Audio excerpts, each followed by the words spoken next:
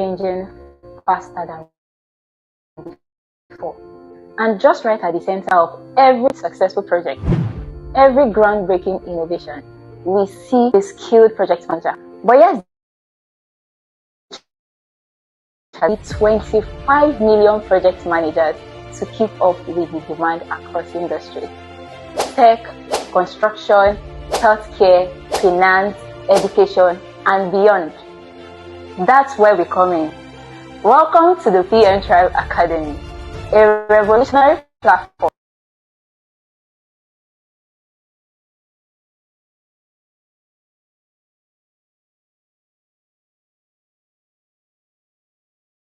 experts to real-world hands-on training. We equip aspiring and experienced project managers with the skills and tools to transform their ideas into reality. And at the PM Tribe Academy, you are more than just a student. Each member receives a unique ID, marking your place in a global movement. Our mission: to empower 1 million project managers by 2030. The PM Tribe Academy is not just an academy, it's a community, a tribe of change makers ready to lead the future of work. Join us, be part of something bigger.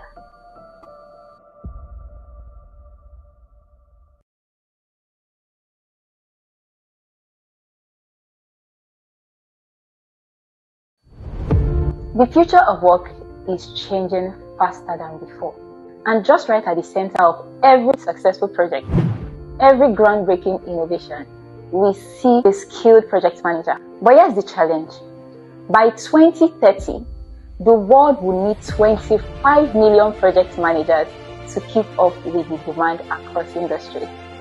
Tech, construction, healthcare, finance, education, and beyond. That's where we come in. Welcome to the PM Tribe Academy, a revolutionary platform designed to empower the next generation of project managers to lead with confidence, innovation, and purpose. From live interactive sessions with industry experts to real-world hands-on training, we equip aspiring and experienced project managers with the skills and tools to transform their ideas into reality. And at the PM Tribe Academy, you are more than just a student. Each member receives a unique ID, marking your place in a global movement. Our mission: to empower 1 million project managers by 2030. The PM Tribe Academy is not just an academy, it's a community, a tribe of change makers ready to lead the future of work. Join us of something bigger.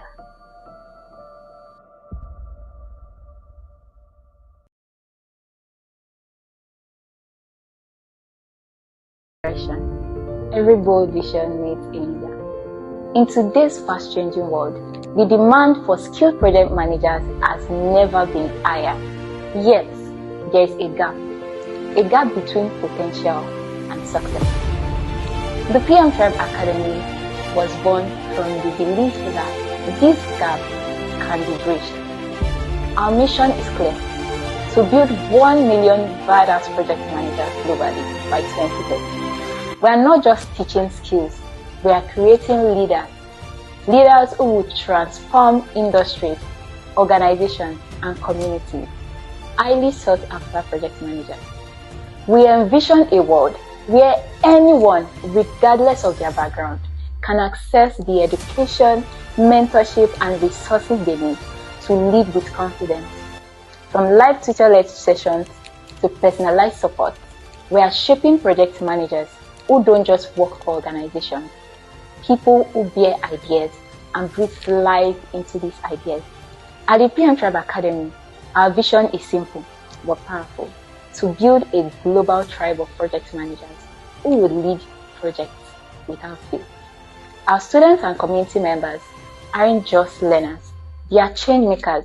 Whether you're a seasoned professional or just starting out, the PM Tribe Academy is here to help you unlock your potential and lead with impact.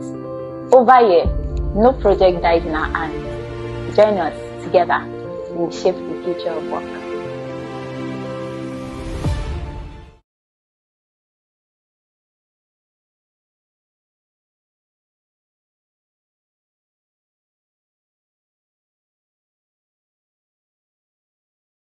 Every great idea needs direction. Every bold vision needs a leader. In today's fast-changing world, the demand for skilled project managers has never been higher.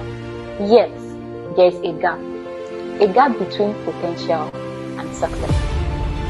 The PM Tribe Academy was born from the belief that this gap can be bridged. Our mission is clear: to build 1 million badass project managers globally by 2030. We are not just teaching skills, we are creating leaders who will transform industries, organizations, and communities. Highly sought after project managers. We envision a world where anyone, regardless of their background, can access the education, mentorship, and resources they need to lead with confidence. From live tutor-led sessions to personalized support, we are shaping project managers who don't just work for organizations, people who bear ideas and breathe life into these ideas. At the PM Tribe Academy, our vision is simple but powerful: to build a global tribe of project managers who will lead projects without fear. Our students and community members aren't just learners, they are change makers. Whether you're a seasoned professional or just starting out, the PM Tribe Academy is here to help you unlock your potential and lead with impact. Over here, no project dies in our hands. Join us.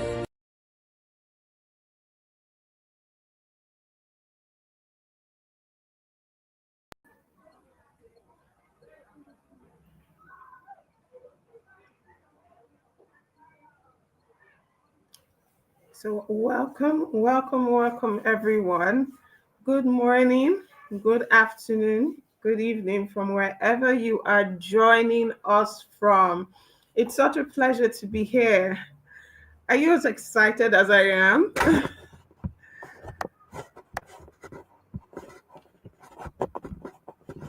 Welcome everyone. Welcome. Welcome.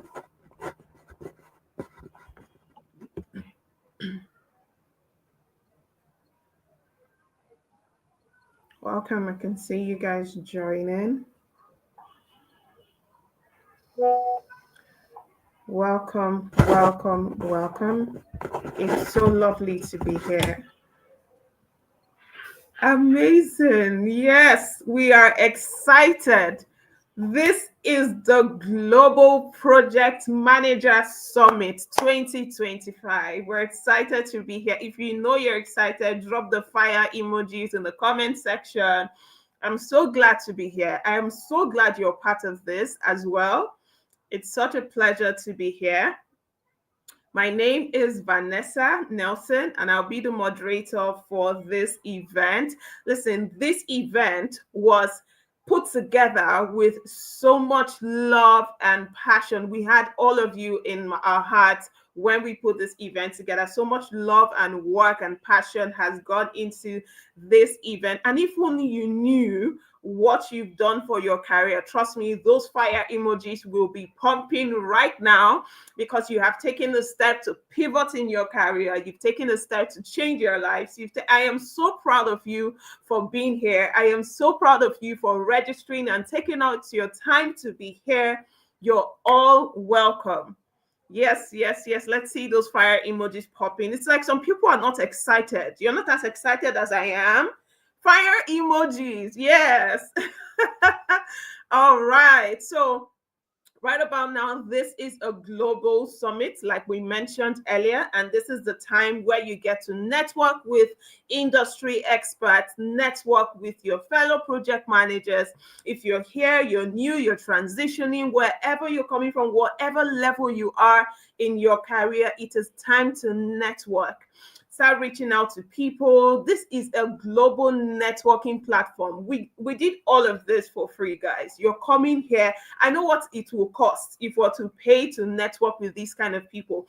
We've got amazing people in the comment section. We've got brilliant minds. We've put together amazing and passionate professionals are here that you can network with. So don't miss out on this opportunity. Don't miss out. Don't sleep. Network with people. I hope you came with your elevator pitch. So it's time to network, start networking, link up with people, share, share, share. Don't forget to like, don't forget to subscribe to our channel. Don't forget to do that so you get more updates as we're dropping them. Make sure. My name is Vanessa Nelson once again, and I'm going to be your moderator on this fantastic event. I am a project manager and a certified Scrum Master also, and I am passionate about helping professionals thrive in the project management landscape. Networking globally has changed my life, and that is the reason I am so positive about this. It's going to change your life as well. Let me give you a little backstory. While you network, keep networking with people. A little backstory. When I just transitioned into project management, IT project management, I had a lot of questions to ask. Trust me, I asked a lot of questions. So I had to go whenever I hear about events like this. Whenever I hear about events like this, I make sure to attend. When I see them anywhere, I see them on IG, I see them on Twitter, I see them on LinkedIn, I make sure to attend so I can connect and network with my fellow project managers, and I can ask as much questions as I want to. I also, like on LinkedIn, I would go on those events or on those lives where you get to meet like industry experts. I'll connect with them, send them messages, ask questions. And the thing, when you start to ask these questions, when people see how interested you are in a particular topic or how interested you are to grow in your career, they want to help you. They want to help you. And so I got a lot of my questions answered. And I'm just telling you one of the benefits of networking globally. Let me give you another instance. The extent to which I did the networking, even on TikTok. There was a lady that I saw on TikTok, fantastic project manager, IT project manager in Canada. I reached out to her. I told her I'm a project manager in Nigeria. This is what I do. This is what our processes looks like. And I was asking her questions like, what does it look like in Canada? What does it look like outside this, this sphere? I was asking all of those questions. And she was like, oh, you're doing great. That was a boost of confidence for me. So it is very important for you to network. Very, very important. So keep networking, guys. Introduce yourselves in the comment section. Tell us what you do. Tell us how excited you are to be here. Tell us what you're expecting. Just say something. Connect with people. You need people in this landscape. You need people. Connect with people. I'm not seeing those fire emojis. I want to see you. You should be excited. Or you should know with all of the videos we've posted, you already have an idea of what you're coming to get here. You're not here for nothing. You are changing the trajectory of your career. Drop those fire emojis. I want to see you guys engaging. Thank you so much, Dion. Thank you. I see Dion.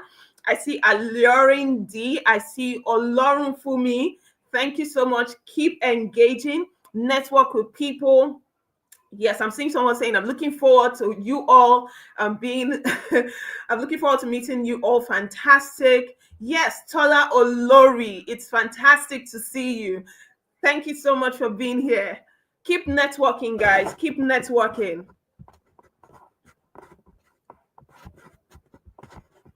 Welcome, welcome, welcome. I can see some new people joining. It's such a pleasure to be here. It's so amazing that you're part of this journey. The amount of work that has gone into this, it is so amazing to see that you are part of this journey.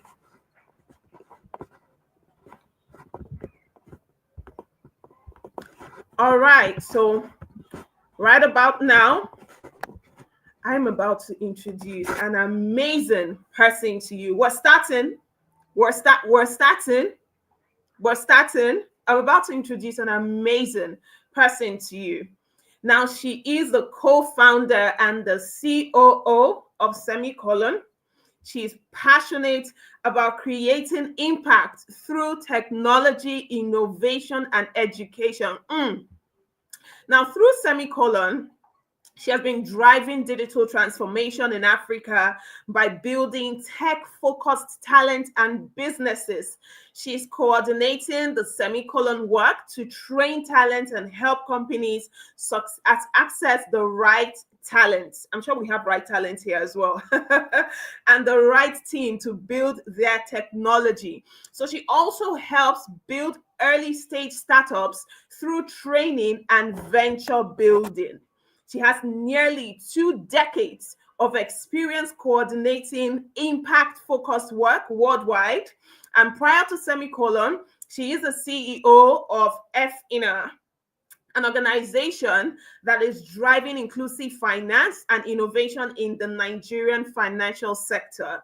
She started her career in IBM, guys, IBM, the global business services, primarily working on projects for the US agency and the international development. Please, let's make welcome Ashley Emmanuel. Let's see those fire emojis, guys. Let's appreciate her as she comes on stage. Fire emojis, fire emojis, love emoji. She's right here. Hello, Ashley. Hi, good morning. How are you? I love the Morning. energy. Good to It's be such here. a Thank pleasure you. to have you here. Okay, wonderful. Thanks so much for including me. Pleasure to be here. You can see I'm in the car. I just stepped out of an event, so please disregard my background, my beautiful on the streets of Lagos background this morning. So yes, thanks again for including me. I'll just pull up my screen as we get started. Just a moment. So this morning, I'm going to be speaking briefly about the role of project managers in tech and building the future of work. And I've already had a very glowing introduction, so I'll skip past this. For those who are Nigerian or speak Yoruba, you can call me Ashley or you can call me Oluwakemi. It's your choice. But again, it's a pleasure to be here. And Semicolon, just to give a little bit of context about what we do, we're driving digital transformation in Africa by building tech-focused talent and businesses. And we do a few things. We do a lot of training and talent building through Semicolon Labs. We help companies that need tech talent or need a partner to help them either think through or build their technology. We do this for companies in Nigeria, in Africa, and around the world. And we also do quite a bit of work with startups. So through training, venture building, and just general support for innovation. So we're really trying to drive the future of work and digital transformation in Africa particularly. And so that's why this is a wonderful topic for me to speak about today. Just to give a little bit more context also on the training side. So we train in technical and non-technical courses for individuals, for organizations as well. And because this is a project management conference, I just wanted to highlight that we just became an authorized training partner for the Project Management Institute. So we'll be rolling out more courses and pathways to the certifications provided by PMI. If anybody on this side, as we're designing and deploying more of those, particularly in Nigeria, if anybody has requests, feedback, comments, etc., please feel free to connect and reach out to me later, because I would love to be providing the training and resources that's most useful for project managers and aspiring project managers here. But to the topic, we're talking about future of work, right? So first of all, what do we mean by that? There are a lot of things that can come to mind for us. I'll just list a few. One, of course, is that technology will continue to evolve, and in some ways faster and faster, right? We also just see a fast pace of change generally in terms of the nature of business, the nature of work. It's more difficult to anticipate what markets, what consumers are going to be demanding or requiring in the next few decades, or even next decade in some cases, or maybe even a few years. How we work also is, of course, changing. So we can talk about gig economy, just new structures that move away from the 40-hour office or formal employment model.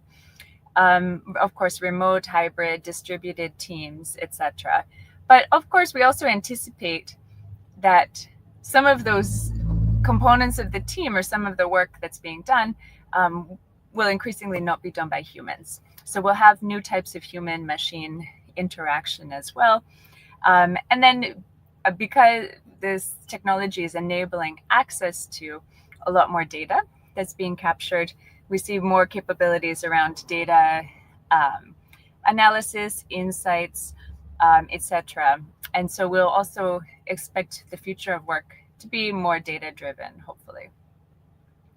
So what does this mean for us as we think about ourselves as project managers, ourselves as professionals, as people generally, as innovators perhaps? Oh, and apologies, I forgot. There's also a very important last bullet when we think about the future of work, which is evolving social and ethical considerations. So we also think about who comprises the workforce, who has access to good quality jobs and career opportunities. What does that talent pool look like? What should it look like? Who should be able to contribute and how? How should their work be valued? How should they seek fulfillment as humans, as part of this workforce? And for us as Semicolon, one of the reasons that we're doing what we're doing is we recognize that by 2040, half of the world's working age population will be in Africa as well. So in terms of the people who are the future workers or the future workforce, the center of gravity is shifting toward Africa globally. So we're going through a lot of changes simultaneously. I can't tell you how many times in the past year when I've been invited to speak somewhere, the topic has been related to future of work. It's been related to how are jobs changing in the context of AI and other technological advances. We keep hearing the question, will AI take your job? What's going to happen? So we are collectively, I think, reflecting quite a bit on what that future will look like. And for some people, that can be unnerving. It can feel a bit unstable, right? For many of us in our parents' generation, people would go to school for the first 20 years of their life. They would choose a career track. They would either they would inherit a career track. Your father's a farmer, you're going to be a farmer, or they would choose a career track. They would work for another 4 decades or so, and then hopefully retire. We don't have that path again. We know that now the world of work is evolving much more quickly, as are many other things. And so I like this quotation from a futurist named Amy Webb, who's written some interesting books about the evolution of technology, both digital, biotechnology, etc. But she actually says that she believes that we're going through a great transition right now. So it's normal for us to actually feel some of maybe the pressure or uncertainty around this. We can feel that pace of change. But of course, that means it's great to lean into that conversation and really be proactively thinking about, okay, what should we do to make sure that as we go through this transition, we emerge as individuals, as companies, as teams, as societies in a net positive direction. So as we're thinking about managing our work, as we think about project managers, we're going to be hopefully continuing to innovate, to solve new problems. Even if you work for a large company, you can, and you're not an entrepreneur or a founder, you can still be an intrapreneur, or somebody who's conceptualizing, leading, innovative change within the context of a large organization. And at Semicolon, we teach a method for innovation called design thinking. The idea being that when we're coming up with an innovation, we always think about three things. What do people want? We're still, at the end of the day, creating solutions and institutions and societies and structures for humans in some form. So we're thinking about what's desirable to them. Then we think about what's feasible, what can we actually do with technology? And then, of course, we have to think about the money, right? Is there a business case for this? Is it economically viable? Is it financially sustainable? Even if it's a government project, will there be budget over time, right? But we always are going to start with that desirability.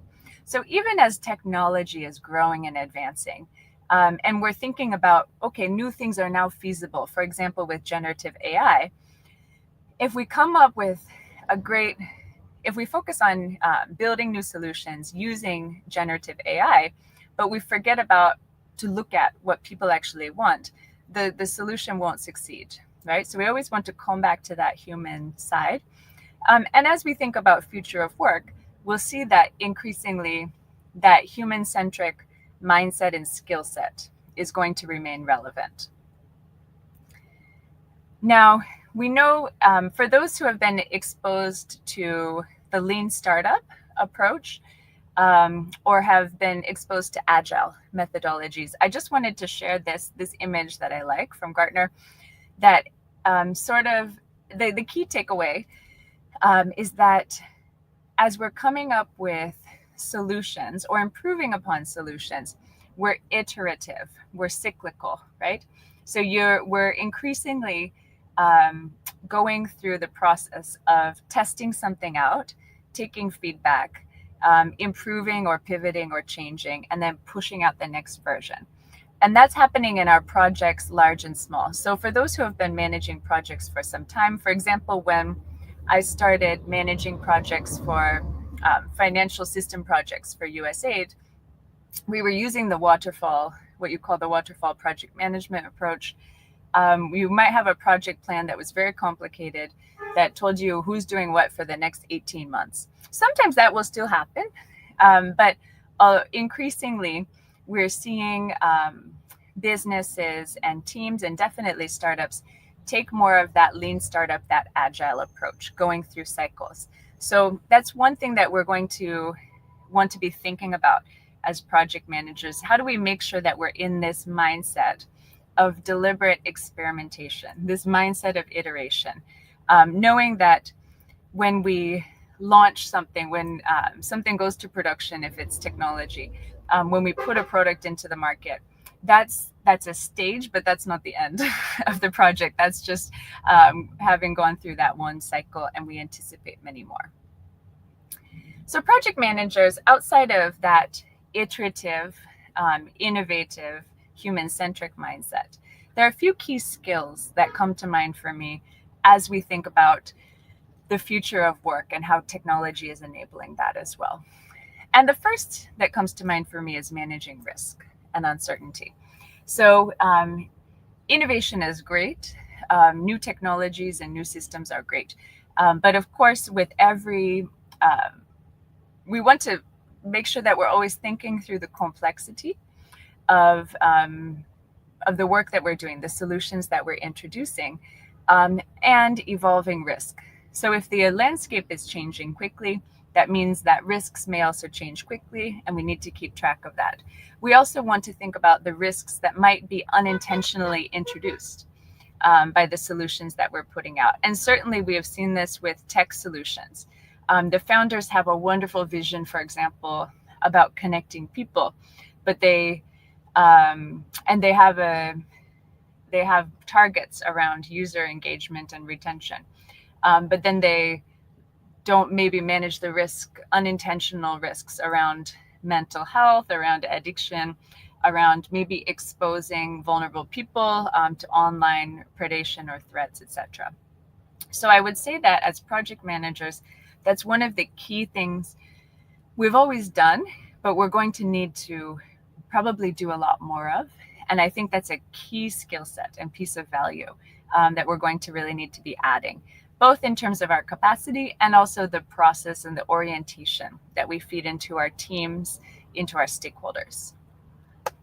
The second is, I call this new permutations, basically new combinations of inputs. So when we think about project management, again, when I was managing, big software projects in Washington, D.C. in the start of my career, you knew basically how much work needed to be done. You broke it into units, and the execution, the time to execute, and the resources for that particular project was pretty much staff, right? So, okay, we need these many back-end engineers, we need this many quality assurance people, etc. You sort of know how many days it might take them to do each piece of work, and you slot them in. Maybe you've broken them to levels, senior, mid, junior, etc. But now we know that sometimes technology will be able to do some of the work that we previously had people doing. We also know that the people are not necessarily always going to have to be full-time staff. We know that we can, so I think we're going to think about as project managers, as we manage our scope, as we manage our resources and organize that toward delivery of outcomes. Really the inputs starting evolving and the options changing more rapidly. The scope itself is probably going to also evolve faster. So if you're creating, let me give an example. Yesterday, so for Semicolon, we one of the things we do is we train software engineers through a one-year techpreneurship program. We now guarantee employment through that program. So we're very focused on quality, but that means that the cost of the training and all of the resources, the laptop, etc., is not cheap to be able to deliver high quality training that consistently gets people into jobs. We know that the average Nigerian, where we're currently offering that training, can't necessarily afford that cost. So we train on student loans. They study first and then they pay back once they have those engineering jobs. And yesterday I was speaking with some of our students, our alumni, and a bank that had partnered to provide those loans. And these alumni, all software engineers, were asking about some information in terms of visibility into the loans, so they could understand their progress, understand what they still owed, etc., and manage their finances accordingly. And the bank, and what my takeaway from that conversation was that what a borrower, somebody who was borrowing from a Nigerian bank 10 years ago, 5 years ago, the level of information or the types of services they would have been satisfied with then are different from what they expect now, because technology everywhere else is evolving. There are other financial service providers they're using, provide more robust information at your fingertips. They provide better user interfaces. So that means that consumer expectations are evolving more quickly, right? Likewise, of course, then, if we're doing projects for clients, if we're working in the context of a business, those outcomes, those targets will also be evolving quickly as our landscape changes rapidly. So for project managers, we're also probably going to need to focus on this skill of navigating scope that evolves, navigating outcomes that are evolving. Using that dynamic, kind of iterative, agile approach is one way to help us with this. But I think we'll also need to be really deliberate about continuing to keep our eye on what are those key outcomes. Have the expectations changed since this project was defined maybe even 4 months ago? How do I make sure that I'm continuing to engage stakeholders and understand and incorporate changes into our project delivery? And I think that project managers, but all the staff, all of our team members, will need to increasingly manage our own outputs in complex contexts. So before, if we had staff who had a 40-hour-a-week job in an office, they knew that they had to turn up, maybe be there between 8 a.m. and 5 p.m. And do what they were told to do. So that that's a different skill set than if I am hiring somebody, maybe on a contract basis, gig, freelance. That person has flexibility, but that person also now, what I'm expecting of that person is not to be in the office for 40 hours and take instruction. What I'm expecting of that person is results. And that means that that employee needs to learn how to manage him or herself to deliver those results. And that means that he or she also needs to do that in this complex, evolving context with risk and uncertainty, with evolving scope, etc. So I think that we will need to build those skills in ourselves as project managers, but also really support our teams, starting from the intern, from the entry-level person, in doing so as well. And this means they also have to manage their distractions, and they're not getting sucked into, they pick up their phone and then 30 minutes later they find themselves still scrolling and they haven't delivered, etc. And then the last one I'll highlight is that as project managers, I think we will need to increasingly be finding ourselves navigating new ethical considerations. And I spoke about that a bit before. We know that innovation outpaces regulation. We know that some new technology like generative AI is actually very difficult to regulate. And increasingly, it's going to be the companies that are investing in and managing technology that are making major ethical decisions for us as societies. And we need to organize ourselves around how to do that generally. But more specifically, when we're looking at delivery of projects and work, project managers, I think, will really play a key role in helping teams and stakeholders identify and navigate the process of working through ethical considerations. So I think because I've taken a bit more time than I was allotted, I will last just highlight this durable skills framework. Sometimes people call this soft skills. Sometimes I'll also use the phrase personal effectiveness. But the key takeaway here is that as we think about work, the future of work, we don't know exactly what that's going to look like, in our own careers for many of us, depending on how old you are, especially if you're younger than me, but even for somebody my age who has a few decades remaining. So one of the things, though, that we have seen historically and is likely to continue to be true is that these types of durable skills will continue to be needed across professions and over time. And these are things like critical thinking, communication and leadership, collaboration, working with others. We think of those a lot. But sometimes people aren't as mindful of things like character, like creativity, growth mindset, resilience, etc. So I'll encourage us to also reflect on really where can we grow these skills in ourselves and in our teams as well as we're working to manage projects toward outcomes. So I will stop there. Again, I'm really grateful for being able to participate in this. It was a really interesting topic. Two things. First of all, speaking of growth mindset, it's always great to take feedback. So if you scan this QR, if there's a way for me to drop a link, I'll also drop it. But if you scan the code and just answer 2 or 3 questions, takes 30 seconds, that's helpful for me to get feedback on this. Also, if you want me to share any additional resources related to what I spoke about, you can drop your email and I'll share it with you after this. Of course, I'm very happy to connect with anybody on LinkedIn, either personally, or you can follow Semicolon on social media to have more conversation engagement, sometimes free workshops, etc., related to these topics. So thanks very much. I'll conclude here. Very grateful.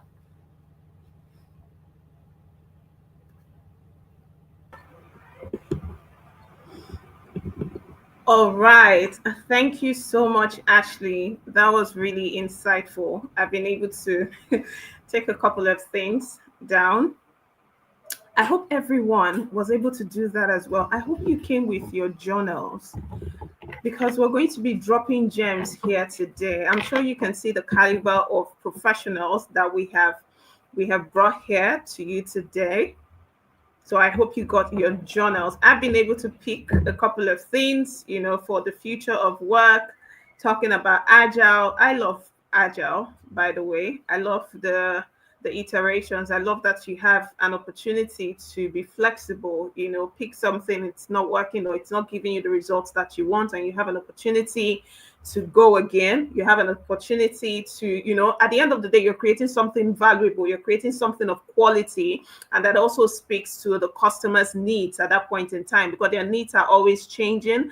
The market trends are changing as well. So I hope you were able to take something down. And also design thinking. You're asking yourself a couple of questions. What do the people want? What's desirable to them? You're looking at that as well. You're asking, what can we do? What technology can we deploy? What technology can we use? How innovative can we be with this idea? You're also asking yourself, is there a business in this? What's a business case? You're looking at the money, the financial aspect of it, the economical and feasibility of it. So that was a very, very, very insightful session. My journal is actually quite full, but then we're just going to, take this down a little bit. So guys, are you dropping the fire emojis? I need to see the clapping emoji. Let's give her a clapping ovation. She has just shared really deep insights with us. Let's give Ashley a clapping ovation. Send her the love emojis. Tell her how much we love her, how much we appreciate what she just did for us. Let me see that in the comment section. Yes, thank you so much, Ashley. We've got them in the comment section. Sending you so much love. Guys, you can share with me 1 or 2 points that you got from what she said. Come on, drop it in the comment section. Let's see that. We need to see that to be sure that you're following up with us. We've got more in store for you. We've got more in store for you. Oh, they're still dropping the love emojis.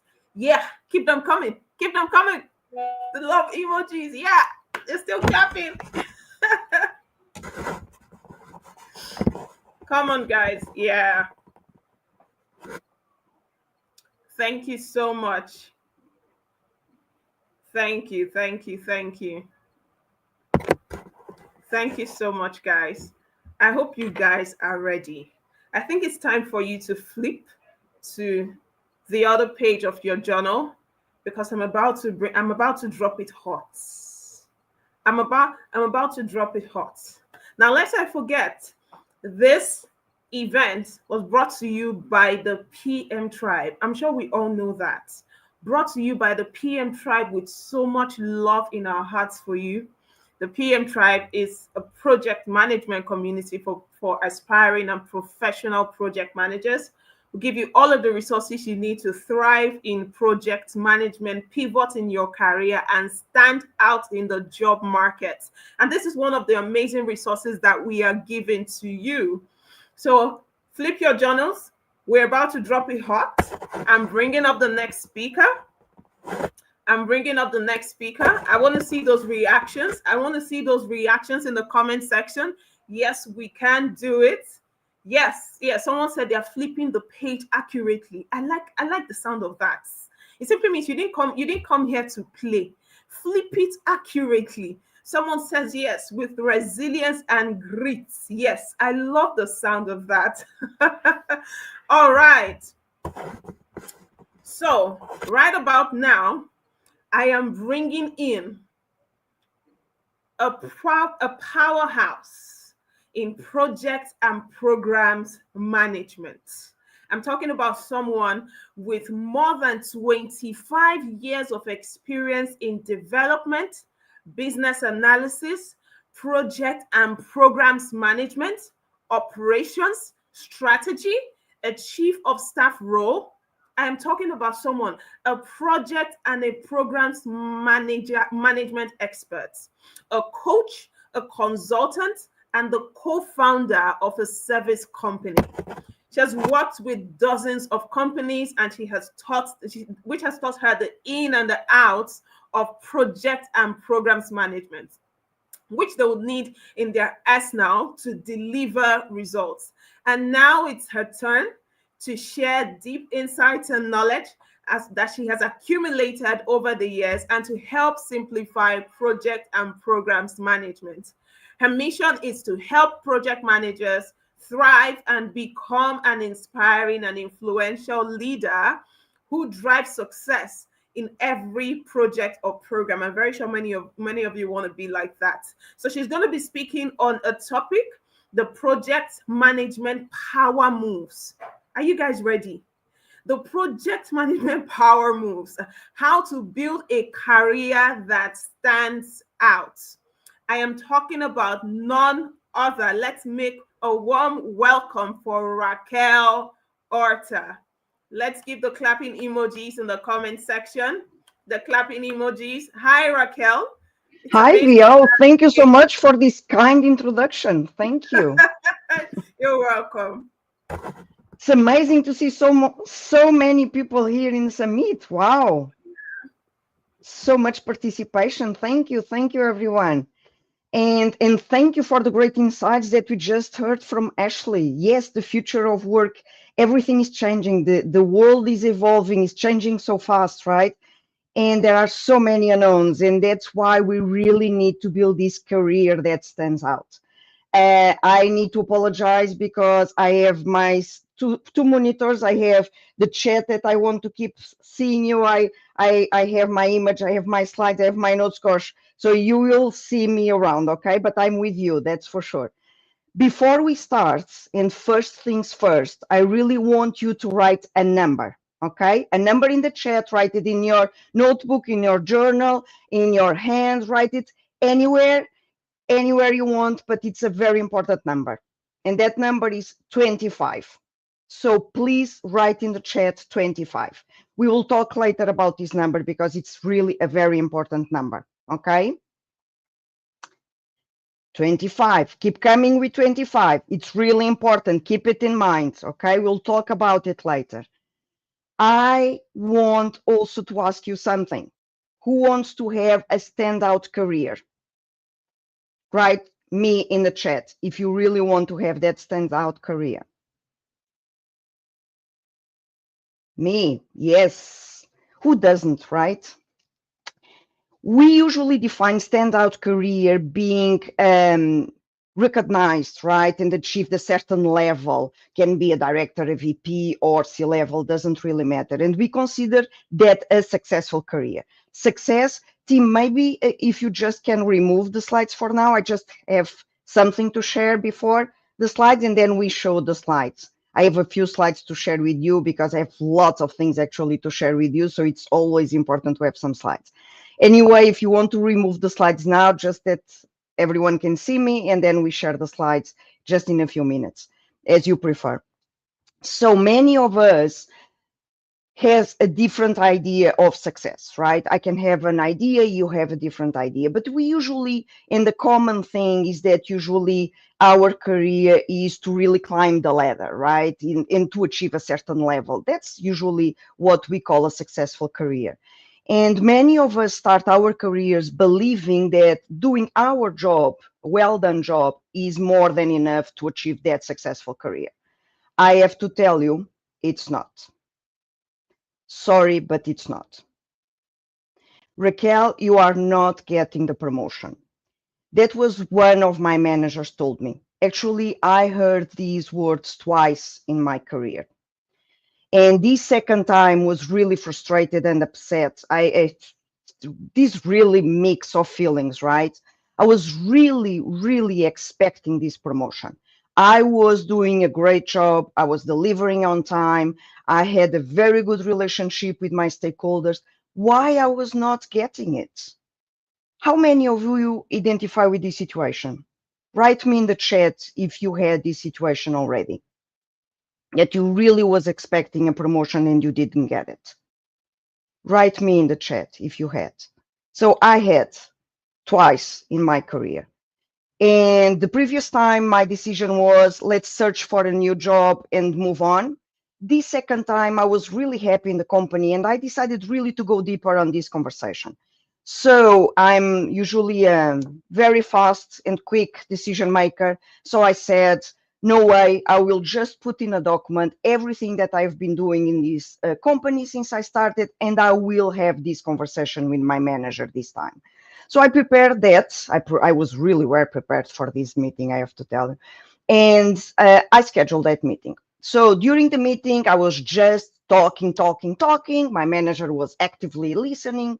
And at the end, she heard all of things that I had to tell her. And she told me, yeah, you are delivering your project successfully. I believe I did this face that I'm doing right now. Okay. What? I was really confused. So I'm sorry, I don't really understand. I'm a project manager. I was hired to deliver projects. You just told me that I'm doing that successfully. What am I missing? And she answered to me, you are a great project manager and your ability to deliver projects is undeniable. But, and I was expecting this but, I really wanted to know this but the next step in your career is a more senior position, and you need to move outside of your circle. And that confused me even more. But the meeting really ended up like this, and I decided that I really had to go deeper on this. What the hell was she telling me if I was really doing my job? So what I'm presenting here today are the conclusions. Is just a bit of the lessons learned. I have so much to share with you. It's not possible in this time that we have here, but have been the conclusions and the hard work that I have been doing in this research during my career. Okay. I've been talking with peers, with leaders. I've been trying different things. Some of them work, some of them doesn't work. So today I will present to you with a few things that I've learned throughout the journey of all of these years in my career, and I hope that will be helpful for you. So now, Tim, if we want to share the slides, would be great. Thank you. And I keep seeing 25. Yes, that 25 is really important number. Tim, can we share the slides, please? I don't know if I have to do it. Perfect. Thank you so much. So we'll talk about how to build a career that stands out. And today, this is the agenda that I have. Unfortunately, as I was mentioning, we don't have too much time to go too deep on these topics, but I really want to share practical tips today, okay, on how to build your personal brand, become a leader you aspire to, and how to position yourself to achieve your goals for your career. And hopefully we will have some time for Q&A as well, okay? So as Vi was saying, put your journal, put your notebook, be ready, take your notes. I'm okay if you want to take also screenshots, that's okay. I don't know if the slides will be shared with you, but take screenshots. I have a lot to share with you, okay? So let's start. Your brand is how people perceive your expertise and your skills. Is how people perceive you, okay? Unfortunately, sometimes it's not exactly what you know. It's how people understand what you know and how they perceive what you know. So how do you build your brands? By showcasing your expertise. And people, please don't go around and brag about yourself, okay? Don't, oh, I'm so good. That's not what I mean, okay? You need to be the best at your job, that's for sure. But show how you and what you do impact the positive results that you are bringing to the table. That's really important. Get visibility by leading those important and strategic projects, sharing knowledge with others. And finally, build credibility. Show others that you know about your stuff. Study. Talk about previous projects where you succeeded. A few practical tips that you can use in your day-to-day. Take ownership. So own those high-impact projects. Share updates with confidence. Focus on impact, outcomes, and how it supports the organization goals. Take a note about this, okay? How do you impact the organizational goals? This is really important for companies. Be seen and heard. Ask insightful questions. Please don't ask questions just for the sake of asking questions. That's not the point. It's really important questions. And contribute with solutions, not just problems. We project managers are usually the ones that bring bad news, right? Bring the solutions as well. And really offer your insights and highlight relevant experience from past projects. People will see that you know about things.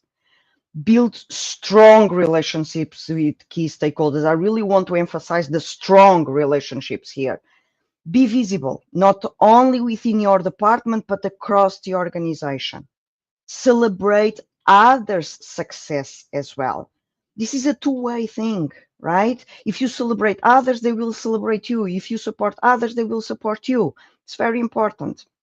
And communicate your achievements, again, without bragging, but track your wins, small or big, and reference them with your manager during one-to-ones, during your performance reviews. It's important. People forget, people are not doing your job. So it's important that you highlight those as well. And frame your contributions in terms of how they benefit the company, not just your own role. Okay? Your managers want to know about how do you contribute for the company.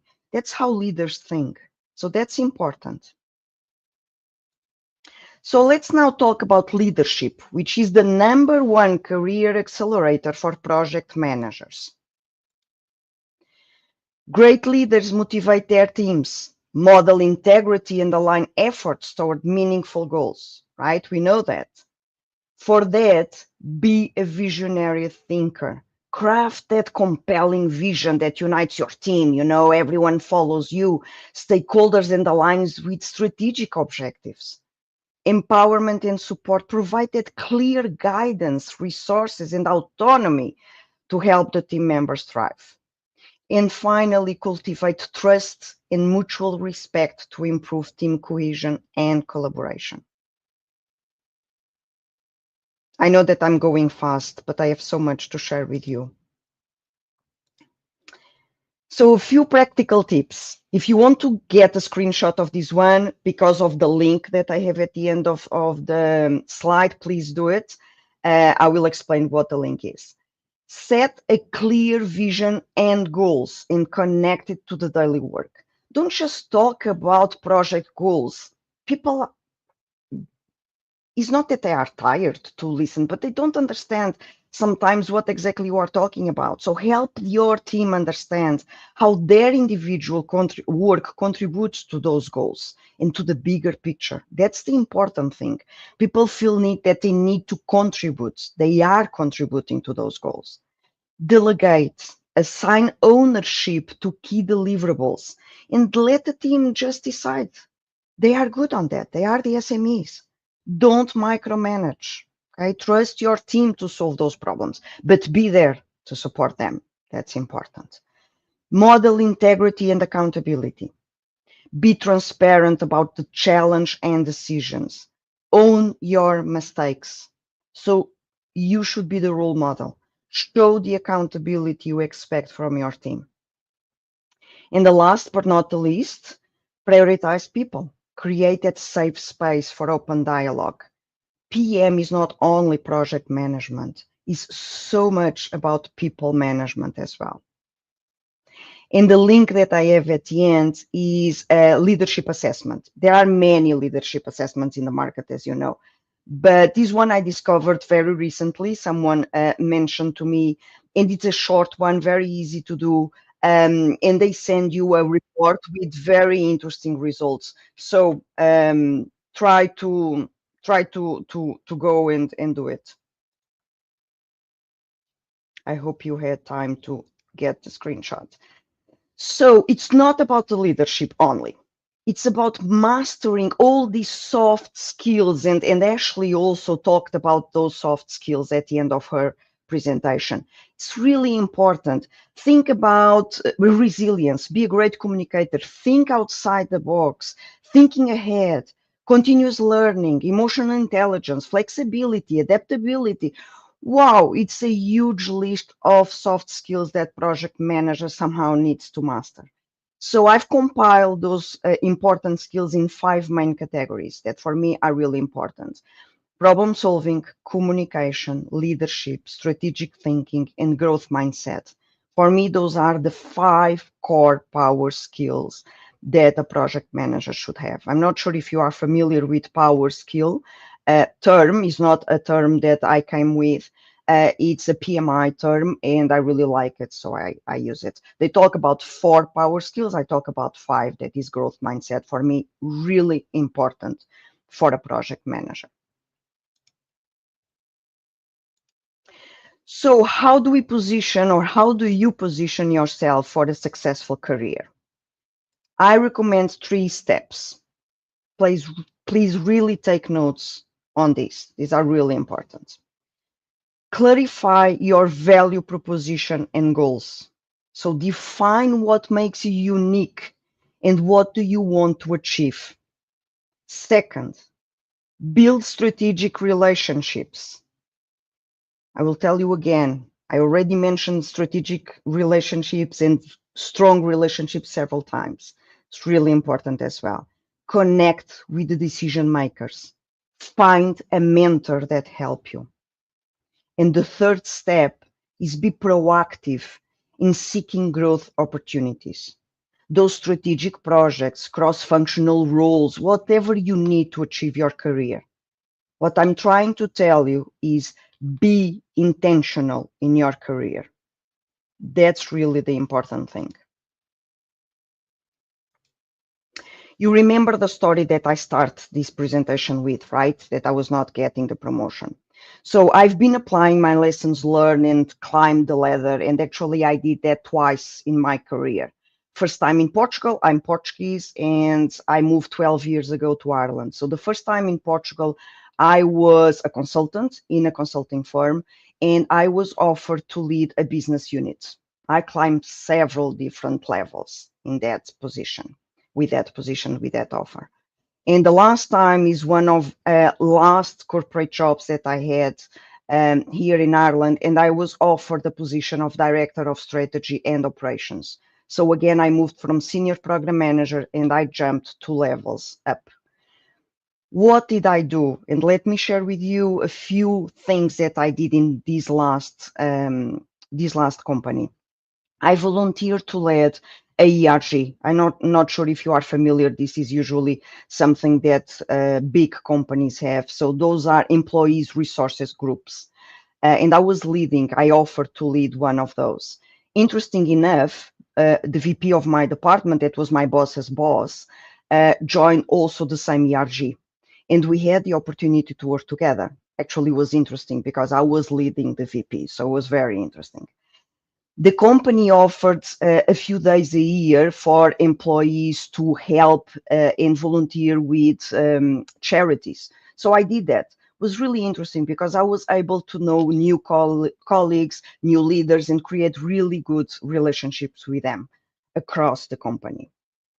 I scheduled one-to-ones with different leaders or leaders from different departments, try to understand how their departments could contribute for the goals of the company, to know a bit more about the department, and to know a bit more about them as well. So that was great to build relationships.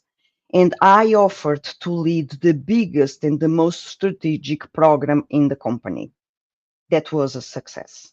So you already know the result. I was offered a director position, and interesting enough, I also got an award and a bonus from my VP as a great team builder because we had the opportunity to work together. So do not underestimate the power of these 3 things. Build your brand, master your soft skills, and be strategic in your career. I don't have it here, but all of these has the assumption that you are a good project manager and you know your technical skills, right? Everything that Ashley was mentioning, risk management, the methodologies, you need to know that. This is something that you need to do additional if you want to have a great career, a career that stands out. And you will need this. Do you remember the number that you wrote at the beginning of the presentation that I asked you to write? What was the number? Yes, 25, exactly. And you know why is important this number? PMI, so the Project Management Institute, estimates that the world needs 25 million project managers by 2030. Let me tell you again, 25 million project managers. Wow, that's awesome, right? It's amazing. But listen, that's a huge number of project managers. You really need to stand out if you want to achieve your career goals. It's a huge crowded market. And that's why it's so important. The workplace is more competitive, is changing, as Ashley was also mentioning, right? The career paths are no longer linear. You can see my background. You will see that I have done several different things. Skills alone is not enough. So being a great project manager is not enough anymore. Companies are valuing employees who can influence across teams, functions, and external stakeholders. So keep this in mind. This is really, really important. So where I'm here, Vi already introduced me, just a few bits more. I have more than 20 years of experience as project and program manager. I consider my career a success.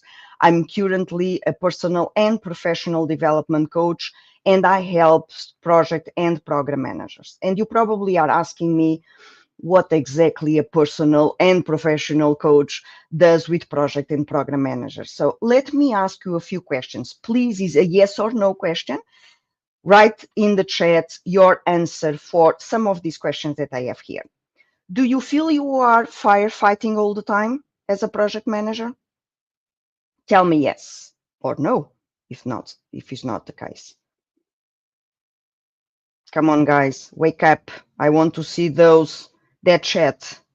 Oh, you no. Oh, that's very good. Yes, yeah. Usually, yes is really the answer.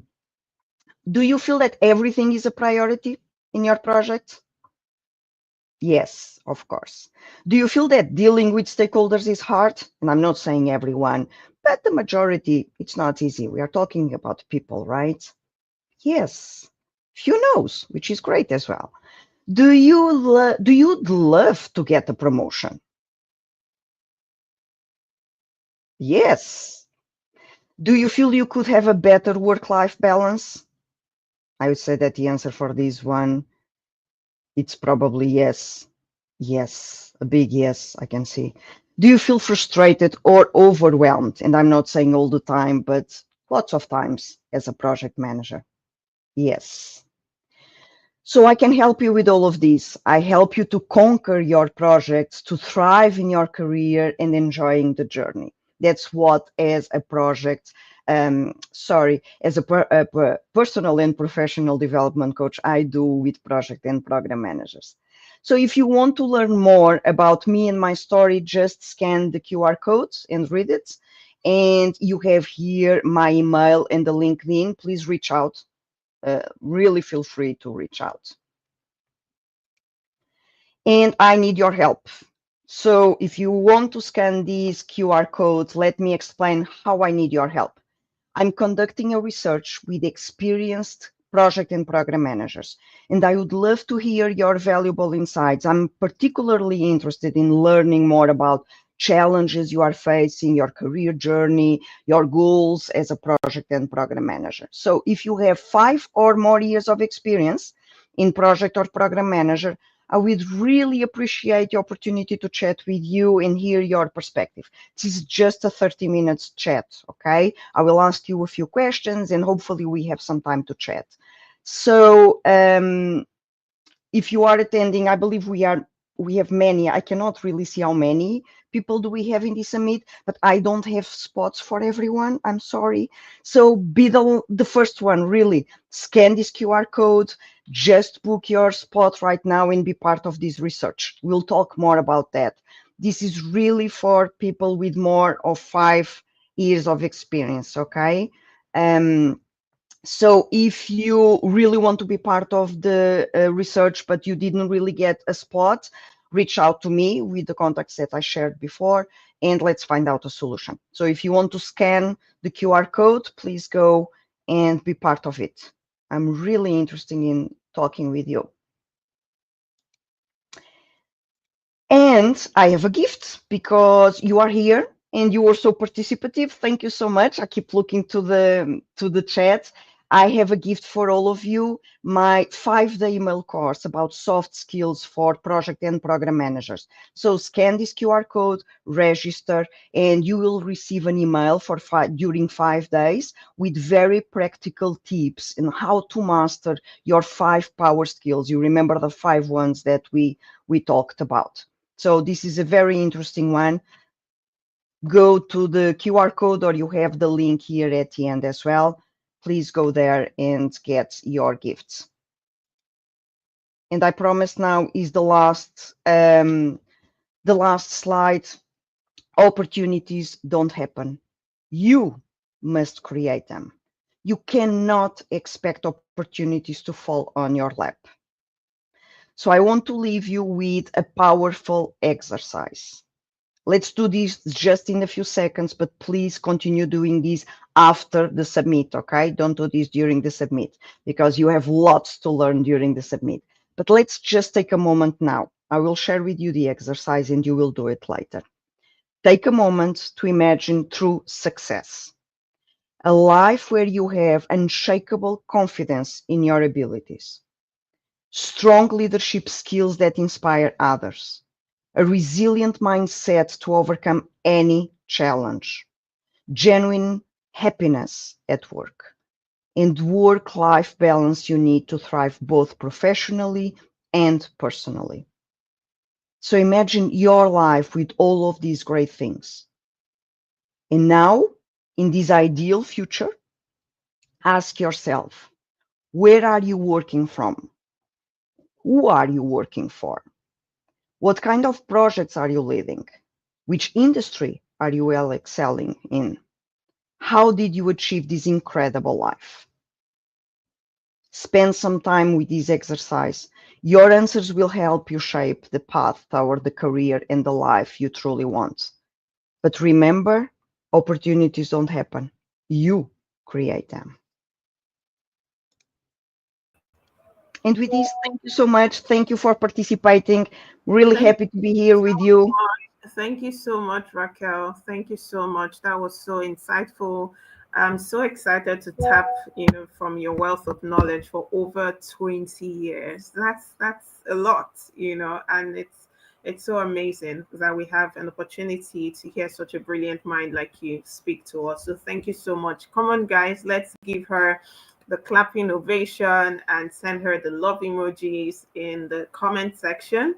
Tell her how much we love her and how much we appreciate the knowledge that she has just shared with us. People pay huge for this.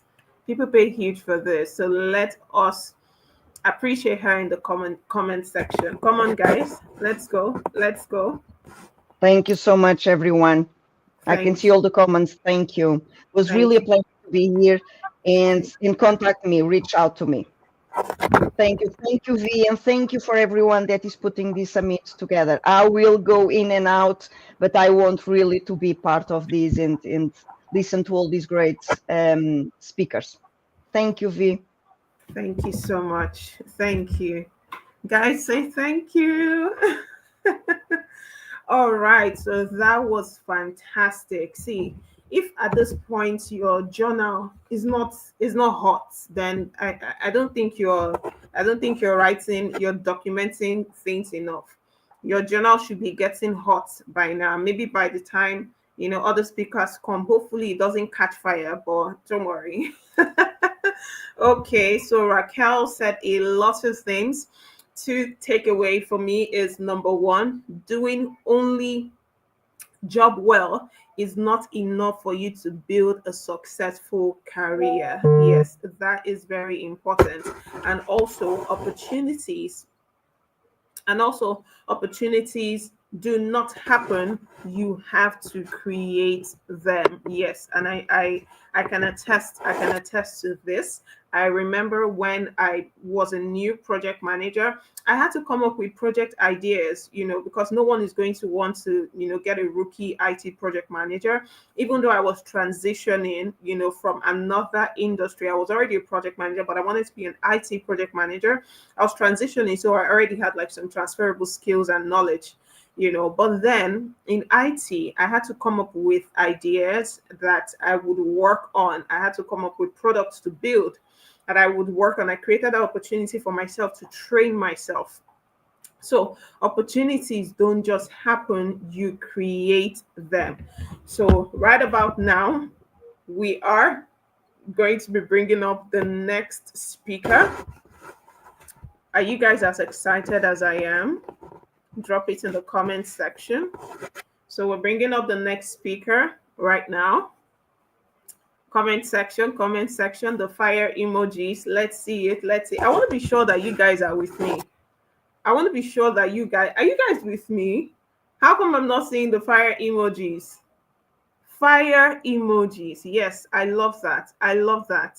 Yeah, some people are also dropping in the comment section a couple of things that they've learned from what Raquel shared, and that is fantastic. So up next, we have someone who is a senior technical project manager with over 6 years of experience in leading transformative projects across industries such as fintech, edtech, banking, telecoms, and blockchain. Guys, she's breaking barriers. She has become the first Nigerian to be appointed as an honorary council member of the prestigious American Academy of Project Managers. That's fantastic.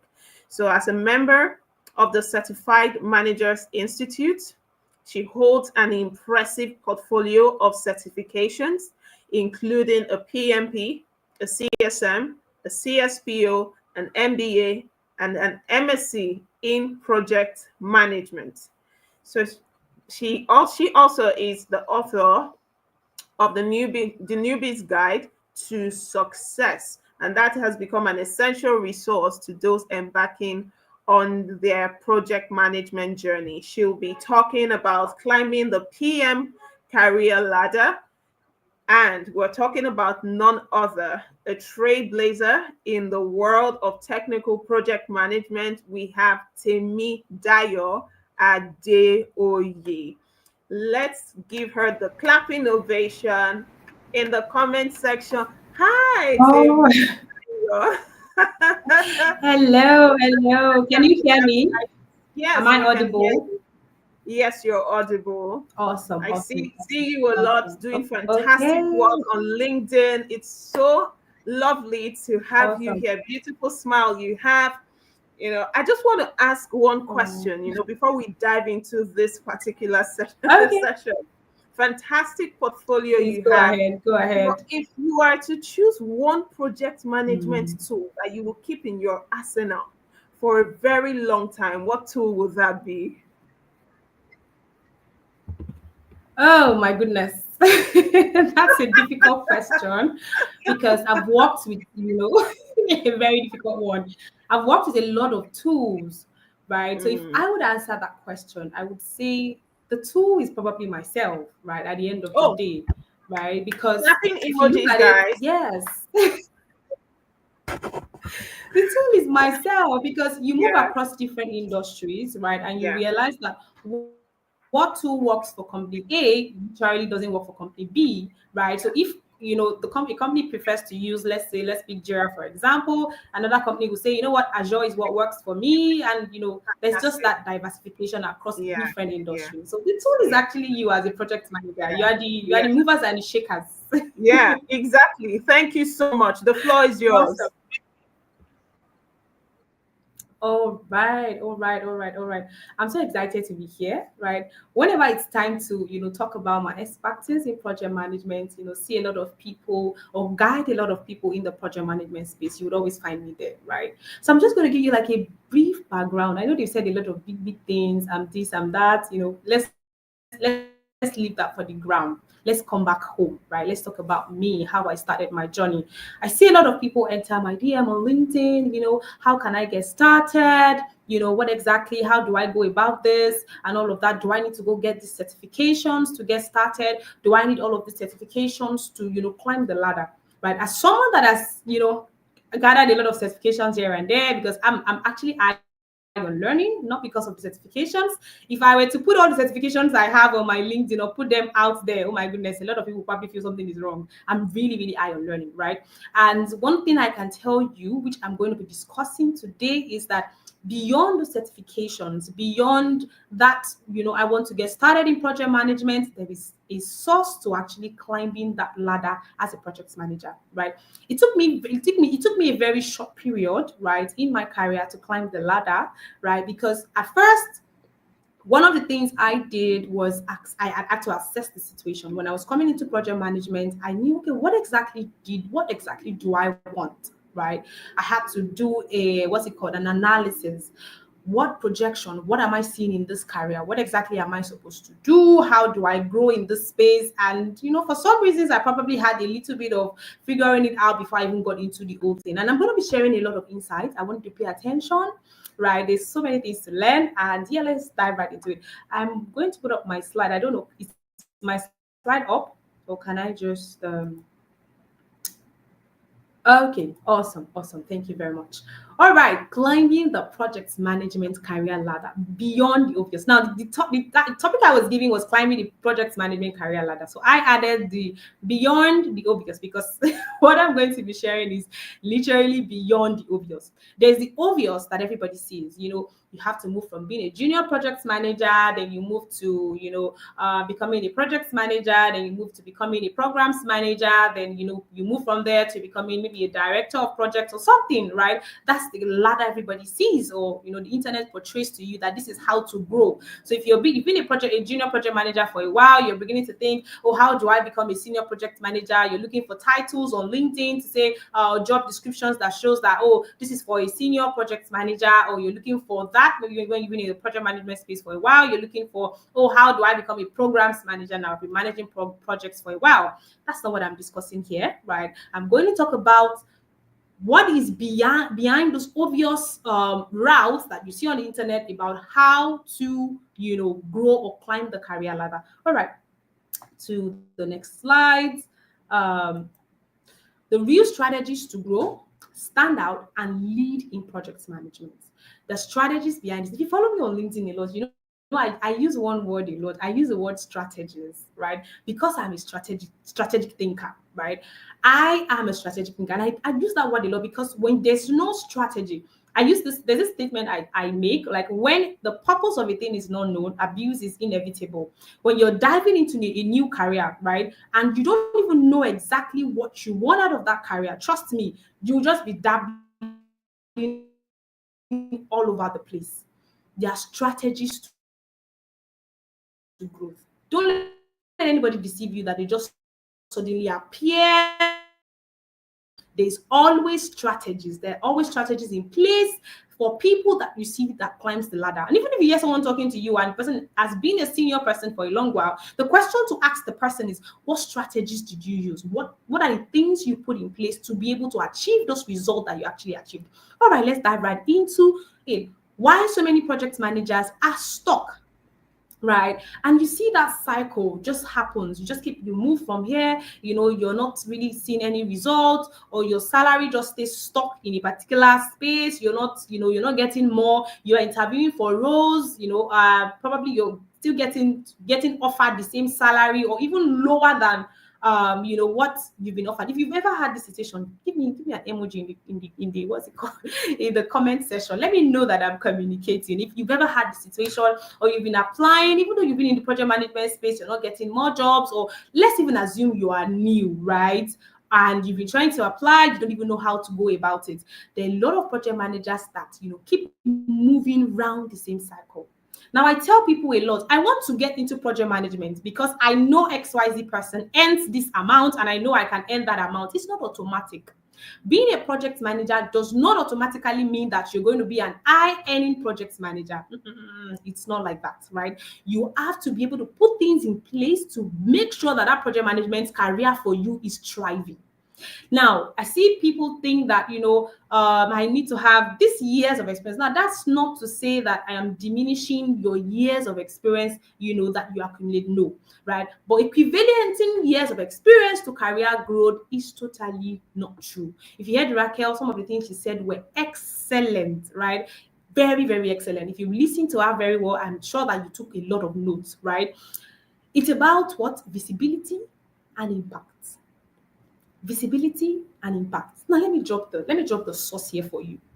A lot of projects, when you talk about project management, you talk about the soft skills as a project manager. You have to be a leader, you have to be you have to be a communicator, you have to know how to manage people, manage stakeholders, and all of that. Now, a lot of people forget that those skills were what probably made them identify themselves as, I think I'm going to be a great project manager and I'm going to go into this career, right? A lot of people forget that in the initial stage, that's what really pushed them to becoming a project manager. Now, how do you ensure that you grow in that space? You see those soft skills that you have, take them out of that 9 to 5, take them out of that job and begin to apply them in your life. One of the secret sauce for me growing in my career as a project manager is becoming a project manager for myself, right? Beyond my 9 to 5, beyond my jobs, beyond the companies I was working with. I talk to a lot of stakeholders, I work on projects, I manage projects are moving great and all of that. Beautiful, awesome. It doesn't end there because I am the project manager. Right. So I took those soft skills, my communication skills, aside from my 9 to 5. How can I make this thing better? How can I do other things outside my 9 to 5 to actually grind on this particular skills? Right. I'm actually a good leader. How can I show my leadership skills outside my 9 to 5? Right. And there are a lot of times where I've seen a lot of project managers, especially ones that are just starting out, that, especially when you're just starting out, I tell you guys a lot, when you're starting out, don't be too much, especially the first 6 months of your career. Don't be too much about the money. I want the money. I don't want any free work. I'm not going to do anything free. It's even up until 1 year being a project manager, you would still see me volunteering for roles. Because why? I needed to expand my scope of knowledge. I needed to know more. I needed to understand more. So you see me in the community of project managers. You see me in the community of, where they're handling projects, things are happening. I'm still asking questions. I still want to know, okay, how do we do this? How can this be done, right? Visibility is very, very important.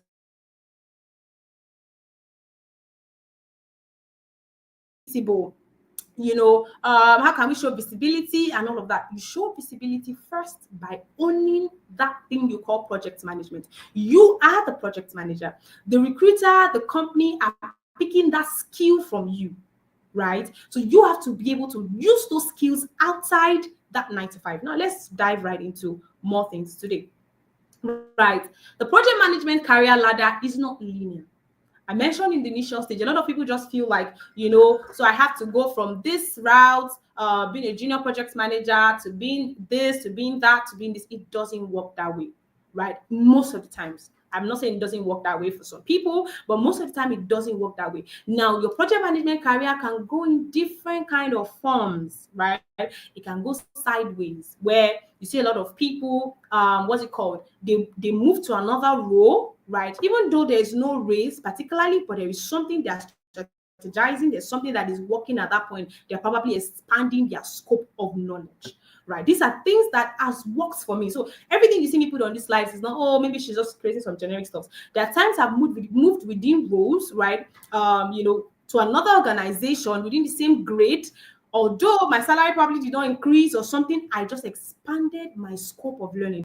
What happens is, after that particular role, what happens next is a senior or a bigger role that comes after that, right? So expecting that, it has to be from junior role, from junior project manager, then the next thing that has to be on my title is this. Doesn't always work that way, right? It can also be diagonal, it can just go in different. Sometimes it can even go backward, right? I have picked up a I picked up a Scrum Master role when I was actually a senior project manager, right? So it can go in different forms and void. That is why you have to be able to strategize to say where exactly am I going to? Right. And that's why at this point, even though it's not on my slide, I would like to mention it. Have a mentor, have someone you're looking up to, have a career coach. Right. I see a lot of people thinking that by just luckily one way or the other they will just have these things figured out. No, right? Have someone that you're looking up to, someone that is mentoring you, someone that you're probably following their footsteps. That way you can actually see that person's growth and be able to map it across to yourself or map it out on yourself to say, you know what, if I want to go this person's route, this is exactly what I also need to do, right? So your growth can be in different forms. It can go in different routes. It doesn't have to be from this particular stage to this stage to this stage. You just have to know where exactly you're going to and go for what it is you're looking for, right?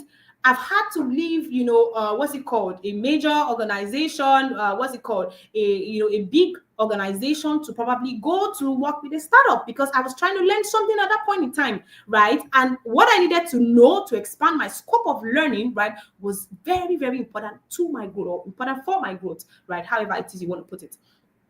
All right, let's dive. I know we don't really have all the time, right? 3 skills that set project managers apart, right? Strategic thinking. I know a lot of speakers before me. I said this. I know a lot of speakers will still say this, right? But strategic thinking is very, very important, right? You can't be. I see a lot of project managers that are mediocre. They are tax project managers. They just go and just manage tax, right? Oh, we did this. We did. No. You have to be a strategic person, right? You have to be able to think like a leader. Another one is being able to influence people. If you've worked in the project management space for the longest time, you will know that a lot of project managers are leaders without authorities in that sense.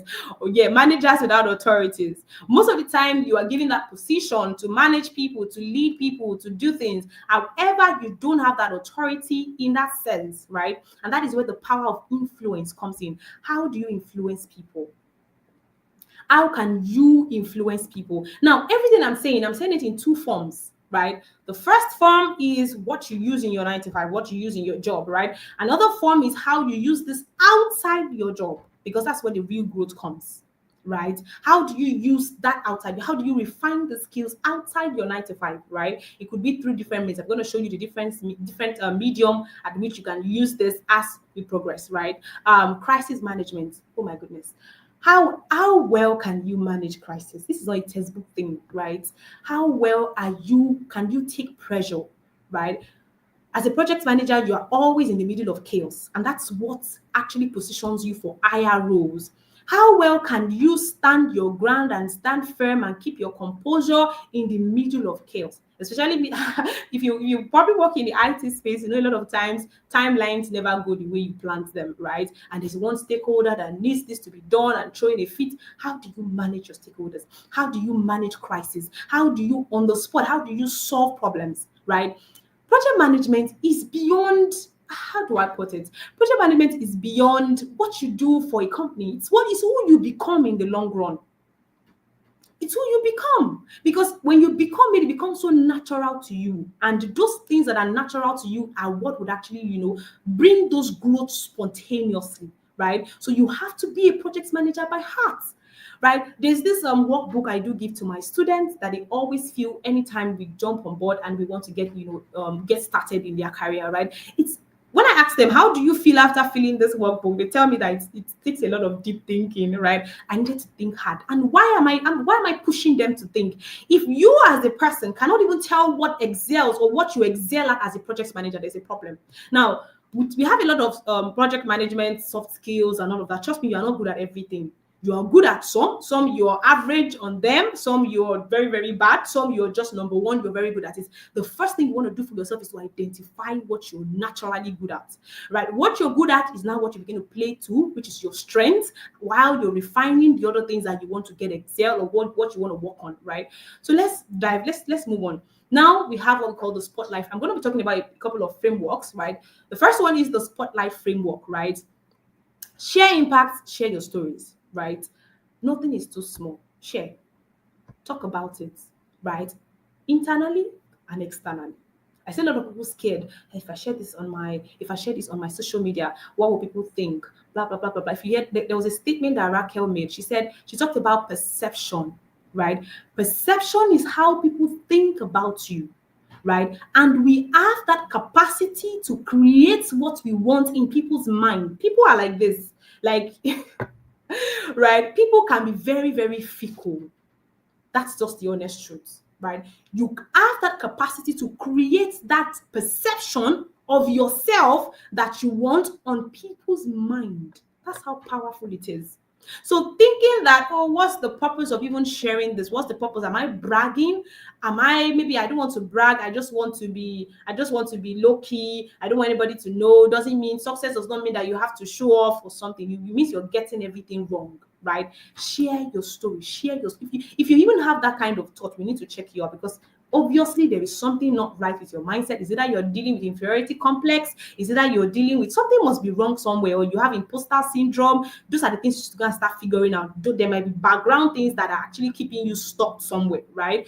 Position yourself, right? How do you position yourself? Put yourself out there. My first speaking engagement, when I started out in project management, trust me, I really wanted to be able to speak in the public. I wanted to, get invited for speaking engagements and all of that. Guess what I did? I said, you know what, rather than wait, I'm going to create one. So what did I do? I entered a senior person's DM, right? I didn't even have the funniest part. I think I've just been a very funny person, right? I just entered the person's DM. You know what? I want to talk about this and all of that. Do you mind if we, host an event on, LinkedIn, and, people would come. And I think we had about 300 people on that LinkedIn live. And I was like, really? What was I even doing? And all of that. So sometimes you're waiting for something to come to you, but no, you can actually position yourself for those things, right? I mentioned perception is very important. How can you, create your perception in people's mind? It means that you have to put yourself out there. Whatever social media you're comfortable with, I would pick LinkedIn any day, anytime, right? Put yourself out there. Own the art projects. Don't be the one that runs behind. Early in my career, oh my goodness, I'm always looking for what is hard.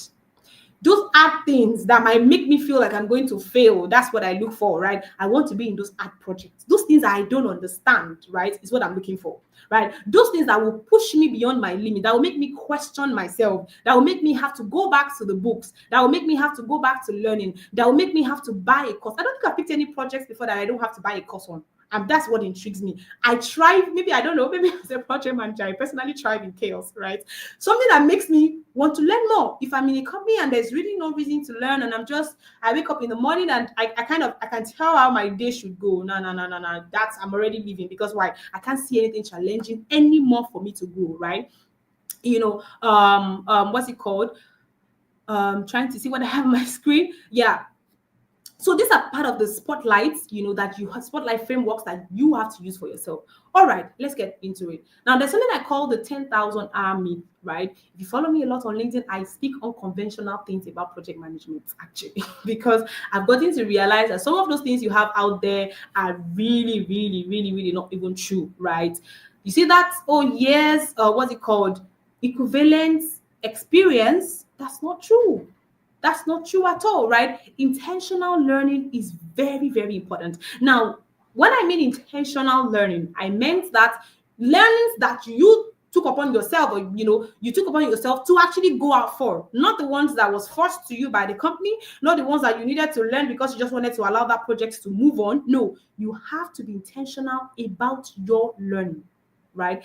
Earlier in my career, right, I think for the first 1-2 years in my career, like I was investing back into myself, right? You see me jump on trainings, I don't even care, right? Whether it was paid, I was even more concerned about paid ones, because when it is paid, it makes me feel like, oh, I'm dropping value for this and I need to get value out of it. I don't even think twice, right? Before I drop money, before I go for things that will make me grow as a person. What happens is that by the time I do that, I just realize I've grown. Something has happened, because growth is not something that is accidental. Growth is something that is deliberate, right? Change roles. I mentioned, don't be scared. I've seen people that I don't want to leave this place I am. You're just comfortable because why? You're scared of the unknown and all of that. Those are the things that are keeping you stuck.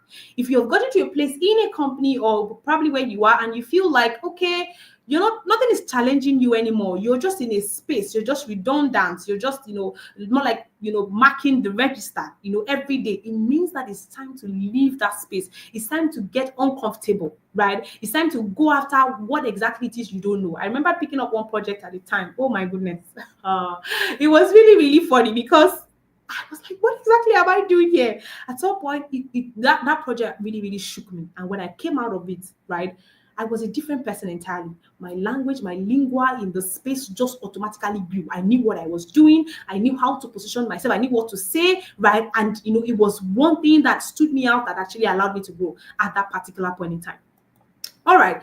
We also have the side also effects, right? I mentioned initially as a project manager, right? Beyond you searching for a project manager role, first of all, become the project manager. And that's how you actually do, right? Become it. Become that project manager, right? Those skills, put it into something else. Put it into writing. Put it into speaking. Put it into mentoring. Let me tell you what happens when you speak, when you mentor people in project management, right? What happens is that, especially if you've been in the space for a while, I'm not talking about those that are just getting started. Don't confuse more people, right? If you've been in the space for a while, you have results, you have things that you've done, choose to mentor people. Because what happens, the more you teach people, the more you repeat what you've said, right? The more you also come to know it, the more you are able to answer better, the more you understand how best not to, or how best to do something or how best not to do it, the more you also know how you got about the results that you got. Because what you have to think, right? Writing is also a project.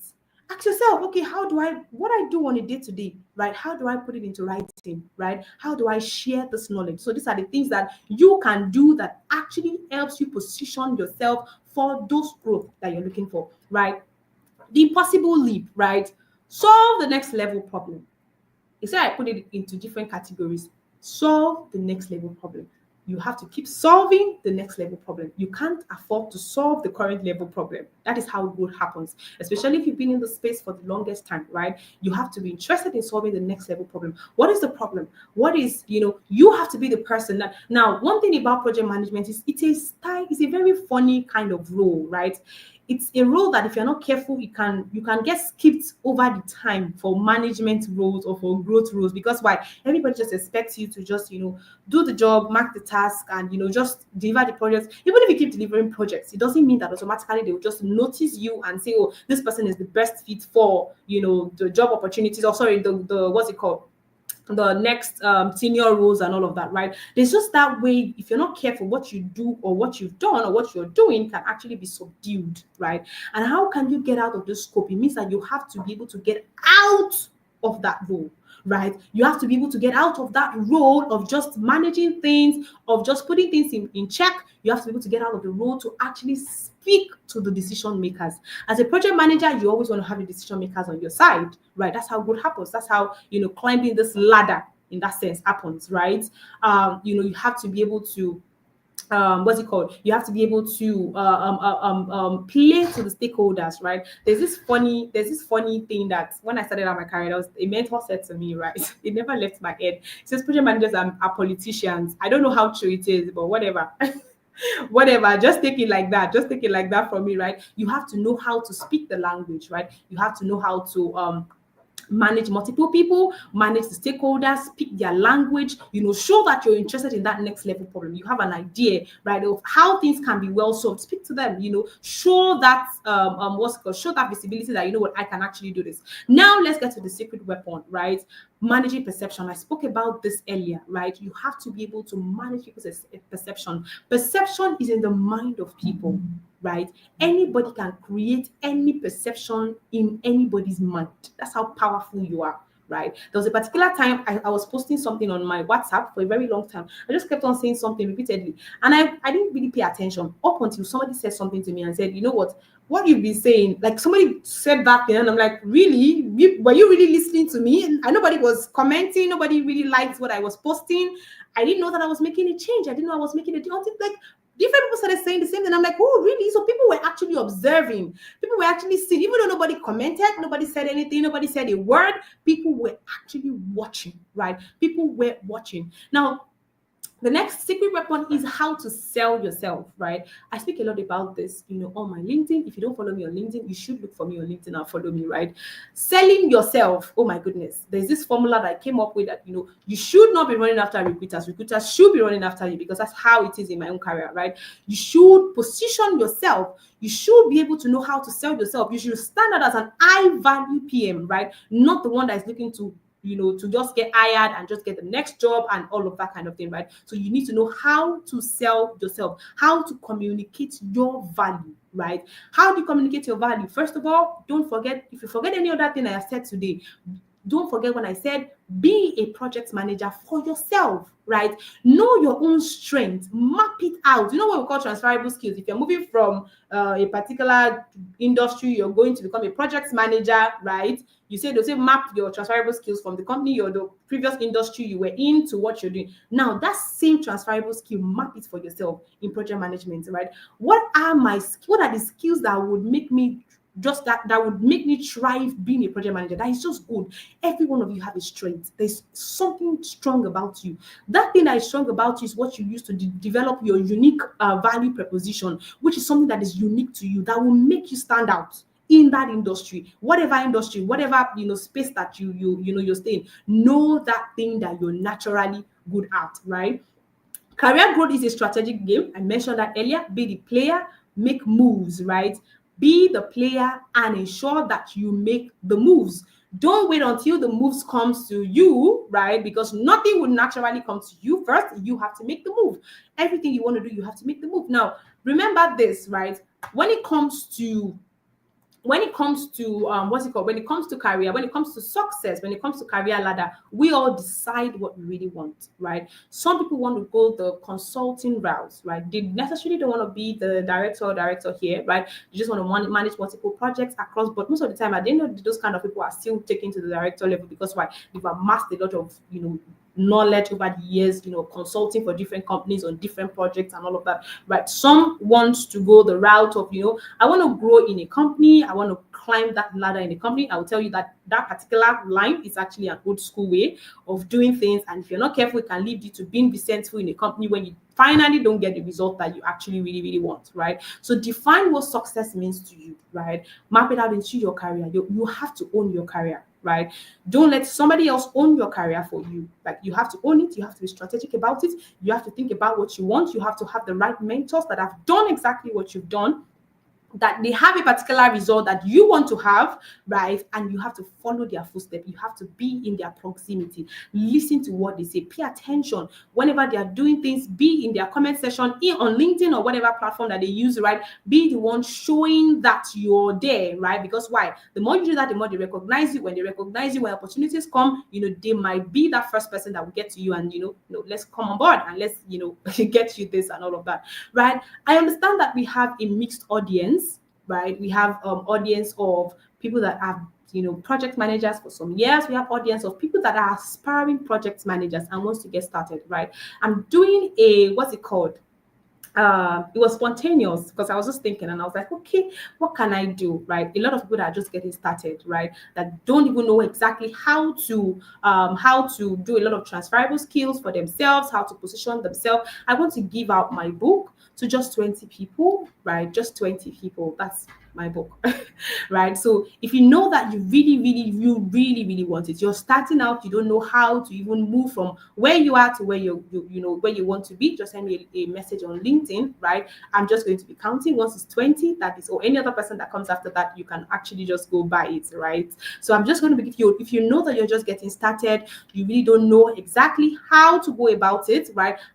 I shared my own story. Like, I couldn't share all of that here, right? I probably just went over a lot of things. I had a very unique story, right? Funniest part is I transitioned from a non-corporate, right? From a non-corporate, it took me less than 3 months, to land my first project management role. It was not even a junior role, it was a mid-level role. 3 months after that, moved into senior role, right? So if you want to hear more about my story, about how I started, about the struggles I faced, how I was able to navigate those, right, I'm going to be sharing that with just 20 people. So just send me a message on LinkedIn and I will take it up from there. 20, and once it's more than 20, just so that I'll send you the link to go get it if you want to get it. All All right, I want to really appreciate the organizers. Thank you so much for having me here, right? I'm always excited to see, people transition, people that's been in the space, that have been stuck, that really want to break out of it, right? Thank you so much. Thank you so much, V. And I look forward to also be here, learning. I was listening to Raquel the other time and I'm like, oh my goodness, right? I had my notepad, I had my pen. I said, there's a lot to write here. 20 years is really, really a lot, right? So thank you so much. And I believe you guys are still going to be learning a whole lot from this session, right? Thank you, thank you, thank you. I'll be expecting, you can send me a message on LinkedIn. Temidare, that's my name on LinkedIn. Actually, just send me a message and I will definitely respond to you. All right, thank you very much. Hi, V, can you hear me? All right, yes. Just send me. I can see a lot of messages already. I'm counting, right? 20. Thank you so much, Temidare. Thank you. Guys, can we give her the clapping emoji in the comment section and the love emoji just to appreciate her? She has shared really deep insights with us. And I'm hoping that by now your journals are on fire, I'm hoping, because Mike, can you see how many journals I have here? I want to believe that you guys are, jotting down all of these gems as well. Thank you so much, Temidare. So right about now, we're about to get the next speaker on board. But just before we do that, you're going to do something for yourself. Take a picture of yourself. If you're using your laptop, take a picture of the screen right now. Take a picture of yourself and post that screenshot on any social media platform and tag the PM tribe. People need to know what is happening here. People need to know that we are dropping the gems. People need to know it's going down hot here. People are here changing the trajectory of their careers. People are here getting information that will position them in the job market. You want to share this information with people. So take a screenshot right now and post it on any social media platform and tag the PM tribe. Do that right now, just in less than a minute or two. It shouldn't even take that much, but just take a photo, post that photo on any social media platform and tag the PM tribe. Come on, guys, let's go. I met the PM tribe at a very pivotal moment in my transitioning into IT project management. A couple of years back, I was already a project manager, but in another industry. But then I wanted to go into tech, but I didn't want to code, So having done my research, I settled for advancing in my career, but this time transitioning into IT project management. I searched for a lot of communities. I'm trying to look for communities that could actually support, hold my hands throughout the transitioning, but I couldn't really get any. And one of those days, just scrolling through the street LinkedIn, I saw Vicky's page. I reached out to her, expressing my interest in IT project management, and I also told her all of the things that I had done prior to me meeting her. I had taken 3 courses, taken a few certification courses. That I would say that conversation with Vicky was like the turning point in my career. From training to one-on-one sessions to gaining hands-on experience, she brought me on board for a lot of projects. I helped refine my project management skills in the IT industry. And I would say for a fact that ever since, it has been a transformative journey for me.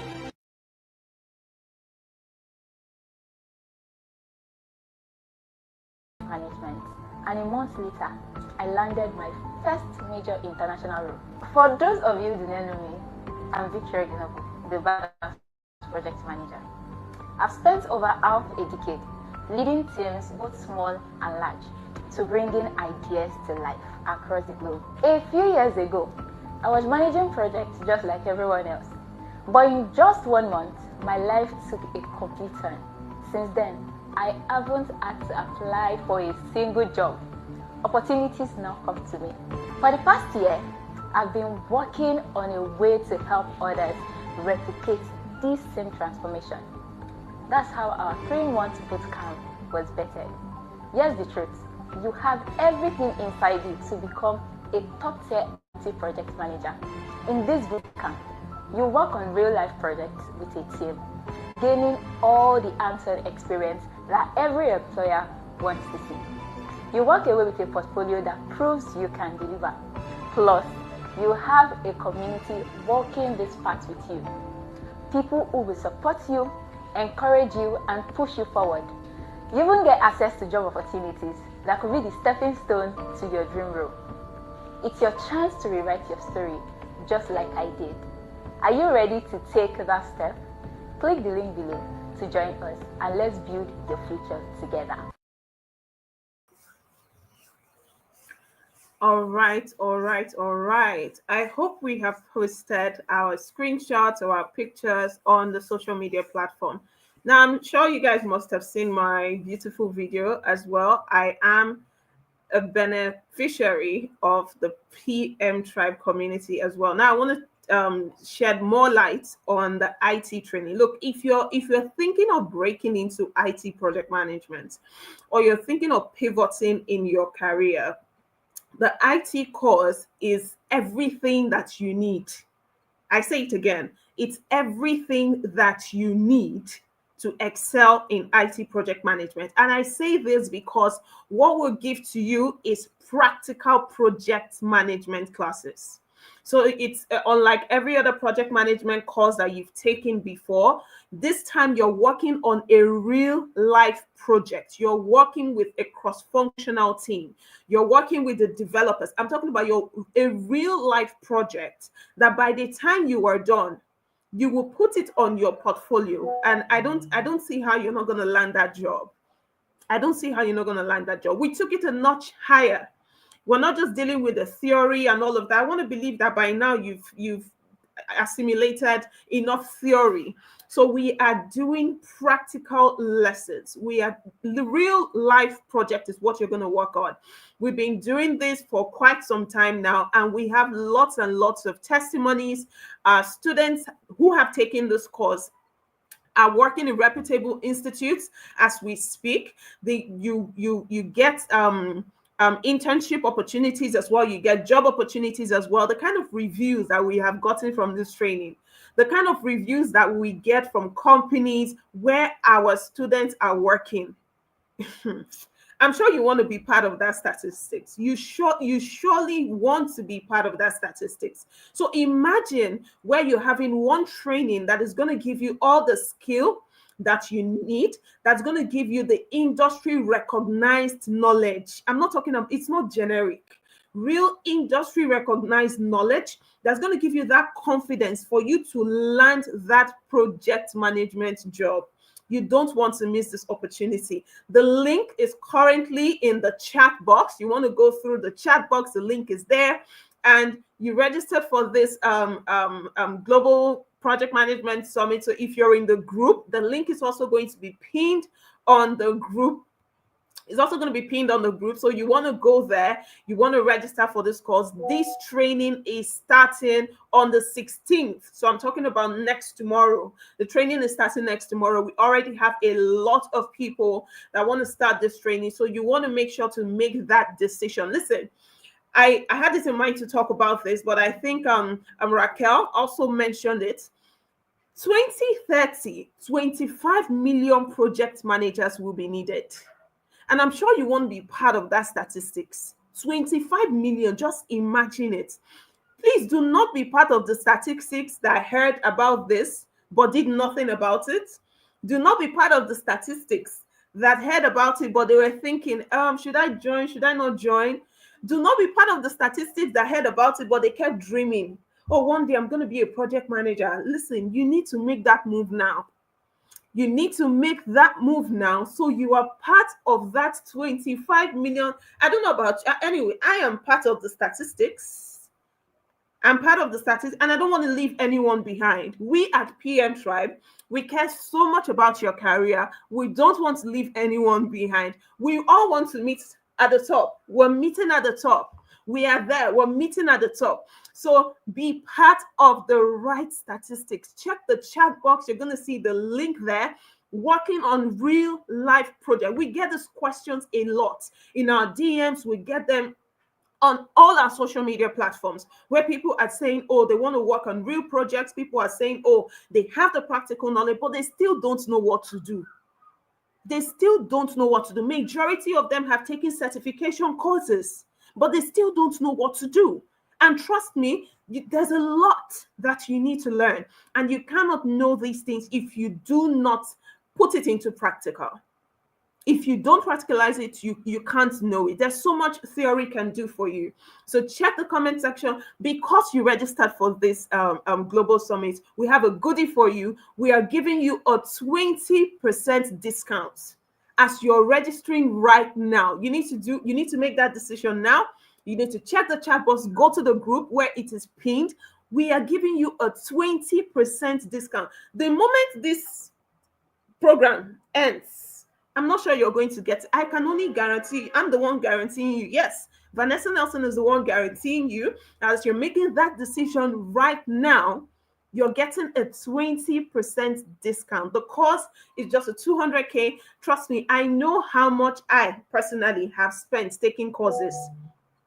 Project management courses are not cheap, and I'm very sure that a lot of you know that. Now, putting this into consideration, that is the reason we came up with this course. We came up with this affordable course. So make sure you leverage this 20% discount to change your career, pivot in your career, and position yourself rightly in the job market. Come on, guys. I want to see people who are making decisions to change their lives. I want to see people who are making decisions to change their lives. You don't want to attend this summit next year and then you're still where you were. You know, you don't want to do that to yourself. So make the right decision right now. So right about now, as you're making that decision, I will be bringing up the next speaker. And trust me, flip the page. Yeah, flip the page again. Flip the page again. I am bringing up someone who has the perfect blend of business, tech, food, and community impacts. Did you get that blend that I talked about? Yeah. So she has worked in the food and the beverage industry for more than 9 years and has successfully managed projects on new product developments through commercialization, market development, mainly in cocoa and chocolate confectionery. Now, as a tech enthusiast, she started a blog in 2015 to promote made in Ghana cocoa and chocolate products on Facebook, on Twitter, and on Instagram. Today, she runs a digital marketing and advertising business called Chocolate Gallery. Why is my mouth beginning to water? Okay. Now, she is very passionate about community development and youth empowerment. She volunteers in the Project Management Institute of Ghana as the Director of Operations for Youth and Social Impacts. Additionally, she runs a nonprofit business called Umba Pearl that provides tailored coaching for small food businesses in becoming compliant with the food regulations and work towards achieving the UN Sustainability Development Goal 8 and 9. She works with the Cocoa Processing Company PLC as a senior sales and marketing officer in the research division. She holds a degree in international business and in food science and technology, and she has a PMP. She will be talking to us about from market research to product launch. That's what she'll be sharing insights with us about, and how to manage the process like a pro. Please, let's make welcome my fellow Ghanaian sister. Let's make welcome Mabel Birago Otu. The clapping emojis in the comment section. Clapping emojis. Hey, Mabel, Etisen. It's so lovely to have you here, my fellow Ghanaian sister.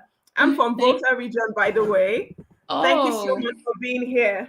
Thank you too. Thank you So so I much want for to ask the. you one question before we dive into, the entire session. If you were to call project management, if you're to categorize it into a chocolate, what kind of chocolate will it be? Because all I'm thinking about right now is chocolates. I'll go for, so we have a type of chocolate that is done by hands. We call it the handmade chocolate, artisanal chocolates. So Okay. for that one, it doesn't go through the machine. You decide how you want it to turn out. You decide what you want to add on to it and all. And so I would liken it to be an artisanal chocolate where it can go through different transformation changes and to suit exactly what you want. Yeah, to be an artisanal chocolate. Yeah. Thank you so much. So I'm sure you guys heard that. It's time to dive into the wealth of knowledge from Mabel. You have the floor. Okay, thank you so much, V, for the warm introduction. Hi, everyone. So I'm Mabel Brago Otu, and today would be learning and sharing tips on how to manage the projects as a pro from market research to product launch. Please, could you bring up my slides for me?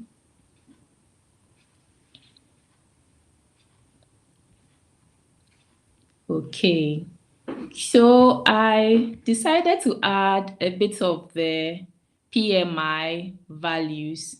If you check the slides, you could see some values on vision, community growth, and all. Those are some values that the Project Management Institute imbibes in us. And as a project manager, you are expected to live out these values and also help others adapt to them. Okay. Can you see my slide, please? I transition.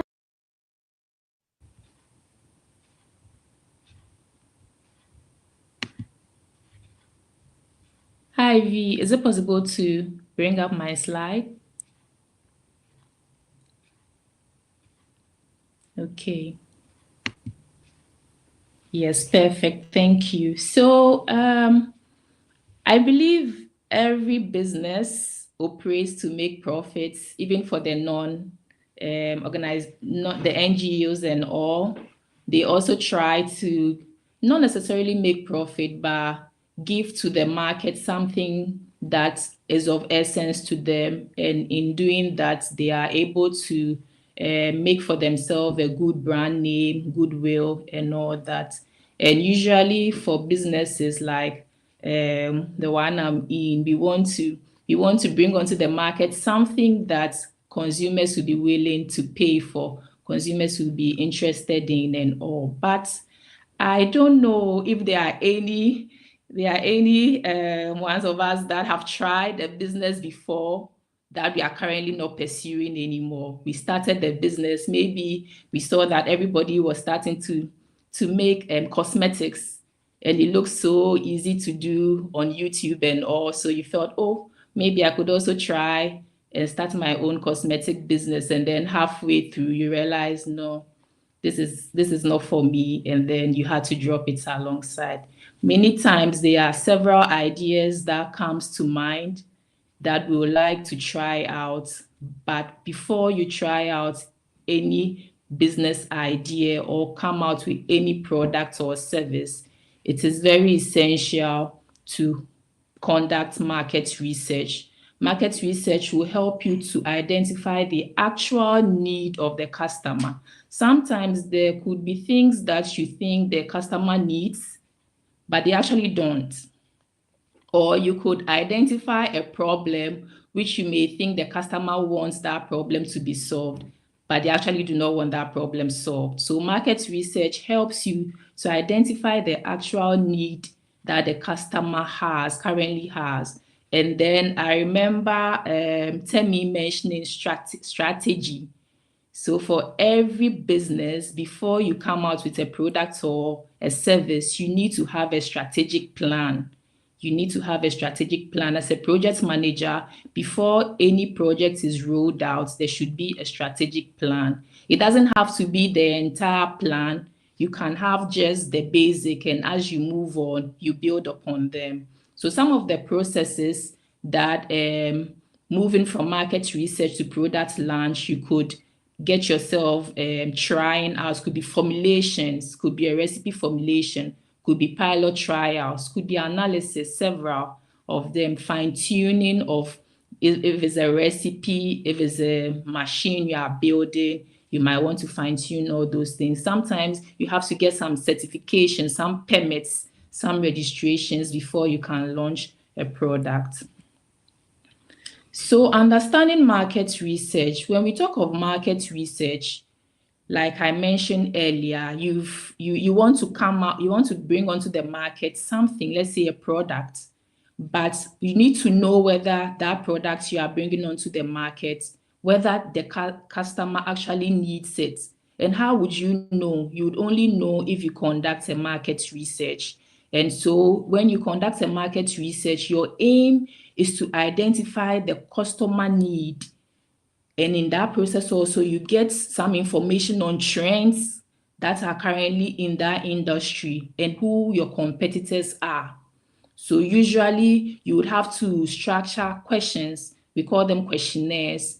And then you give them out to your potential customers or even the current customers in that field. And then you pick ideas from them. You could have the questionnaire structured such that it could be in the form of surveys or interview. Surveys and interviews are usually one-on-one question and answer from your customers. You could also have it from secondary process, where for secondary you could be relying on information or data from the industry reports. It could be an annual report that the particular industry you are interested in generates. Maybe that business generates some annual reports every year, so you could get a copy of the annual reports. You go through to check what their strengths were for that year, what their challenges were, what new thing they are also thinking of bringing onto the market in the following year. For example,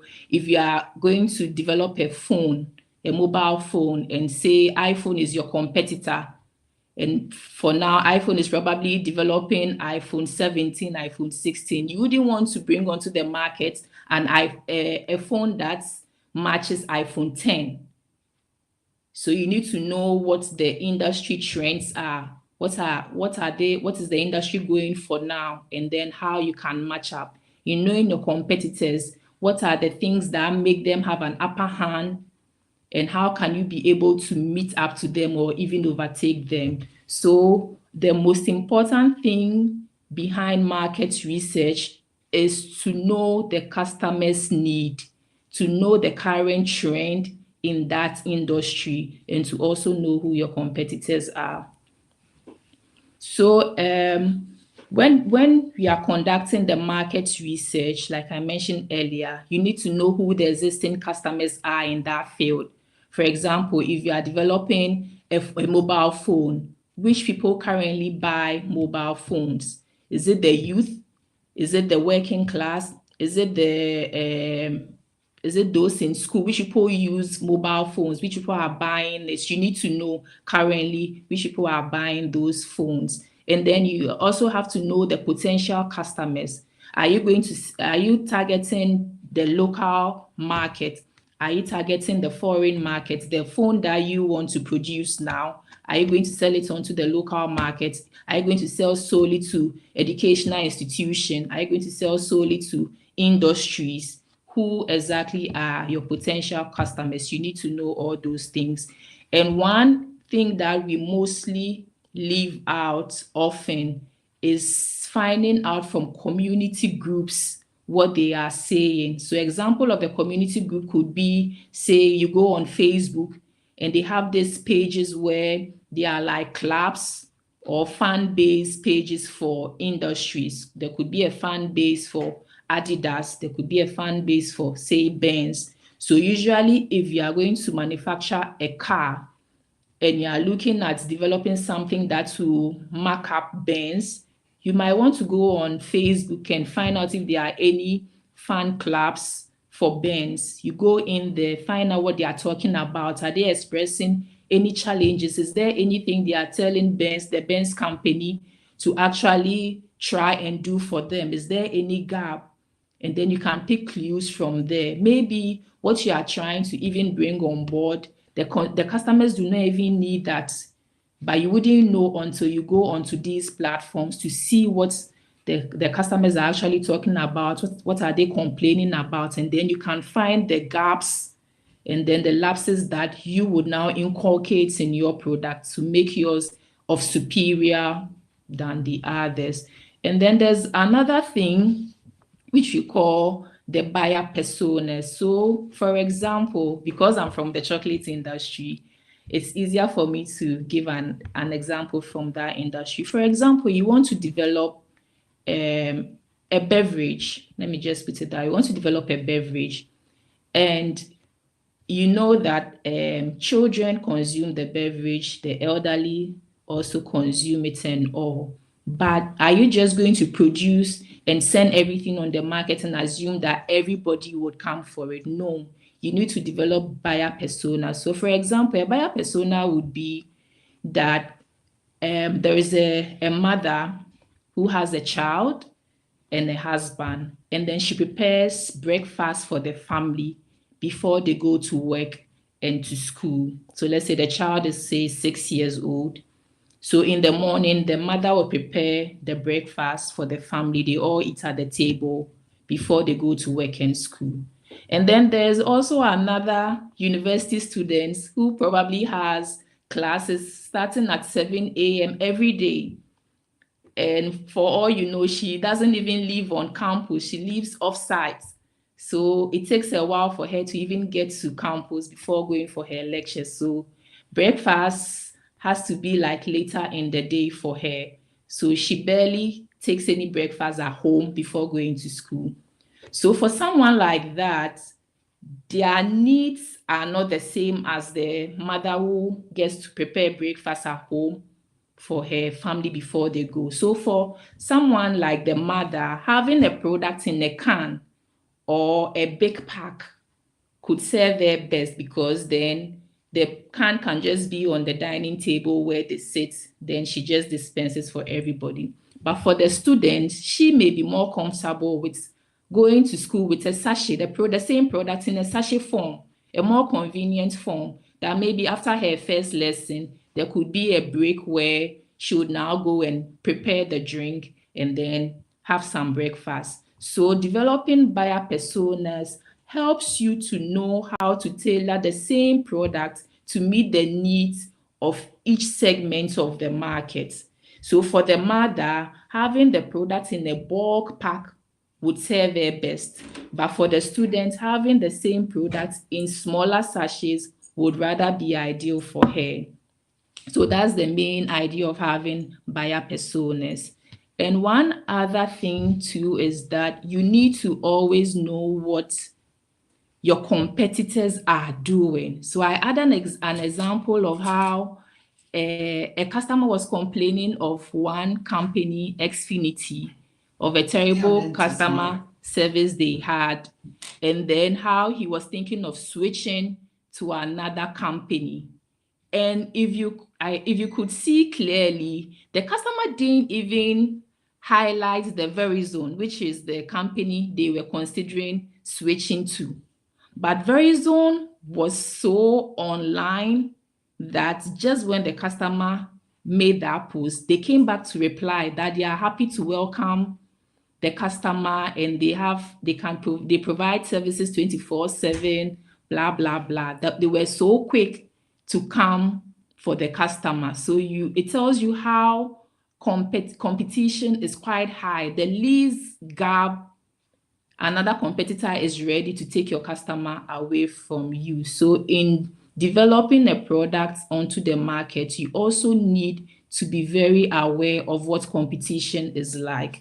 And talking about competition, As part of the process towards product launch, development and launch, you need to do what we call the competitor analysis. So competitor analysis helps you to identify the market gap. A market gap is clearly what a customer needs that they are not getting, like something they need that hasn't been met yet, a need that hasn't been met yet.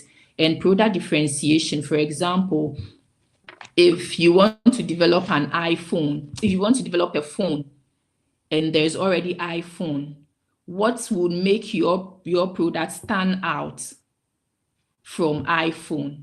So we have iPhone, we have Samsung. When you compare iPhone and Samsung, there are clear distinctions between them. There's something about Samsung that makes it Samsung. There's something about iPhone that makes it iPhone. So you need to have a clear product differentiation. If you do not have a clear product differentiation and the customer goes onto the market, nothing compels them to go for your product over what is already on the market. There should be something unique about your product that will compel them to go for yours. You need to also know about pricing strategies. So sometimes you can have the product at the same price as other products on the market. For example, is sachet water. So when you go on the market, usually sachet waters have probably the same price, even though they are produced by different brands. You need to know how to, if your product has to be higher than the price has to be higher than what is currently on the market, you need to find a benefit that is higher than what the market is currently offering to the customer. Customers pay for benefits. So if your price is higher, the benefits you are offering to them must be higher. Other than that, they wouldn't be willing to pay for what you are offering. Yes. And then some of the tools we use in doing the market analysis is SWOT analysis. SWOT analysis is strength, weakness, opportunities and threats, benchmarking, and then competition analysis. So with the SWOT, if you pick a company, let's say you are developing a phone, and iPhone is the one you are targeting, you want to check what the strengths of iPhone is, what their weaknesses are, what the opportunities are, what their threats are, and then you could pick clues from that in developing your product. I added just a picture of an example of the competition analysis. It's a PowerPoint document I can share to anyone that would be interested after the presentation. So usually, if you want to do a competition analysis, you would, just for an example, if you are developing a phone, you would want to know which brands that are currently developing phones that you consider competitors. So for example, you may consider iPhone, you may consider Samsung. So what you do is that you would go onto the market and know that market research is very expensive. So it is always advisable to do your work well before introducing a product onto the market, because research would require you investing a lot of time, resources, money into something. And so it will be so sad that after all that work, you bring a product onto the market and it is not what the customers need. So for this example, you go onto the market and you would want to buy the latest iPhone on the market, maybe one, and buy the latest Samsung on the market. You bring it home and then you take it through this Excel sheet. So it will ask you the brand name. It will ask you some peculiar things. What makes the iPhone unique over Samsung? What are some of the marketing claims they put on the iPhone? What is the price of the iPhone? Who does the iPhone target? Is it targeting the mass market? Is it targeting the medium market? Is it targeting the high-end market? What is the iPhone made of? What is the material? And all those things. And then it helps you to also consider yours. Probably you have a fair idea the type of phone you want to bring onto the market. So then you also ask yourself, what name are you going to give to the phone? What price are you estimating to sell it at? What will make your phone different from iPhone and all that? What is the differentiator and all those things, the claims? So this form helps you to build those data and then helps you to compare your product to the competitor's own even before you bring it out. And then you look at a go-to-market strategy. So a go-to-market strategy is basically positioning your product effectively, thinking about the pricing, the distribution, and marketing strategies you want to come up with, and creating a unique value proposition. So a unique value proposition is basically something your customer remembers you with, something like a benefit that your customer remembers you with, something that speaks better about your product. So example could be MTN. Everywhere you go, when you mention MTN, they know that even in the most remote areas, you can still get network connection and all. When you talk about Milo, people think about the younger ones who are into sports, energy, and all that. When you talk about Starbucks, people are thinking about customer service and all that. So that is your unique value proposition. So if it's a phone you are coming out with or a food product, what will the customer remember you with when your brand name is mentioned? And so after you have done all those things, then you want to go into the actual product development and prototyping.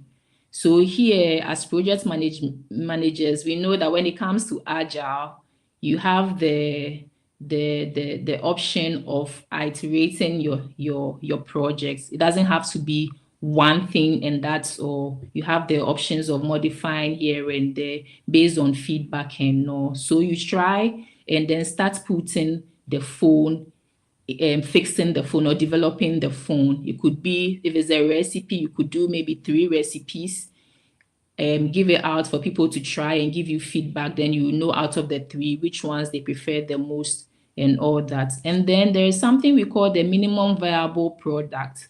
In the food industry, we would call it mock sample. So it's just the basic form of the product that is able to serve its purpose. So it's just the basic form of the product that is able to serve its purpose that you could give to customers to try and then give you feedback. And then based on their feedback, you can build it up to 100%. So maybe it could be at 70%.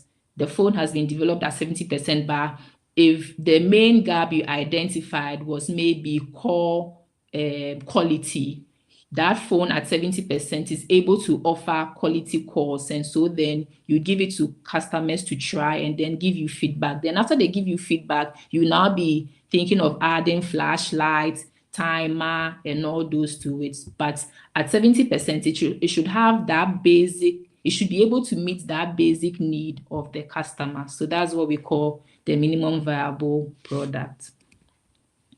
And then you also have to take note of your marketing and promotion strategy.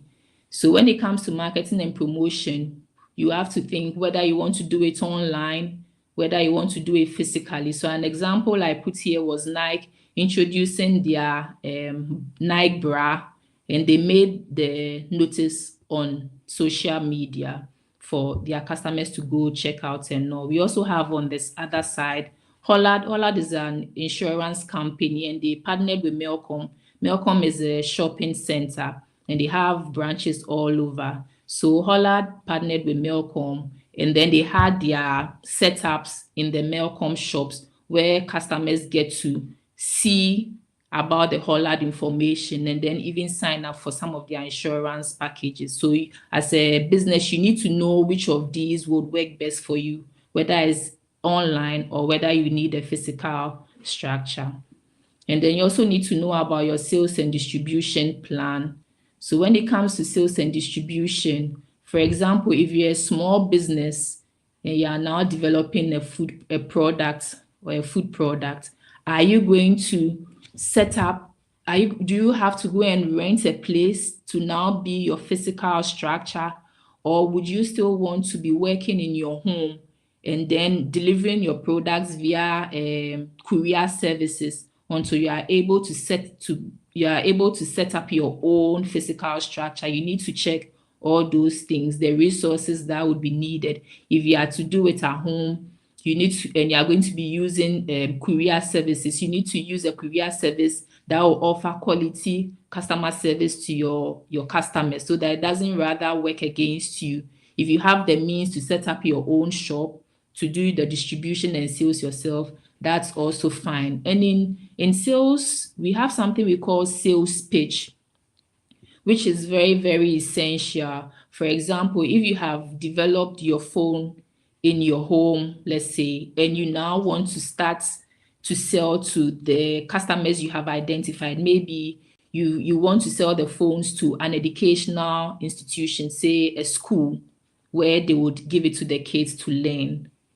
You need to have what we call the sales pitch, something that will speak about your product and let the customer feel the need to go for yours over what is currently on the market. So an example in the food industry, which a facilitator once told us, was that there was a company that developed spices that you could use, was like you could use to prepare jollof. So you didn't have to go through the process of cutting your vegetables and all that. It had all been done in a powdered form, which you could just use to make jollof in a very short period.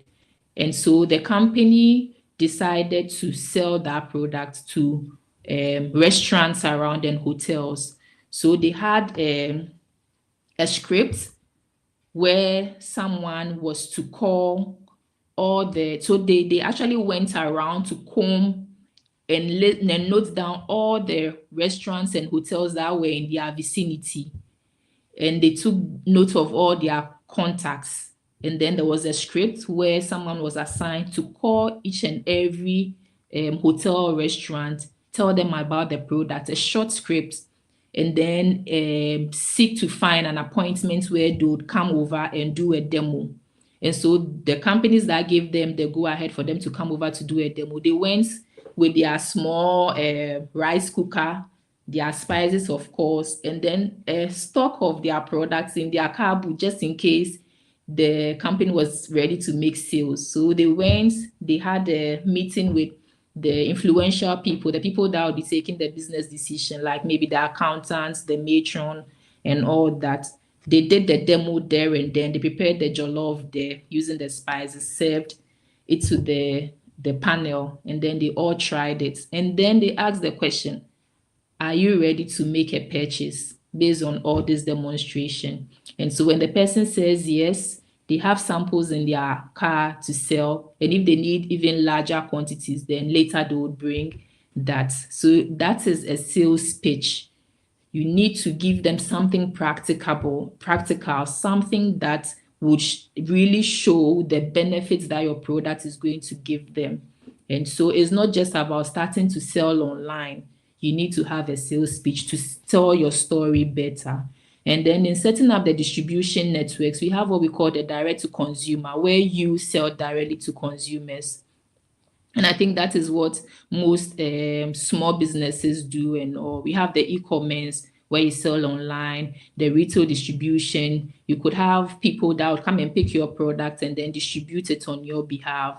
We have what we call the B2B, which is business to business. So if your product is an ingredient that another company use, let's say for a phone, maybe you develop batteries and a company, say iPhone, uses that battery, then you'll be selling directly to the Apple company. So that's a business to business sales channel. We also have subscription models, which is for like newsletters and all that, where people subscribe to.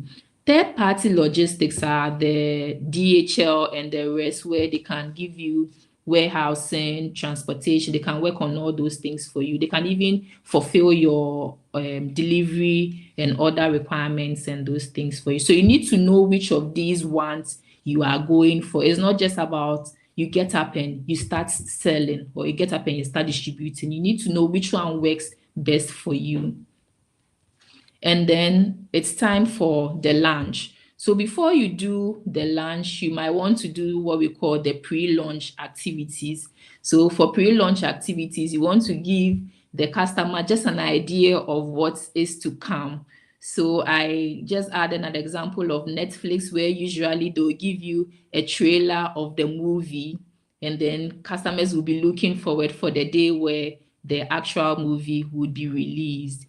And that will basically be the online version. And then we also have the one where there is an actual physical launch. So all this depends on your geographical location, your resources, and what works best for you.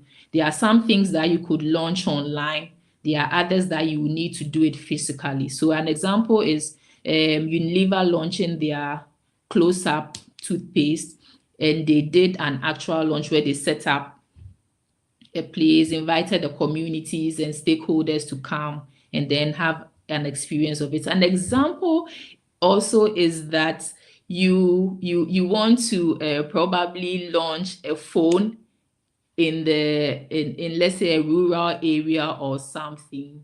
You might not want to do it online, or if you want to launch something in the rural area, you might not want to do it online because in the rural areas they may not have access to internet and all that. And so if you do it online, they may not be able to appreciate what you do. So for say the rural areas, you might want to do it physically where they get to see and then benefit from it. Okay, and then after the launching, there are certain things you need to also track to be sure that you made the best out of all those investments. And some of them is tracking your KPIs. An example of this is the sales revenue, the return on investment, and the conversion rate. After the launch, what's the sales like? Are people buying the product? Are people interested in it? Are people looking out for it and no? There are things you need to know. And usually also you'll be picking information. For example, if the presses made some news out of it, or you posted on social media, you want to know what they are saying. Is there any concern they are raising and all? You need to know all those things. So I added an example of Nestle Ideal Milk where they introduced the tin with an easy to open.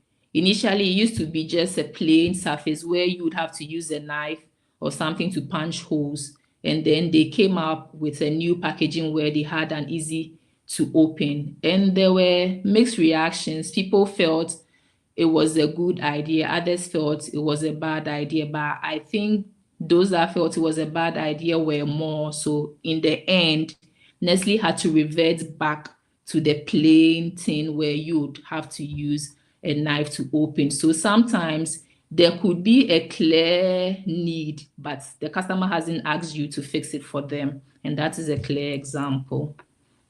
And some of the common pitfalls is trying to launch something without doing sufficient market research and poor timing. Poor timing could also affect your product launch. For example, if they are on rest due to political reasons, it wouldn't be a best time to be launching a luxurious product. People will not give any attention to that. And also ignoring customer feedback is some of the things you should be looking out for.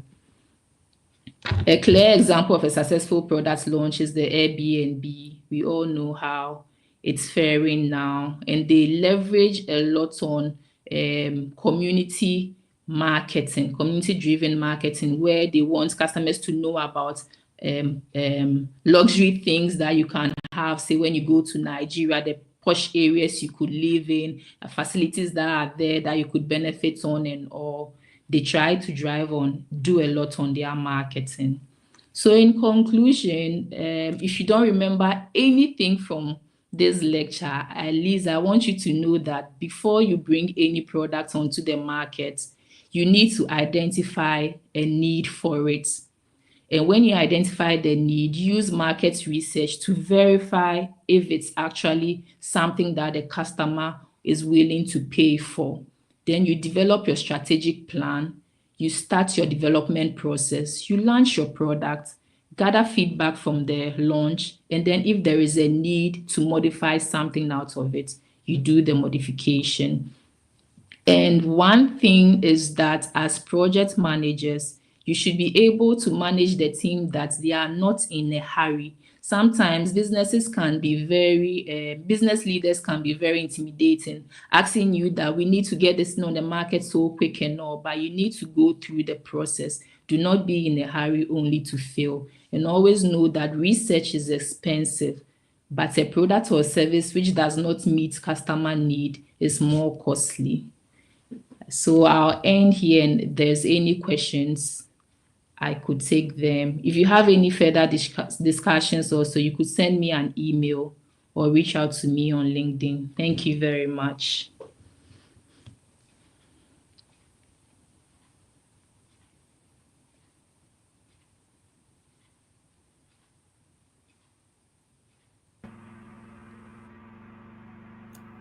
Thank you so much, Mabel.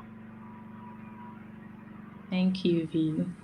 Thank you, thank you, thank you. Medakwe.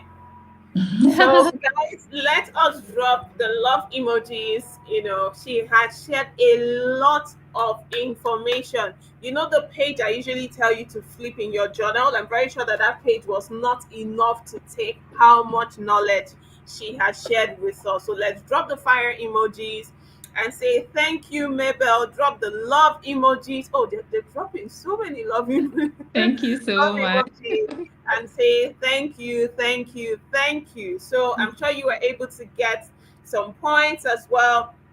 And on the final, on the conclusion that she gave, you want to launch a product, you want to take a product into the market, make sure that you identify a need, you verify with market research, you develop a strategy, you plan, you initiate the product development, you launch the product, gather feedback, and you keep going. I'm very sure that you can even apply this to your personal goals. You can apply this to your personal goals as well.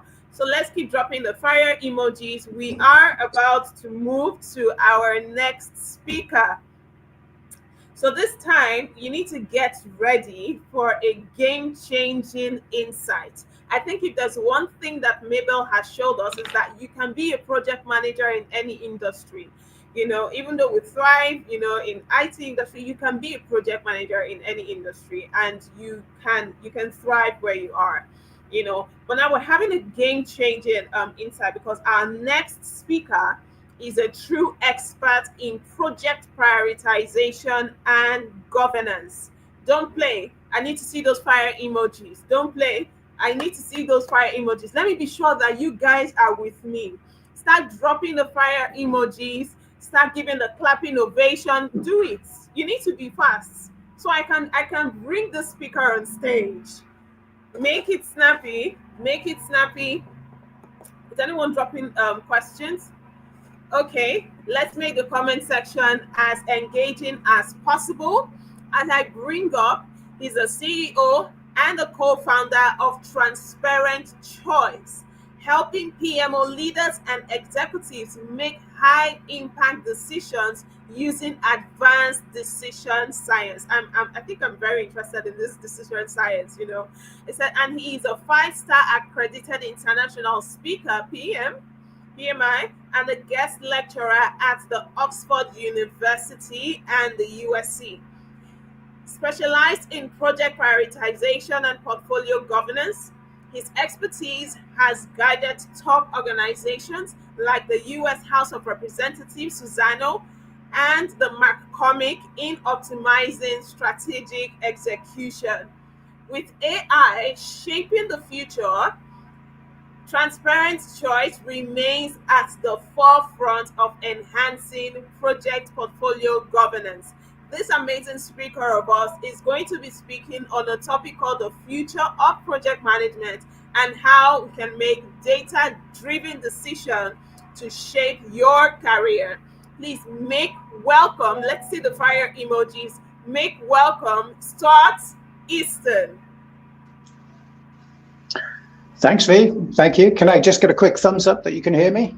Thank you so much for being here. Yes, we can hear you. Yes, we can. The timer is started. Let's go. We've got half an hour, and we're going to cover at least 2 hours of content and knowledge in this half hour. So get ready. It's coming at you fast and furious. What I would like to do first is just check that you guys can see my screen. And it should be sharing now.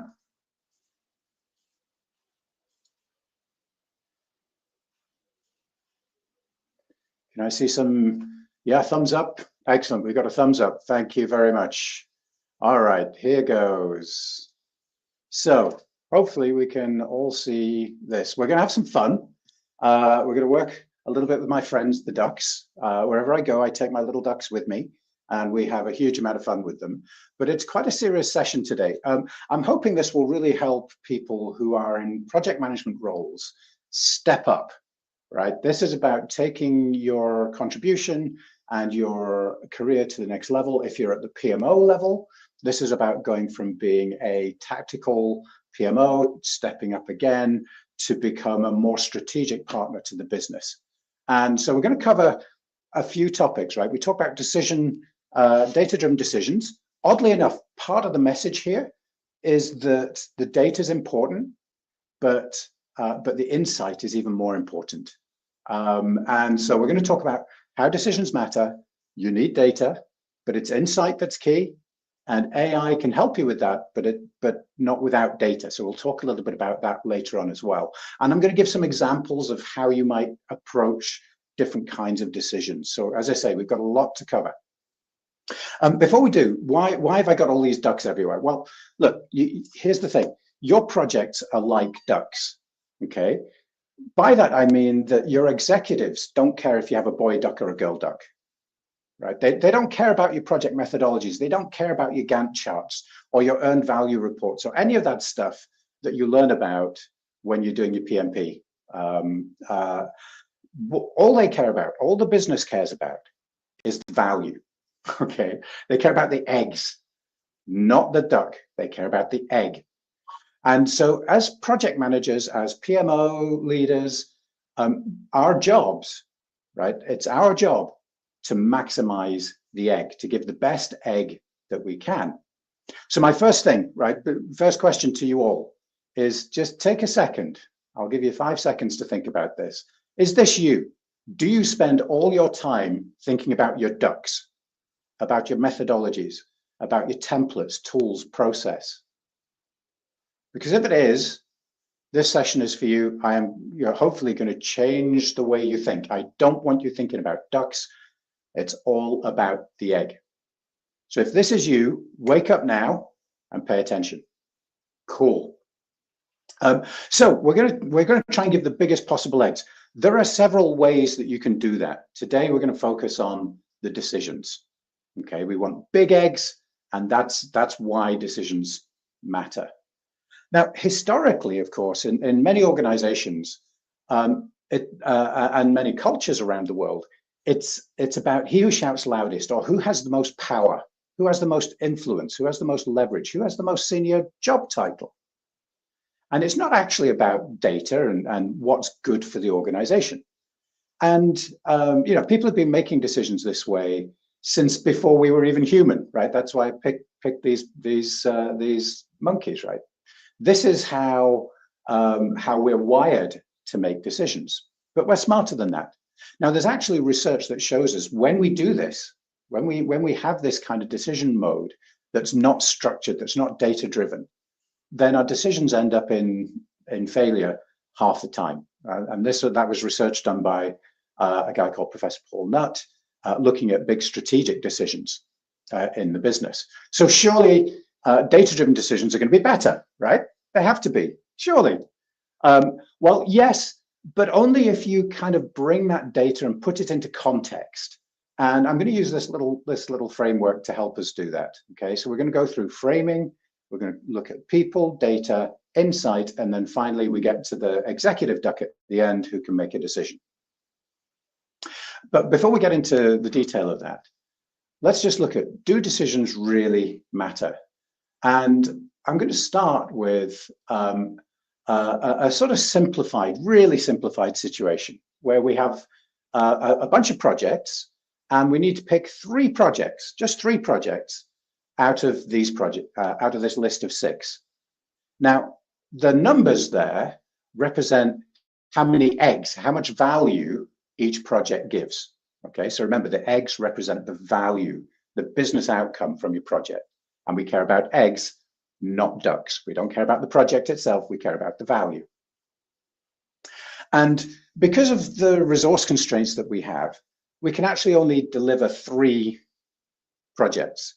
And so we can either deliver, these 3 or these 3. Okay, so we've got to make a decision on which projects to pick.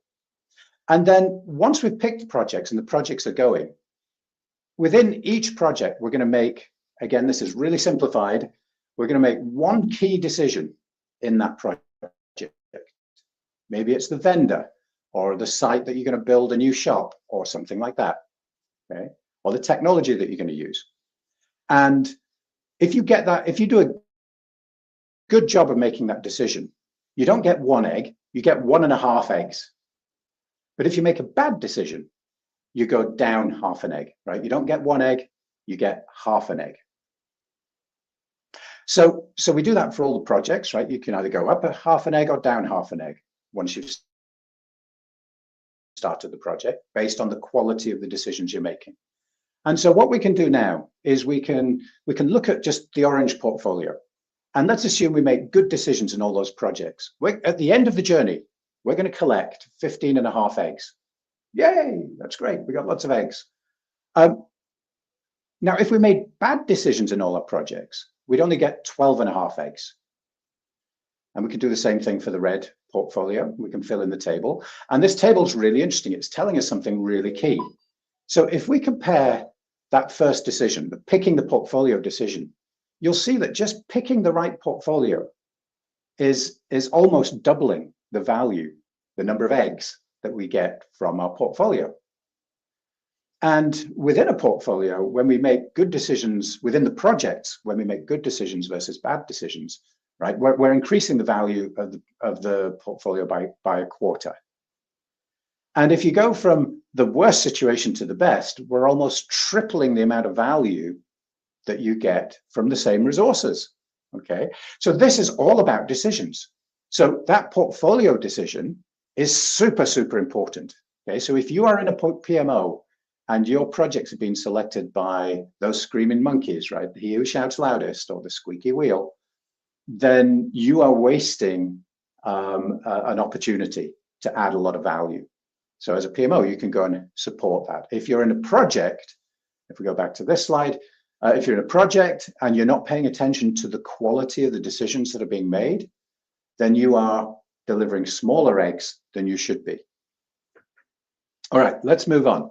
So the decision duck says, or the data duck says, the decisions you make drive your outcomes. It's absolutely true, okay? According to the PMI, 1/3 of projects, roughly, 1/3 of projects fail outright. Budget lost, you get no value whatsoever. According to other research, again from the PMI, only about 44% of projects actually come close to achieving their business goals. Guys, this is appalling. There is no point doing projects if you're not delivering the business goal, period. You are not employed, and employers do not want to hire you to deliver projects. They want to hire you to deliver business results, okay? So as an industry, we are not doing well, and a huge amount of this failure is down to poor decision-making. So let's start to figure out how we can improve it. So let's just figure out, have a quick look at where those decisions are. So if we look at, so the art of decision-making around projects is called governance, okay? It's a horrible word, I don't like the word, but it just means decision-making, okay? So if we look at governance, it roughly happens at 3 levels. There's project-level governance, there's project-level decisions, program-level decisions, and portfolio-level decisions. And if you look at the number of decisions that are made, right, most of the decisions are down at that project level. So that's where we should spend our time, right? That's where we should go and think and use our brains and apply our brains and get really good value. But hang on a second.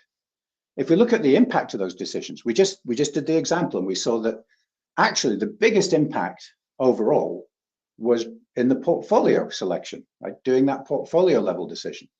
So if we look at the impact of the decisions being made rather than the number of decisions being made, we get a very different picture.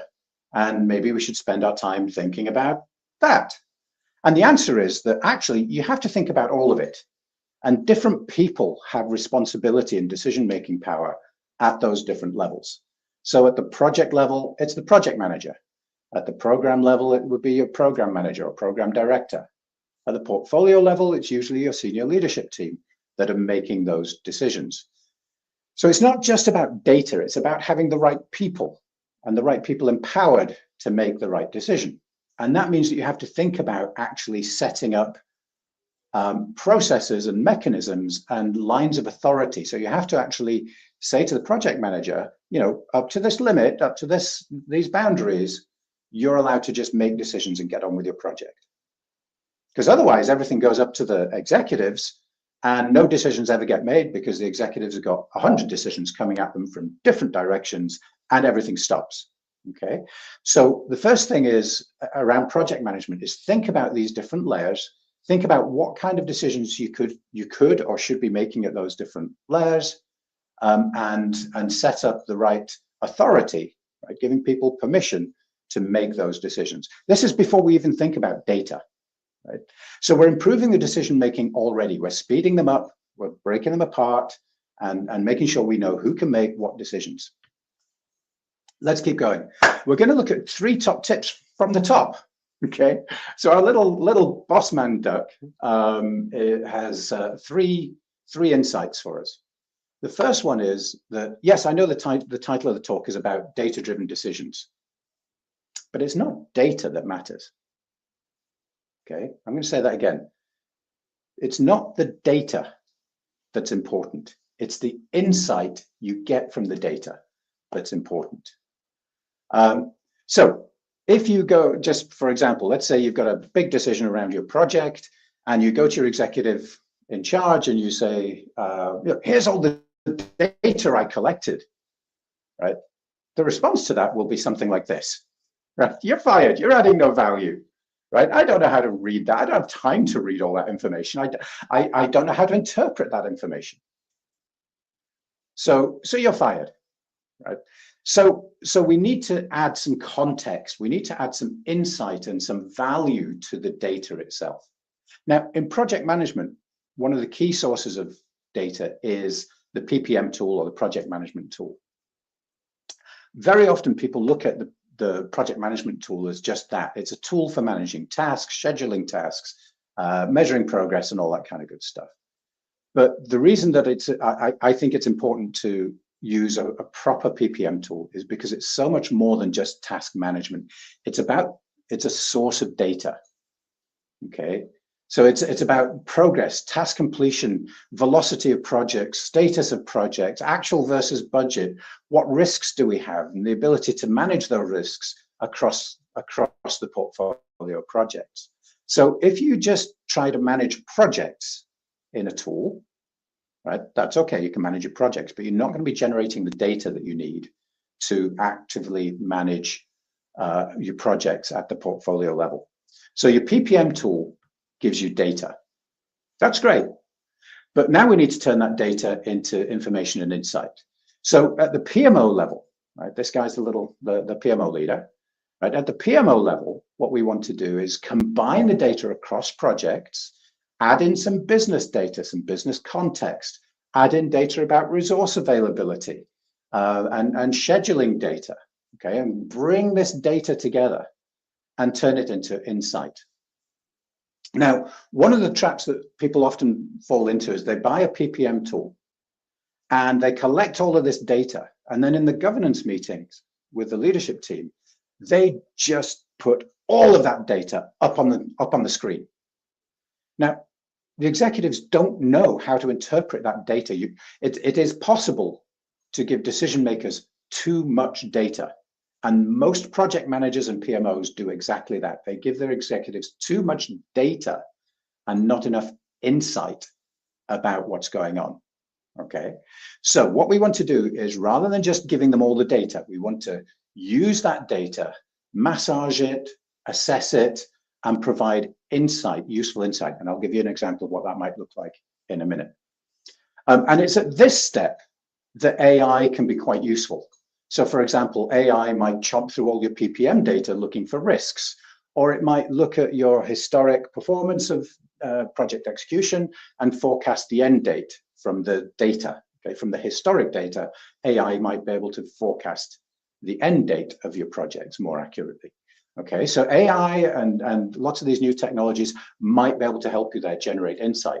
But actually, and this is a really, really big message from this session, we don't need artificial intelligence a lot of the time, because we have human intelligence right now. We already have it. We all have it. Everybody on this session has human intelligence. Okay, so don't go necessarily running to technology to do your job for you. Okay, your job is to think and to consolidate and turn data into insight. So let's look at an example. This is an example very close to my heart. This is where we're looking at, we've got project estimate data, and we're trying to turn that into a project selection, you know, what projects we're going to do in what order, all that kind of good stuff.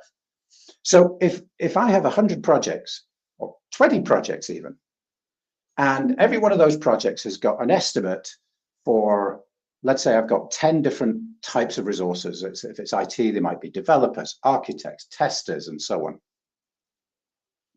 And so each project has got a requirement for resources broken out by month. So I've got 10 resources over, let's say, a year, 12 months. That's 120 bits of data for every project. If I've got 100 projects, 10,000 bits of data, or 12,000 pieces of data. If you just give that to the executives, that's entirely useless. Okay, they can't do anything with that data. But if we then drop that into, in our case, we have this really cool piece of AI, but you could do this with a whiteboard and sticky notes and try moving projects around. You start simulating different portfolios and trying to balance, you know, maximize the value, but staying within your resource constraints. That's the challenge. If you try and do that, then you can deliver insight.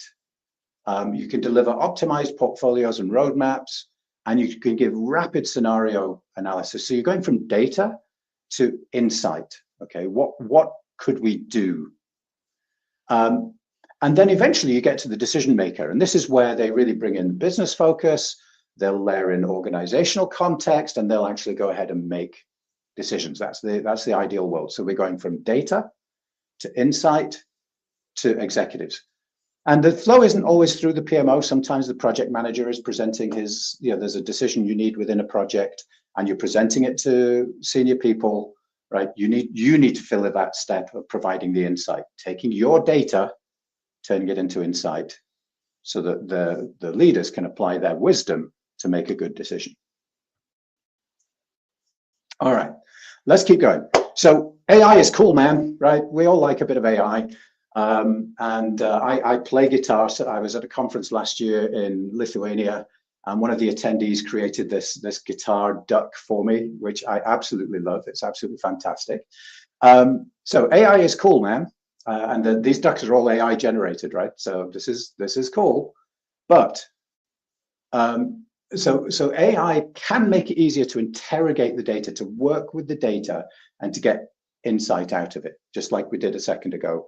We looked at the data about scheduling projects, and then we extracted insight about which projects represented the best portfolio. Okay, so it can do that, but it can only do that if you have data. So if you're looking at project data and you're trying to predict project failure rates or something, or project outcomes, right? You need historical data to train the AI to make predictions. So if you don't have data, don't worry about AI right now. Worry about getting the data you need to make AI work. And AI really usually doesn't provide wisdom at all. It can help you with insight, but not wisdom. Now, none of this is about using AI to make decisions. None of this is about AI to help you automate tasks, to help you write better documents, to help you do research quickly, right? AI does a great job of all of that. We're just talking about AI in this narrow context of data-driven decision making. All right. So this is not saying AI is bad in any shape or form, but it has a certain place today in decision making. So let's look at an example. Let's come back to project selection. So 4 steps, right? The first step is about framing. That means, are we making the right decision? Are we defining what our decision is about? And then the second step is about people. Do we have the right people? Then have we got the right data? Have we turned into the correct insight? And then that'll turn into a decision. So in this first couple of steps, we're looking at, again, this is project selection. So the first question we have to ask is, what does a good project look like? Right? How do we define that? Which projects are the best ones? How many can we do? How many should we do? And we need to make sure we've got the right stakeholders at the table if we're going to make a decision. Now, the challenge is this is an executive decision, and executives are like herding sheep, right? They're running all over the field, and you're just trying to get them all to go through the gate, and it's really difficult. So we need a way to do that. You have to have their buy-in. And so there's a special methodology that I would recommend for this type of decision, which is called AHP, Analytic Hierarchy Process. I'm going to mention this because we're going to talk about it again later on. I'm going to give you QR codes at the end where you can download loads of information about AHP and decision-making, prioritization, and all of these things. Okay, so wait for that at the end. But this AHP thing is a tool, it's a methodology that you can use to get the executives all aligned. Right. The problem is that your sales guy wants to go this way, your manufacturing guy wants to go that way, and somehow you're stuck in the middle. So AHP is a really good way to frame the decision so that everyone is trying to make the same decision with the same rules. And that's really, really important. If you don't have a good frame, then your decision is really difficult. Next, we're going to collect data. Now, in the context of prioritization, we're going to score projects. We're going to score them against some criteria that represent our business goals. We're going to evaluate how long a project would last and how many resources it would need. This is all data. Now, notice that some of this data is subjective data. Okay, it's data that you get from people, and other data is objective, right? The market size or something like that would be objective data where you can just measure it. And so a lot of data in decision making is subjective. So super quickly. People are really bad at estimating things, right? At giving you subjective data. So I'm going to give you one trick to improve the quality of the data that you're collecting in these situations. So some psychologists did some research. They gave a bunch of developers something like 300 projects to estimate, right? To estimate the size of the work. And then they gave them the same projects to estimate again 2 weeks later. Now, you would expect that they would give you the same estimate, right? Or maybe within 5% difference, 10% difference, maybe. But that's not what they found. What they found was a 71, whopping, huge, enormous, mind-blowing 71% difference between the first estimate and the second estimate, right? That's randomness. That is noise in your data. So here's the tip. These are the votes, right? And you've got an actual value that you're aiming for, which is here, right? This is the actual value of the thing you're trying to estimate. And everybody has a bias. That means that they're kind of off to the side. And then there's randomness, which is the width of this curve. And the really cool thing is that if you have a bunch of people, 3 or 4 people, estimate the same thing. So let's say we're trying to estimate the revenue that this project would generate. If you have one person do that, they're going to be somewhere on this curve. It's going to be pretty random where they are. But if you have several people do it, the curve gets narrower, right? When you average their input, their estimates, you get much better data. And that is really valuable in decision making, getting the best data you can. So whenever part of your decision is subjective, right, where it's somebody's opinion that matters, always, if you can, have several people give you that subjective opinion. They need to be subject matter experts, right? They need to know something about the decision, but have several people give you that information. And that will massively improve the quality of the data that you have. So now we've got some data, we need to convert that into insight. So in prioritization, we've scored projects, we've got loads of scoring data, we've got estimates, cost estimates, that kind of thing. So we can start to create insight. We can create visuals that help executives visualize and understand the data. So for example, we could plot the value of each project against the cost of each project. And we can see the good projects are in the top left and the bad projects are in the top right, bottom right, excuse me. Right, so the executive's happy. I can now answer the question, which are the best projects? How much money should we spend? Okay, this is something called an efficient frontier. It's the same data visualized differently. We're creating a different insight. What we're doing is we're saying if we spend $4, we're we're going to get this much value from our projects because we've scored them. We can do that. Now, if we spend another $4, we'll get less value. If we score even more, spend even more money, we're getting less and less value as we go along. This thing's called the efficient frontier. You may have heard of Pareto's law or the law of diminishing returns. That's what we're seeing here. So the insight from this is that if you are over here, right, on that curve, maybe we should be spending less because we're not getting good value for money over there. But if we're down here on the curve, excuse me, if we're down here on the curve, maybe we should be spending more money and moving ourselves up the curve because we're on the steep part of the curve. Spending more money will give us a lot more value. So we're taking data and we're turning it into insight, things that we can help to use to actually make and inform the decision. All right, moving on quickly. Top tips, a couple more top tips. Give me options. Executives want options, okay? They don't want data, they want options. So if you give an exec your report and you say, what do you want to do? Right, what the exec thinks is, well, you're the expert, you tell me. Okay, that's what they want you to do. So framing we talked about. So when you're presenting your decision to executives, what I would recommend you do is you start with a framing statement, right? We want to achieve business goal X through decision Y, and the key factor in achieving that is X, okay? Have some data. So let's say we're trying to pick a piece of software. We've spoken with 5 vendors. We've evaluated them on the following criteria. And those criteria are linked to the egg, right? So the data has to be linked to what the goal is. You give me data that's not relevant to the egg, I don't care, okay? And then give me options. There are 3 options. And when considering the egg and the pros and cons of those options, right, then we recommend the following, right? So the egg is the business impact of each option is, what do you think? What's the decision, please?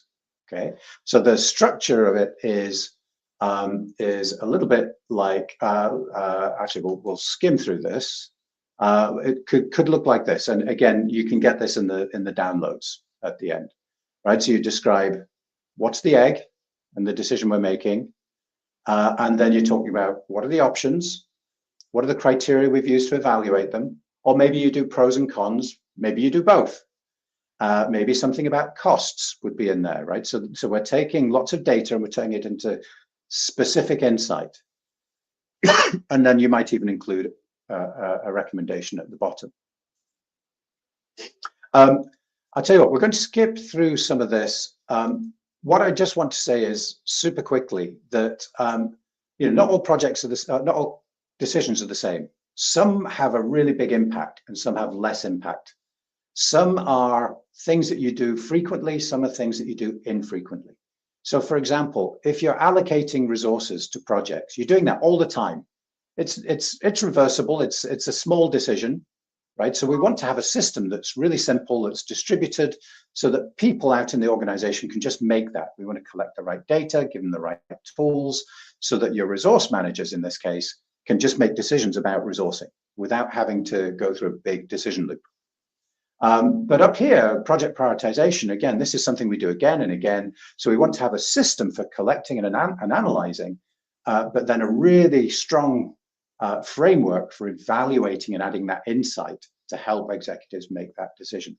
So when you're here and you're doing it frequently, you need systems and you want to standardize your data. When you're over here, you need to just move through it and evaluate the relevant data as quickly as you can. All right, there's an example in the slides which will come out afterwards. The key things I want you to take away though are that decisions matter. You need data, but it's the insight that's key. Okay, the AI can help with insight, but you can't do that without data. Right, this insight thing is really important. Data, yes, but without insight, data is not very useful. Collecting one last thought before I finish. Collecting data is difficult, it's hard. And in project land, a lot of that data comes from the project managers through the PPM tool. And often you get pushback from them. They're going, oh, look, entering all this data, it's a waste of time. It's not helping me. So if you just say to them, just do it, because I need the data, just do it, right? You're going to get a big thumbs down. Instead, spend some time and figure out how it's a win for them, right? So in project land, it'd be things like, if you give me good estimates, Mr. Project Manager, then we can make better prioritization decisions, and then we won't overload you, right? Because every project manager is overloaded. Or if you give me lessons learned data, I can create project templates with the risks pre-populated, which will save you work. Or if you give me good decision logs, I can help you. We can have fewer holdups at the decision making within projects. Okay, so to get people to buy into giving you data, generating data, think about what's in it for them, not just what's in it for you, not just what's in it for the executives, but what's in it for them.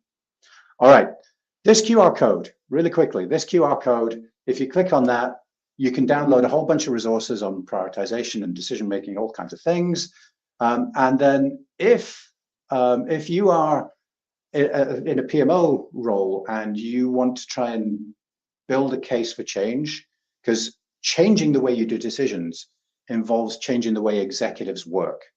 And to do that, you need to build a case for change. You need to help and identify the what's in it for the executives, right? What's in it for me, for the executives. So if you would like to do a little workshop, we offer a 1-hour workshop to get you started on that case for change. If you're a PMO leader, scan that QR code, book a meeting, and we'll start to step you through it. Awesome. We are done. I apologize. I was 1 minute longer than 30, so pretty close.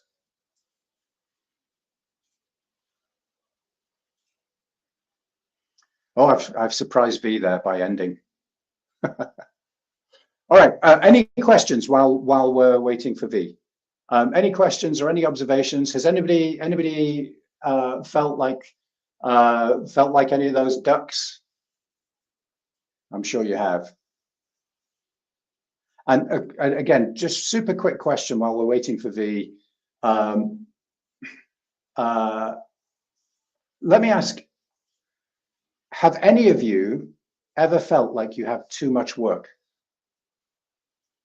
Drop into the chat if you think you've had too much work.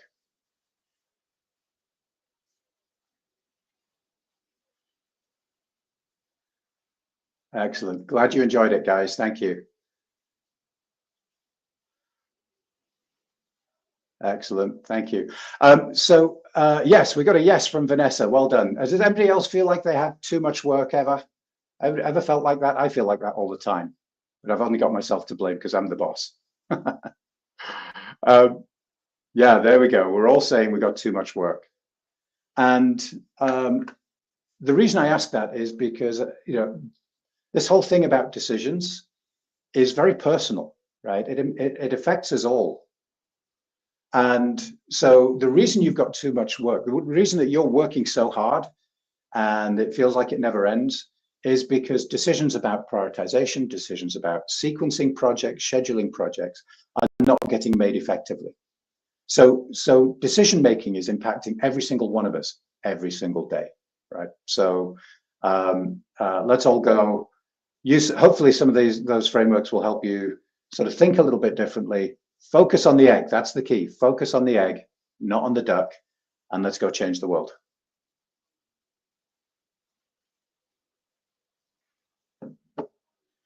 There we go. All right.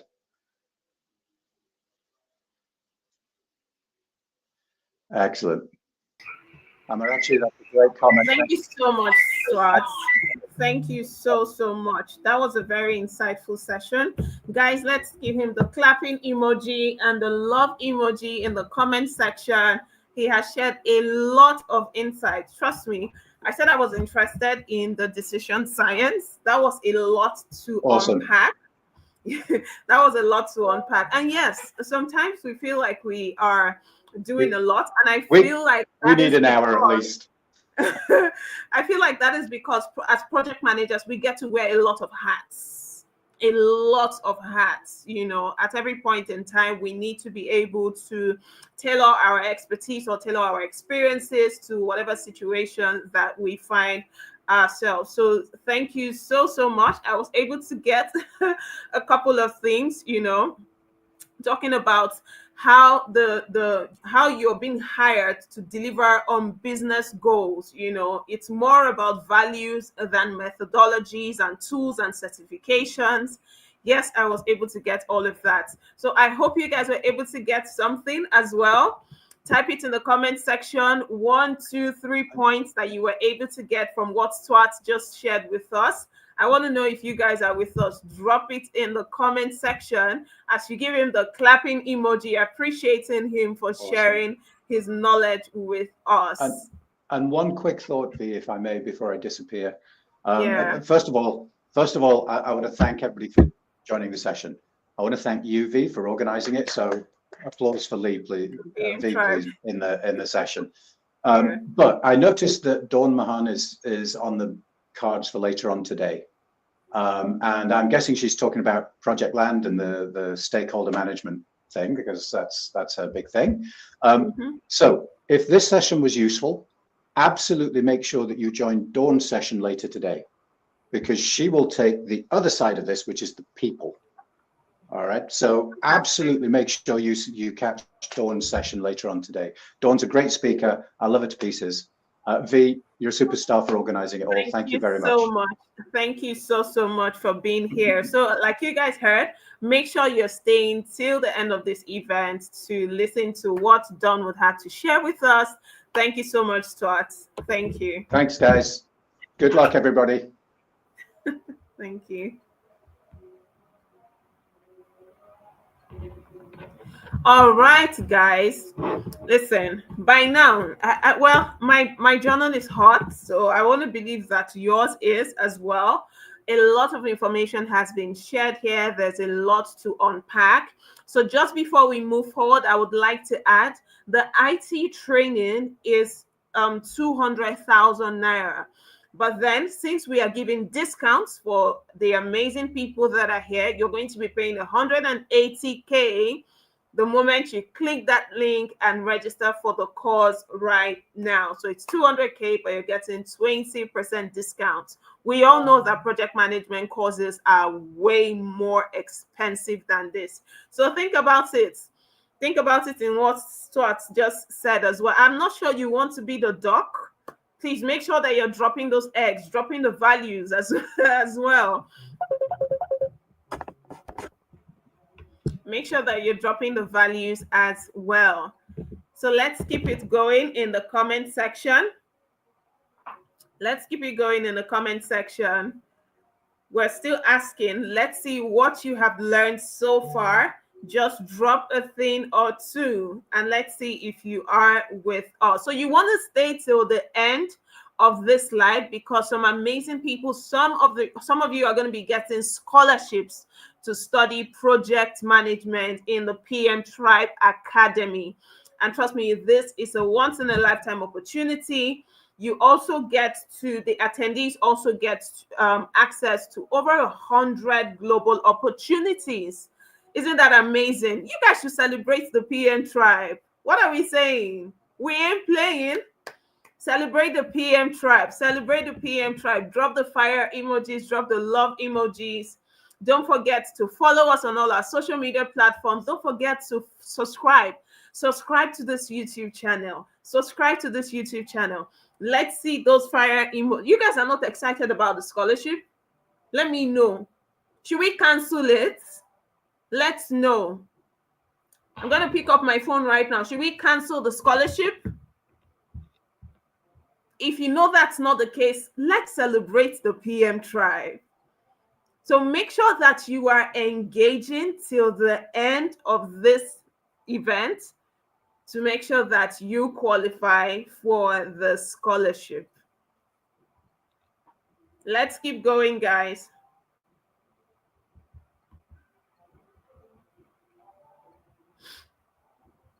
We're going to be going on a short break. I'm very sure that many of us need to, hydrate, have some water, have some coffee, have some juice, stretch your legs, so we're going to be going on a short break.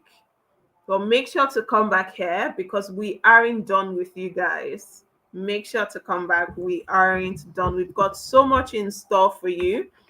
and you know today is just the first day. So just imagine what we have in store for you. We're going on a short break. And We've making got a lot two of more money. amazing Yes, speakers. that's true.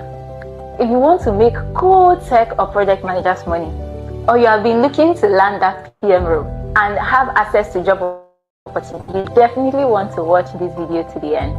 When I transitioned into project management, it wasn't the easiest of journey for me. So trust me, I can relate when you are really confused about what to do in your transition journey, especially after you just finished that foundation of project management course. And because I have been in your shoes, it was easy for me to design something to boost your career as a project manager, irrespective of where you are in project management. Whether you're just starting out or you are at the point of sourcing for job opportunities, I have you covered. For just starting out, I have a 21-day challenge where I get to hold you by the hands for 21 days, providing you with the resources you need to launch your career in project management. Hundreds of project managers have gone through this challenge and have amazing testimonies to share. For those looking for job opportunities, we have access to a wide range of job openings, ranging from volunteering to internship to mid-level and senior level roles in project management. Are you interested in any of these offers? Comment opportunities and we will send you a DM.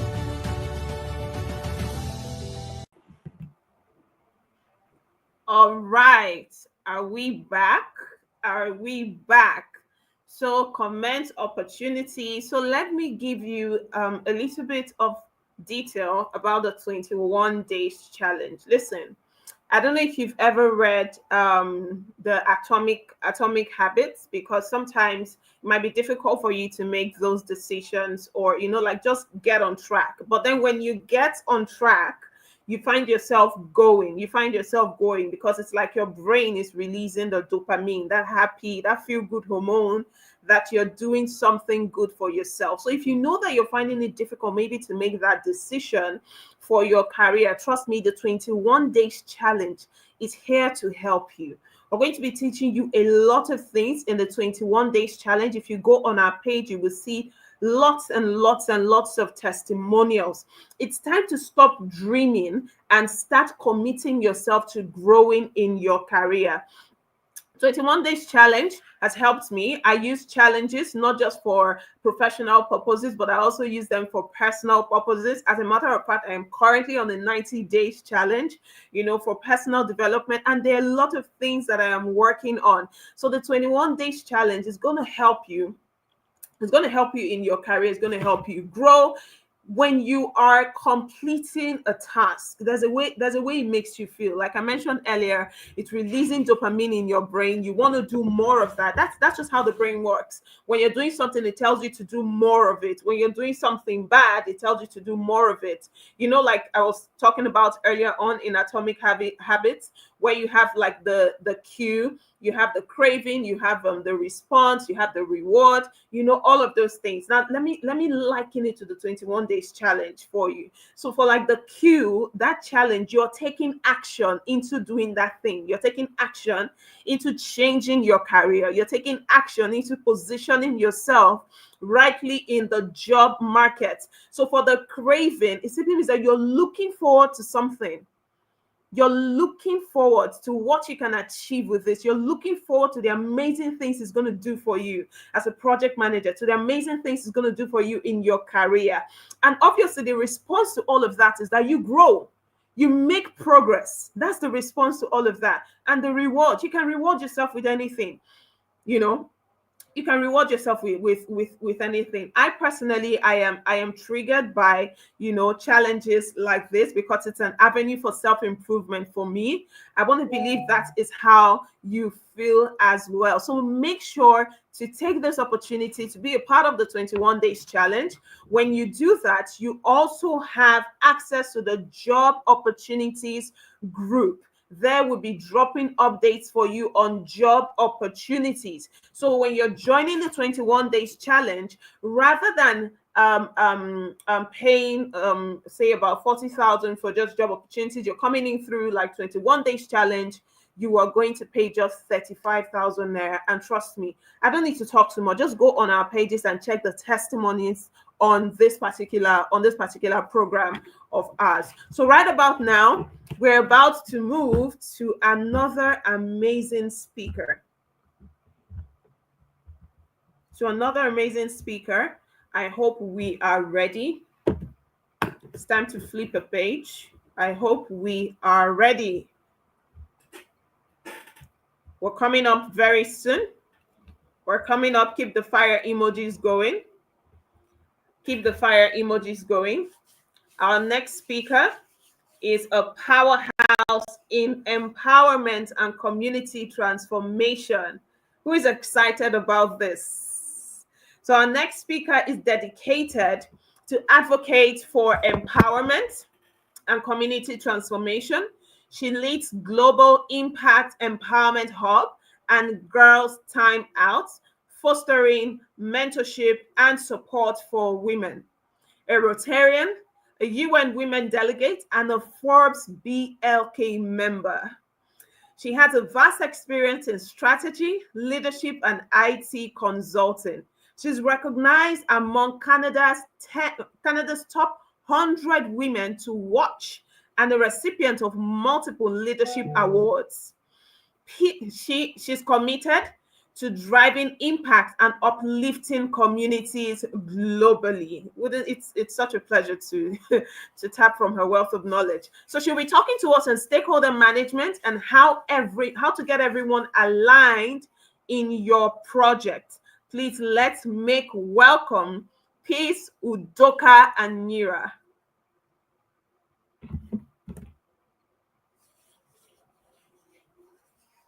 Let's make welcome. Let's give the clapping emoji. The clapping emoji. Hi, Peace. Hi. It's so nice to have you here. Yes, it's a pleasure for me as well to share and to meet everyone. You have. Thank you. I'm so flattered right now. So I am sure everyone, we can't wait to tap from your wealth of knowledge. I particularly, especially when it comes to leadership, I always want to learn a lot. So I have just one question to quickly ask, not to take much of our time. Since you're big on mentorship and empowerment, what is one lesson that you will say you have learned so far? One lesson I've learned so far is that we keep learning. The more you learn, the more you grow. The moment you stop learning, they say you die. Yeah. So I would encourage everyone, no matter where you are, no matter who you are, every mentor has a mentor. Every mentor has a mentor. You keep going. No matter who the person is, no matter how old or how experienced the person is, you will always get something out if you decide to learn. Thank you so much. Can you guys hear that? See, she's dropping the gems already. Keep the fire emojis going. You need to keep learning. So, Peace, you have the floor. Yeah, I am trying to share my screen. I don't know. Just let me know when you can see my screen, okay?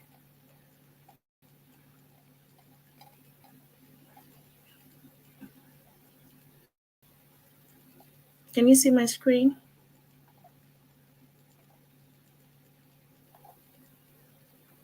Please let me know if you see my screen.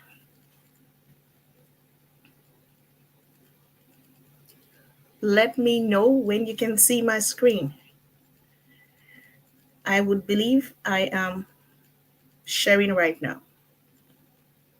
Hi, am I sharing? Can you all see my screen? Awesome. So I want to appreciate the convener of this event and everyone who has been listening. It's been an awesome time and a great experience. I have been listening to great speakers. Ashley gave us the nuggets. To Raquel, to Temi Tokbe, to Mabel, and to Strong. They talk so much about how you want to improve your being the best PM that you can be in any project. And today I have been, tasked with talking about stakeholder management secrets. So I'm going to give you some secrets that I'm going to be working on. How do we get everyone to align in a project? So that is what we will be talking about today. So the brief, how many of you have ever struggled with getting the stakeholder to align on a project? People will say, oh, have you worked with stakeholders? Yes, we all work with stakeholders every day, every moment of our lives. But have you thought about struggling? Have you actually been able to manage projects? Now, let me give a tip here. Managing projects is easy if you are managing it on your own. It is until you add people to that mix that is when you will understand and you will need the secret that I'm going to be sharing today. So let's go right into it. Projects fail not because of technology or processes, but because of people. Because of people issue, that is why project fail. So it is very important for us to talk about stakeholder management, how you deal with stakeholder, understanding stakeholder. And some takeaways we are going to be talking about, I'm going to be talking about today is how do you now identify the right stakeholders? How do you analyze these stakeholders? How do you communicate with the stakeholders? How do you ensure that you resolve conflict? Because it will happen based on conflicting requirements. How do you ensure that you keep everyone engaged from the start of the project to the end of the project, end to end? Having the speed, ensuring you're working within budget and time and within scope. Now let's go to who is a stakeholder. We need to understand a stakeholder can be anyone. It could be a person, it could be an organization, it could be a group that impacts the action or the policy or make decisions.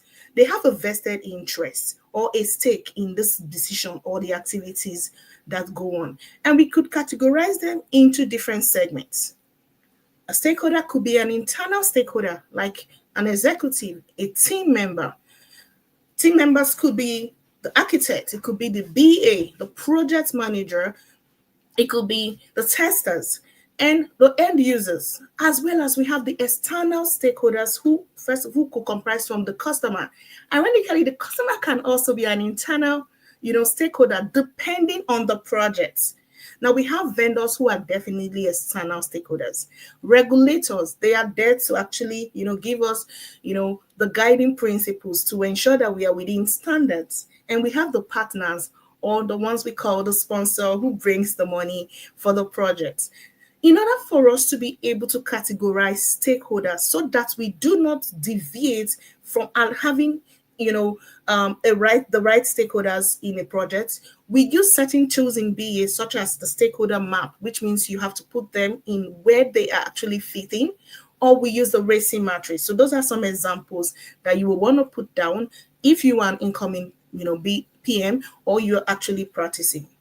Other options you could use could be the mapping process. You could use something called the power interest matrix. So in this, you are looking at what are the power that stakeholder has over the project. What are their interests or how influential are they in the project? You could categorize them in 4 major ways: high power, high interest. If you have anyone who is high power, high interest, if you look at the diagram I am actually showing, then they should be engaged closely. You want to make sure you carry them along to avoid any deviation from the scope. If you have a high power, low interest, make sure they are satisfied. Make sure you let them know, at every point in time that they are happy with what's the project or how it's progressing. For the low power and high interest, they are also very important, but you want to make sure you tell them everything that happens on the project. Keep them informed. And lastly, on the scale of power interest matrix, we have the low power, the low interest.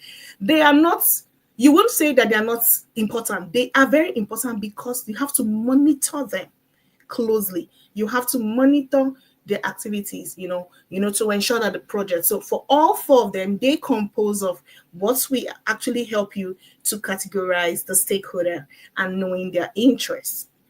Now, let's dive down. These stakeholders we have identified so far. Let's say we have a project and you're developing a project. How detailed will you be able to go in terms of ensuring you pass this information? This is where we talk about communicating effectively with the stakeholders. When you want to communicate to the stakeholder, the first thing you want to do is you want to understand their level or how they want to be spoken to. Some stakeholders love to, have email communications. Some love to chat. But you need to, first of all, identify the different styles. Executives, let's go to executive.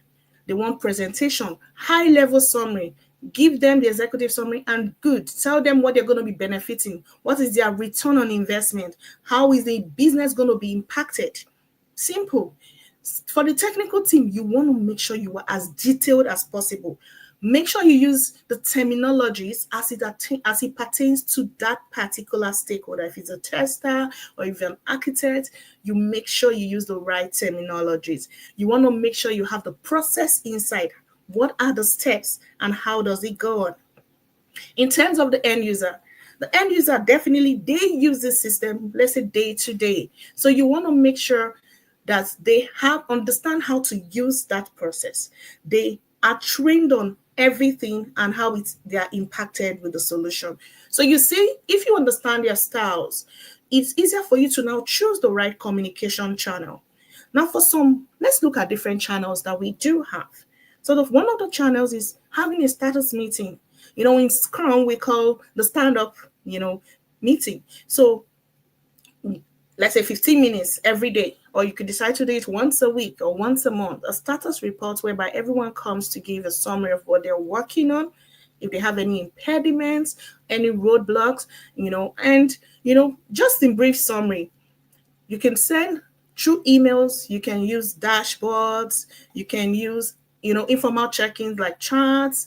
You just want to ensure that the stakeholders' preference and their schedule is taken into consideration when you're choosing the channels. I've worked in several organizations and I find out that there are some stakeholders, if you just chat them, they're good with it. But some will tell you, I want detailed information. Also, another channel could be using collaborative tools. Some other people say they want to use Miro, they want to use Miro. You could even use a workspace. You have the whiteboard. So these are forms of communication. You could also use even the SharePoint. You can actually collaborate on the SharePoint. But in all this, you want to make sure that there is transparency. You want to make sure that you are building trust. People will see the information you are sharing. And it helps, to avoid risk in terms of this project. Now, because you have chosen the kind of communication approach, the different stakeholders. Now you have to be able to manage their expectations because you don't want to fall out of, act out of scope. You want to make sure that you align with the project. Do not assume any alignment or any detail in the project. You want to set clear scope, deliverable. You want to give expected timelines. Let them be upfront. This will help the stakeholders to return back to you the expected deliverables on time and without fail. Yes, we know things could happen and they wouldn't meet timelines, but at the end of the day, it's easier for you to be able to fill in that expectation gap. They know at every point in time, where are we standing on this project? Are we on 70%? Are we on 30%? Carry the stakeholders along all the way. This will also avoid conflicts. It will help you in resolving conflicts. Now, in resolving conflicts, let's look at, looking how do we resolve them? Sometimes we do them one-on-one. But the best approach that always work is, first of all, address it one-on-one, but you want to address it early on in the project to avoid delay in the project. You also want to focus on your common goals. What is that goal that ties you and the other stakeholder together? Use data-driven, information to make your decisions. Sometimes a stakeholder could have a conflicting information, and when you have your data to back it up, sometimes when I'm working on a project, I try to make like two of such information, like, to have a view. Which of them do you think you are adopting, or which would you want to go with? This will help you show quick wins. It will help you show value. It will help you keep your stakeholders engaged, because when they see what you are doing and you are asking them questions like, what do you think would actually work best? It means you are carrying them along, and that will make them more interested, and they will resist, change, or they will resist, not being, a roadblock to your project. Let's go to engaging. Now we have looked at the section of how do we engage the stakeholder? I've talked about early engagement. You want to talk about leveraging on your champions or your influence. You could have internal champions that would drive this alignment on the team. In every team, there is always someone who has the power say when that person says something, it goes. Every other person works with that. You want to identify those people. You want to celebrate wins. If you request for a document as a PM and that stakeholder provides it, be very, appreciative. Let them know you appreciate them, ensuring that the project timeline is met, and celebrate it. Show the progress. It will tell them, make them know that they are a part of that project, and the project will align, based on what, you have all displayed and you've demonstrated. Also, you want to make sure there is a continuous feedback mechanism. You want to make sure that no matter what you do, you want to ensure that you have a regular post check with your stakeholders. You want to keep them, engaged all through the project. Even when you're up to 99%, let them know when 99%, we are almost at the end of this project. And you will find out that they will, be so high up, with the fire. Now, there are some building alignments that we're looking at here. So you want to look at projects in terms of how do you align? You're looking at creating your vision, managing expectations, establishing a feedback loop. Some people do survey, and I saw we shared some QR codes where we talked about survey, expectations, addressing concerns. There should be lessons learned. You want to make sure those will help you build alignment, and that will help you overcome resistance, because when people share their opinion, and they look for ways to identify with the changes, it is easier to build trust. It's easier for them to have credibility, to avoid conflicts in terms of every concern, that happens in a project. I know my time is getting off because so just a quick recap in terms of before we get in terms of managing stakeholder. There's some things we need to avoid as a stakeholder. First of all, some of the pitfalls are lack of stakeholder identification. If you do not identify the right stakeholder for a project, that is medicine for failure first. So you need to first of all ensure that you take away every roadblock by identifying the stakeholders that make the key decisions. You ensure that the communication is not overloaded to the stakeholders. There are not too much information given to stakeholders that will cause them confusion. When the stakeholders are confused, they will not be engaged because they wouldn't know, what to do at any point in time. In terms of ignoring resistance, you need to be able to address concerns early on. I've talked about that. You need to ensure that you do not overpromise. Because if you underdeliver, then there will be a problem. As a PM, you want to make sure you are the building block of all the projects. You make sure you carry everyone along to ensure that everybody is on one page. Set realistic expectations.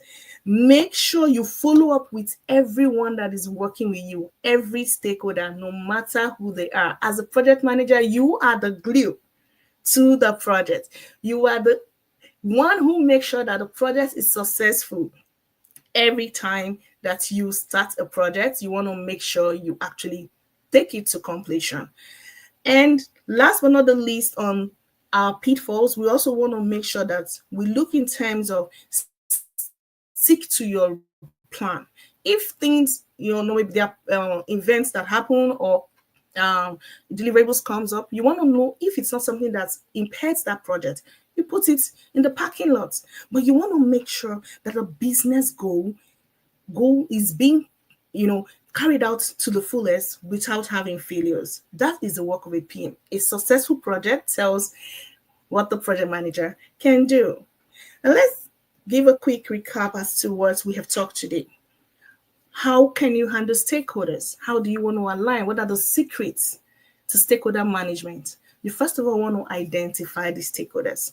Understand who the stakeholders are based on the matrix that we have outlined. You want to make sure you communicate effectively based on what the preference of the stakeholder is and the level at which they are. You want to set clear expectations and resolve conflicts early enough. You want to engage the stakeholders strategically. You want to make sure you build strong relationship with your stakeholders, because that will help you in the long run. When you want something or you have a deliverable and you go to any of the stakeholders and you have a strong relationship, it actually helps you to actually get it done even before the timelines.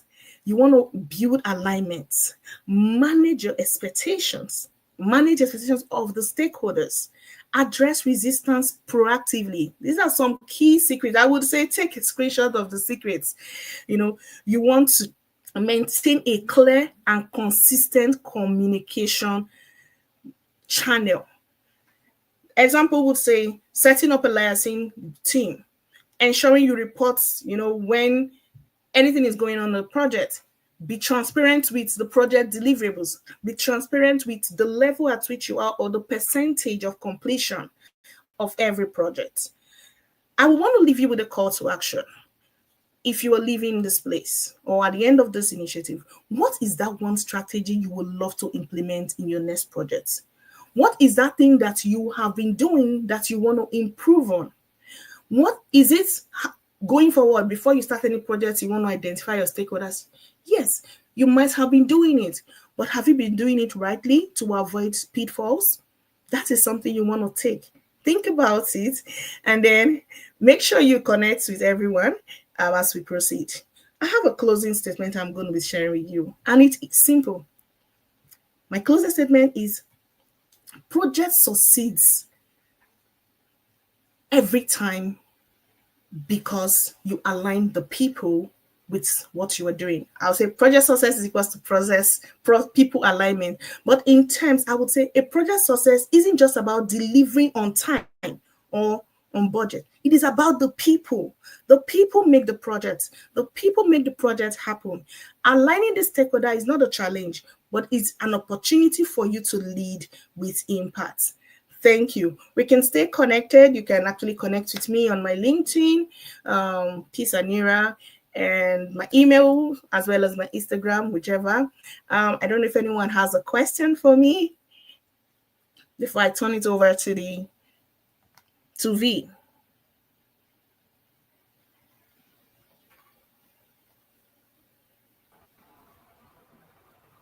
Thank you so much. Yeah, I'm here. Thank you so much, Peace. That was amazing. I used to think that I was the only, okay, maybe not the only person, but I used to think whenever I talk about it, it sounds like a broken record when I say, if you have a bad character, keep it at home before you come and interact with your stakeholders. And that is because you'll be dealing with different types of people. And it's also very important that you're able to manage their expectations and ask for their preferred mode of communication. I think a couple of weeks ago, I wrote it on my LinkedIn. I was just ranting on LinkedIn, talking about how a stakeholder of mine, I wouldn't say he ghosted me, but it just went MIA, and we had a lot of approvals. It literally brought the project to a halt for about 16 hours. I was pissed. I didn't know what to do, but then you have to deploy empathy, deploy emotional intelligence, and all of those things. And I kept asking myself, I always ask for their preferred mode of communication, because some will say, oh, just send me an email. Some will say, oh, just give me a call. Some will say, oh, just drop it in the chats for me. I'll go through it, and I'll give you feedback. But it doesn't work. It's not a one size fits all. So you always have to, tailor your communication to your stakeholders. Even I posted it on TikTok. That was last week when I was talking about stakeholder management. I said, you will get to a point you have to explain one thing to 3 different people in 3 different ways.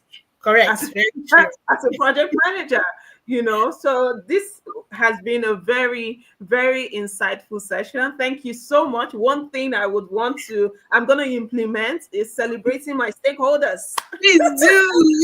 You will find out when you do that, when you celebrate them, it kind of gives them that, that fire, I wouldn't use the word. Yes.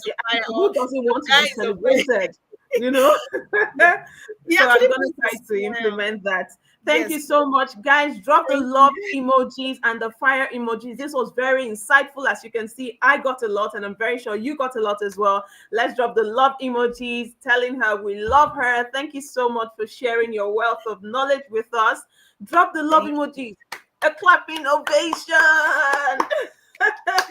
Thank you Thank for you so having much. me. Mention in the comment section. Thank you so much. We're Thank you. about to go to our next speaker, and she's gonna be our final speaker for the day. I hope you guys are not tired. I hope we're still here. Drop it in the comment section. One thing that you were able to learn from what Peace just shared with us. Drop it in the comment section. Fire emojis, clapping emojis. You need to also pump me up so I can bring the next speaker on stage. Okay? I'm the one with the power now. So drop the fire emojis and don't forget to subscribe to our channel. Don't forget, turn on your post notification. You're going to be getting updates. Follow us on all our social media platforms. You still have the time to post your picture. Let me tell you what you do. When you're posting your picture now, trust me, you're also doing it for yourself, because people are seeing that, oh, this person is a project manager. Oh, this person attended the project management global summit. Oh, fantastic. You know, industry leaders are seeing that this is a serious project manager. This is a project manager that commits to their personal and professional growth. This is a project manager that is taking his or her career seriously. So make sure, go there and show off. Go there and show them what you're doing, show them what you're building, show them where you are. So post that picture, tag the PM tribe. We're going to get the reviews, tag the PM tribe. Do that in less than 20 seconds, in less than 30 seconds. You can get that done. And keep dropping the fire emoji. Yeah, someone says project success is equal to people alignment. Yes, fantastic. Project success is equal to people alignment. Yes, it is. Project management is people management. As a matter of fact, more people management, than processes and tools, Yeah, someone said identify your stakeholders and communicate appropriately. Very, very important. Always start by identifying your stakeholders and tailor your communication. Yes, very, very important. So it shows that you guys are with us. I love that. I love that. Keep going. So we're having our final speaker, an amazing speaker. I mean, Stuart had already told us you have to be here for this particular speaker, for this particular session. So we're having an amazing speaker coming on board. She's a PMP and a founder and the CEO of PMO Trainings LLC, and she is a Project Guru division, and it's a Project Guru division. Now, former Fortune 500 PMO leader, award-winning consultant, gamification geek, inventor, Projectiflow, pardon me, and she's an international speaker. Now she's a top 3 trainer on Udemy. Guys, if only you know what you've done for your career by being here. Let me go on. Okay. She's an author of the best-selling book, Meet the Players in the Project Land. Now decide the right project management role and get people on board. It's also number 1 on Amazon, hot new release. You want to check that book out. Now, at Project Managers Summit, she will be talking to us on a topic from boardrooms to break rooms. Do we get that? From boardrooms to break rooms. So she's going to be sharing practical lessons on how we can lead transformations from a Fortune 500 program leader. Are you guys excited about this? Please drop the clapping emojis. Make welcome Dawn Mahan. Drop the fire emojis. Drop the emojis. We're here for her. Oh, such a beautiful Hello. Welcome, you too. Board. Hi there. I'm so happy to have you here. Thank you so much for the amazing introduction. I hope I can live up to that today. So I'm coming to you from just out of New York City today. I am in a hotel room, so I'm not in my normal place like I expected. I had some unexpected travel that came up. Life happens, doesn't it? So what I'm going to ask of you today is that you can maybe give me some grace. Can you do that? I didn't have as much time this week as I'd like to prepare, so I'm going to rely on my notes a little bit more than usual because this is a brand new talk that I'm really excited to deliver to you that I prepared just for you for the PM Tribe. So I hope that you can give me a little grace today. It's morning here. I know my name is Dawn and it means sunrise and I'm not a morning person. It's weird, right? But so thank you for having me and we will get started. If you would give me some grace and let me know that you can do that for me today in the chat, I'd really appreciate it. I do hope that this gives you lots and lots of value. So I'm going to present my slides. Can we move my slides up? I have them loaded. Yeah, thank you so much for that assist. Okay, awesome.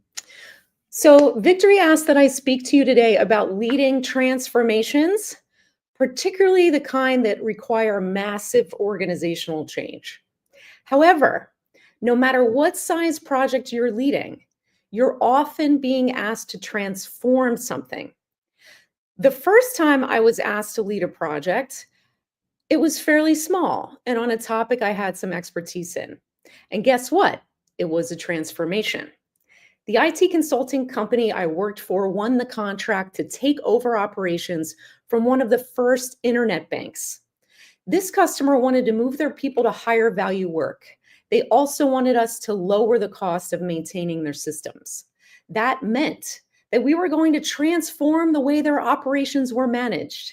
We needed to transition our IT consultants into a company they had never worked in and learn their systems so well that we could reduce customers' costs. And the customers' people had to transition out of their comfortable jobs to do something new, which is often uncomfortable.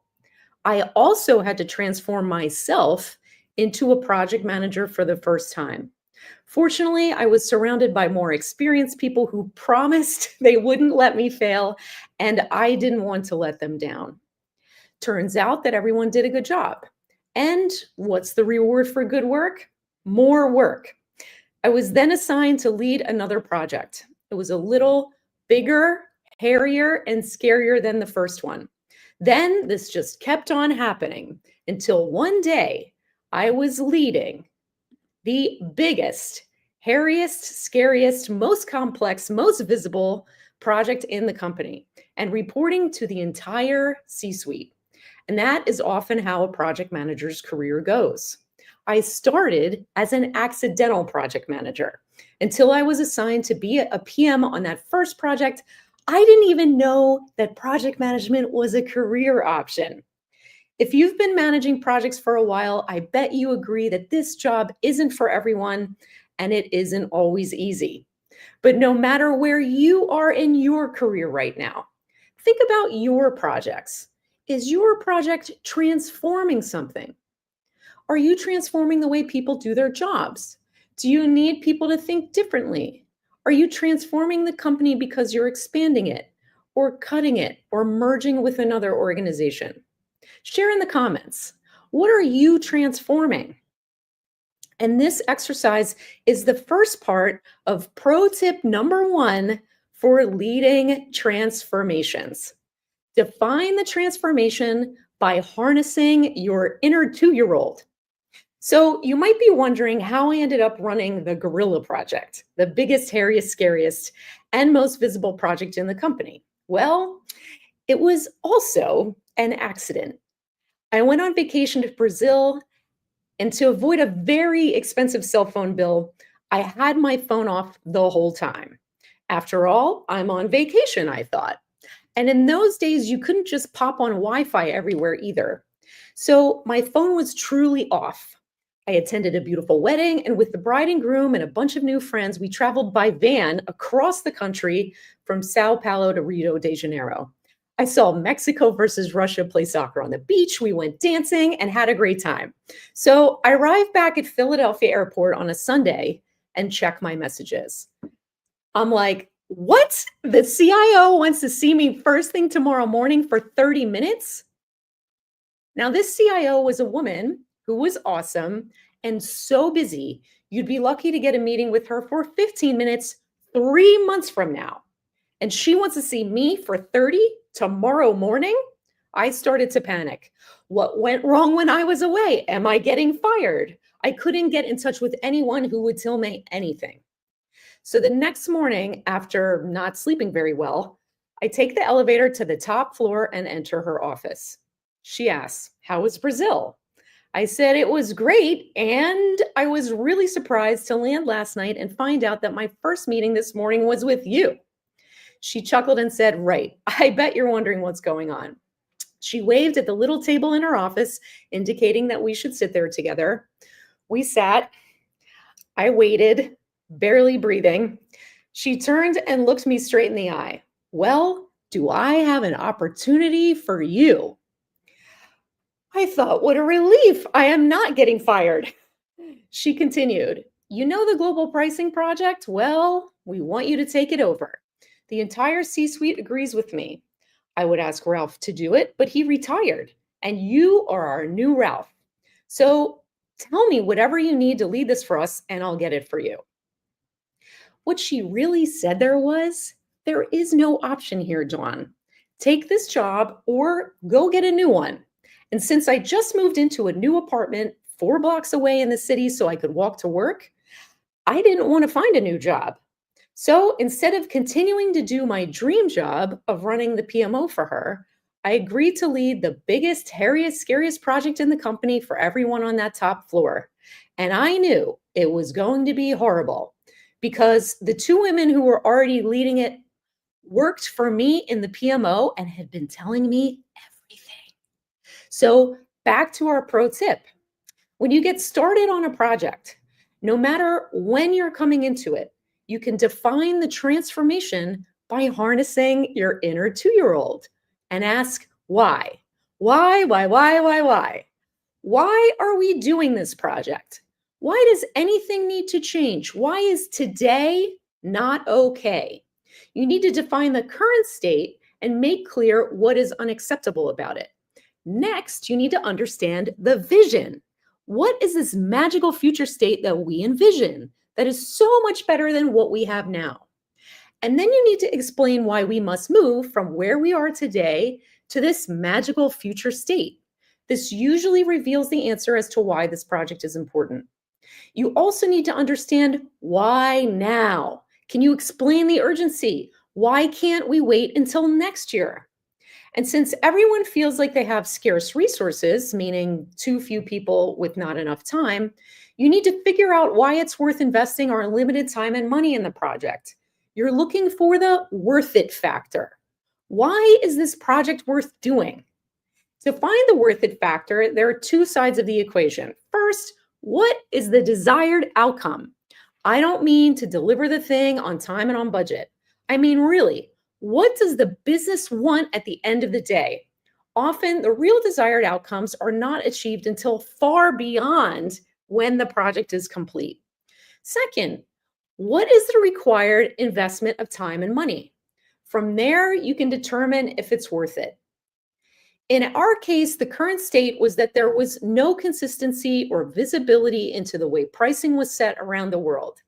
For us, the cost to move to our magical future state was estimated to be $20 million in 2 to 3 years. On the other side of the equation, consultants had advised that we would enjoy $100 million in bottom line benefit plus recurring financial benefits year over year if we could pull this off. For our for-profit company, spending $20 million to get over $100 million was a no-brainer. Finally, it is also helpful to know the answer to why me. She was sure to tell me this in our very short "Do I have an opportunity for you" meeting. I wasn't Ralph, the rock star retiree, but I was close enough. And finally, because we're talking about transformations that will move us from where we are now to our magical future state so that we can achieve these desired outcomes, we have a what question. What changes are required? Processes, systems, tools, but I would argue the even more important question is what changes will people need to make? Because this is the thing, and pro tip number 2. Face facts. Change is hard for people. Understand your key stakeholders. To transform something means to change it. And the truth is that most people don't want to change. Change requires embracing that the current state is not okay, and there is some future state that is worth moving toward. Some people will think that the current state is just fine and do not believe it's worth the effort to change or that the future state is even possible. People can be very skeptical. Moving from the current to the future state requires consistency and discipline. For instance, we all know that to be healthy and feel our best, we should eat right, drink enough water, exercise, and sleep. We know what we should be doing. But how many people do you know are consistent and disciplined about this? At least here in America, I know very few, until they have some kind of health scare and their doctor tells them that they better get their act together or else. Changing your habits is hard. Transformation is hard. It's challenging just to get one person, even ourselves, to transform. And we are smart, successful people who know what we should be doing. It is going to be even more challenging to get a lot of people to transform, particularly if they don't feel it's necessary. And this was the real problem to solve on our project, because meanwhile, in the IT work stream, we had discovered over 1,000 defects in the software. See, the real problem was that no one actually had to do their jobs using the software. And if it didn't work like it was supposed to, it would be easy for people to blame the software and refuse to use it. This wasn't like other projects in tech, like if you replace everyone's Android phones with Apple phones and they don't have a choice, they'll have to figure out how to do their jobs with it. Plus, the device is built to be pretty user-friendly anyway. It wasn't like that. In our case, business people around the world could still negotiate with customers, set prices, give discounts, and write contracts without using the power of the software. So we had to convince them to want to use it. We had to convince them to change. These business people around the world who thought they were doing a good job and didn't see any need to change were our key stakeholders. And just like every transformation project I've ever run, their attitudes are on a bell curve. They run the full spectrum. Some people will love your project, hate your project, or be somewhere in between. While on the surface, this looked like a technology and data analysis project, it was really all about the people. And people can be mysterious creatures, especially when their egos and comfortable world feel threatened. Basically, it felt like we had very little chance of succeeding here.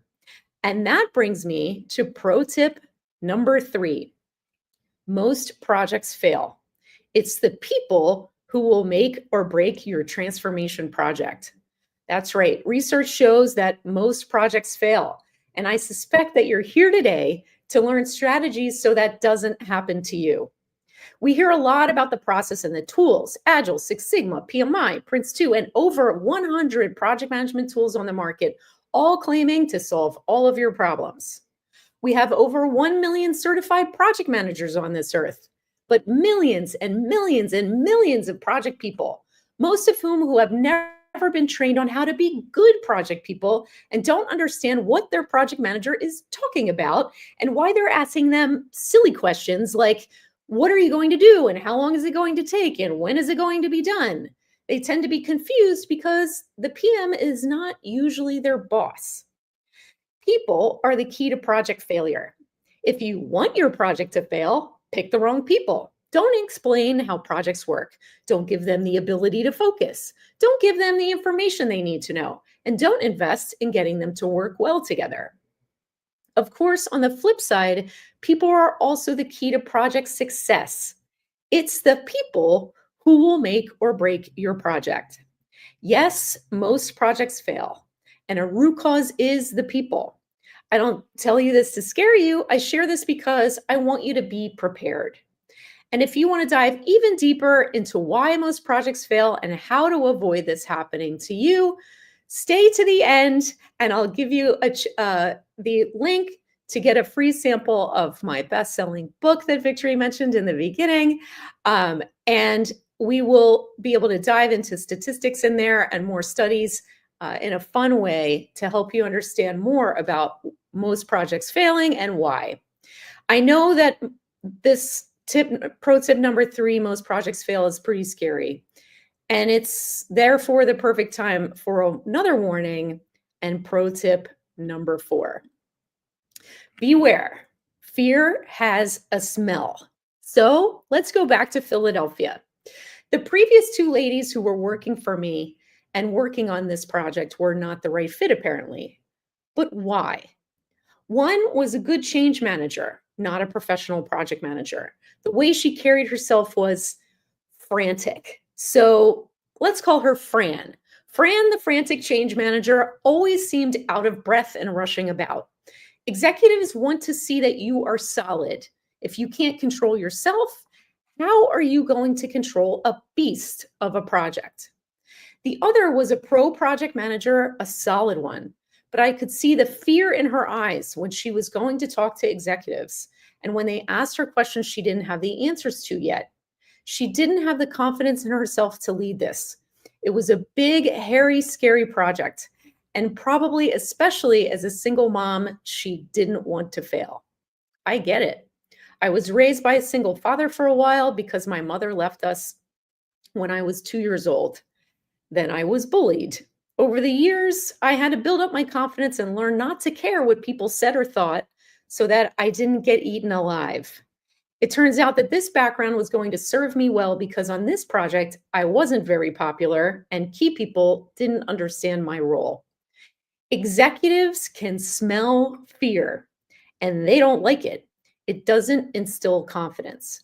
Fortunately, I was confident in myself and I knew the entire steering team was talented, experienced, and fully behind us, which also boosted my confidence that we could pull this off, despite everything working against us. And that brings me to pro tip number 5. Welcome to Project Land. It's different here. So Fran, the frantic change manager, and I were the only people who had done their jobs before on the leadership team of this project. We were also the only women. We knew projects were different with different roles and rules. For everyone else, the project was considered a learning opportunity. This includes the day-to-day sponsor who was the trusted advisor of the CFO. He did not understand that running this giant program was very different than running a department. He assumed that what had helped him rise from the mailroom at 18 years old to whispering in the ear of the CFO would help him here. He was very confident about this and also very wrong. Projects are a different world with different roles and rules. That's why I call it Project Land. At the time, I didn't have that language to explain it to him. So there were many times when I had to do damage control after he made moves that were counter to our goals. But now that we know this, we can say, welcome to Project Land to our colleagues who are new to this world. We can explain that the roles and rules are different here because the definition of a project includes that it is unique. That means no one has ever done this before. And that means we are pioneers in a new land, Project Land. So when no one has ever done this thing before, how do you convince a room full of executives to be confident in you and your team? That brings us to lesson and pro tip number 6. Prepare for steering team meetings. Story, plan, practice, repeat. So here I am knowing that this project is huge, hard, and the steering team is the C-suite who can smell fear. And I have to get my day-to-day sponsor and other team leads ready for our first steering team meeting. My colleague, who also works in IT and therefore for the lady CIO who was making me do this job, complained. Dawn, seriously, this is a lot of prep for one meeting, and we obviously are supposed to be getting the project done. What he was suggesting was winging it. But is winging it the best strategy when we need to convince the top leaders in the company that we have their $20 million ship with their 100 team members on it under control and not headed for an iceberg? No. Fortunately, he came around. We went through multiple intense prep sessions as a project leadership team. Here's what we did, and you can too. 6 weeks ahead of every meeting, we started to prepare by asking, what is the story we want to tell at the meeting? For instance, it could be that we, in 6 weeks, expect to have all of our desired super users identified around the world, and we'd be sending them an invitation to learn more about the role. We would plan to send the list and the invitation draft to the executive team ahead of time in a pre-read so that they could provide their advice and guidance, and we'd let them know that they would be copied on the note so that they could help support any questions or friction that came our way. Then, after we determined the story, we revisited the plan and what had to be done to ensure that we could tell that story at that time. Then we practiced. We kept tweaking it based on reality and practicing it until we were ready. The first meeting sets the tone. Either we were going to make sure they felt good about asking us to lead this project, or kill their confidence, and it was going to get ugly. They want to be right, and no one likes ugly. So we went into the first steering team meeting knowing the stakes were high. After it was over, my colleague who wanted to wing the meeting turned to me and softly said with a quick nod, "I get it now." Then he strode out of the room with his head held high because we nailed it. We had a solid story about where we were and why, handled their questions easily, and looked like a confident, cohesive team. While he was still mildly annoyed and would rather have been working on the project, me too, he never resisted our multiple intense prep sessions again. Remember lesson number 2, fear has a smell? Well, so does confidence, and so does false confidence. We actually were confident because we prepared. And that was the boardrooms part of the presentation we promised you. Our final lesson takes us to the break room. Lucky lesson number 7. Change. It's all about the people. You need a plan. So the question project managers need to ask is, what do we need to do to help stakeholders prepare for the change this project will bring? So back to Fran, the frantic change manager. She was good at her job because she cared about people. She took great pride in preparing the people for the change the project would bring. You must plan for the change management side of the project, the people side. The bigger the change and the more people you impact, the more critical this is. Change management is an entire discipline, just like project management. And for our project, we knew this would be critically important for the project to succeed. Enlist the help of people who care about people and their success. Get them to go listen to their perspectives and create a plan to engage stakeholders along the way so that you can limit surprises for everyone. And they're ready and feel supported when it's time to work differently. Our project included an entire work stream that we called CCT, Change, Communications, and Training. Fran and her small team of change management experts were dedicated to preparing people for the change the project would bring, including getting them comfortable using brand new technology that was pretty complex and defective. Their CCT plan was integrated right into the rest of the project plan so that we could bring people along with us and help them to feel like they were part of creating the solution rather than being forced into it. And while it wasn't easy, it was definitely effective because in the end, we did deliver the results expected and declared victory on the project. So let's recap our pro tips for leading transformations, and then I'll ask you to share which of these resonated most with you. So you can do so by dropping your favorite numbers in the chat. Define the transformation by harnessing your inner 2-year-old. Why? Face facts. Change is hard for people. Understand your key stakeholders. Where are their heads? What are they thinking? How are they feeling? Most projects fail. Number 3, it's the people who will make or break your transformation project. Number 4, beware, fear has a smell. Number 5, welcome to Project Land. It's different here. Number 6, prepare for steering team meetings, story, plan, practice, repeat. And finally, lucky number 7, change. It's all about the people. You need a plan. So I'd love to hear which points resonated most with you. Go ahead and drop the numbers in the chat. It is a sad fact that most projects fail, and a major root cause is the people. No matter what industry you're in, I bet your success depends on people. And as a STEM person, I find the people side to be especially mysterious. I even created animal avatars to illustrate the variety of roles and creatures you're likely to encounter in Project Land. You can get your free sample of my best-selling book here at projectgurupress.com/sample. And if you do that right now, you'll also be eligible to be on the VIP list for my upcoming 7-day reading and action-taking challenge. I hope that this talk was helpful to you. I invite you to connect with me on LinkedIn and let me know what you think. And I am certainly wishing you all the best in Project Land and beyond. Back to you.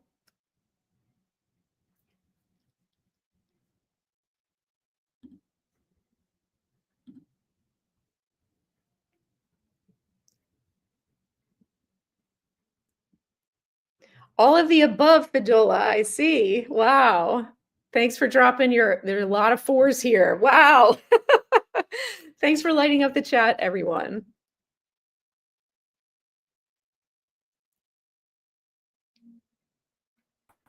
Oh, I'm sorry. I didn't know I was muted.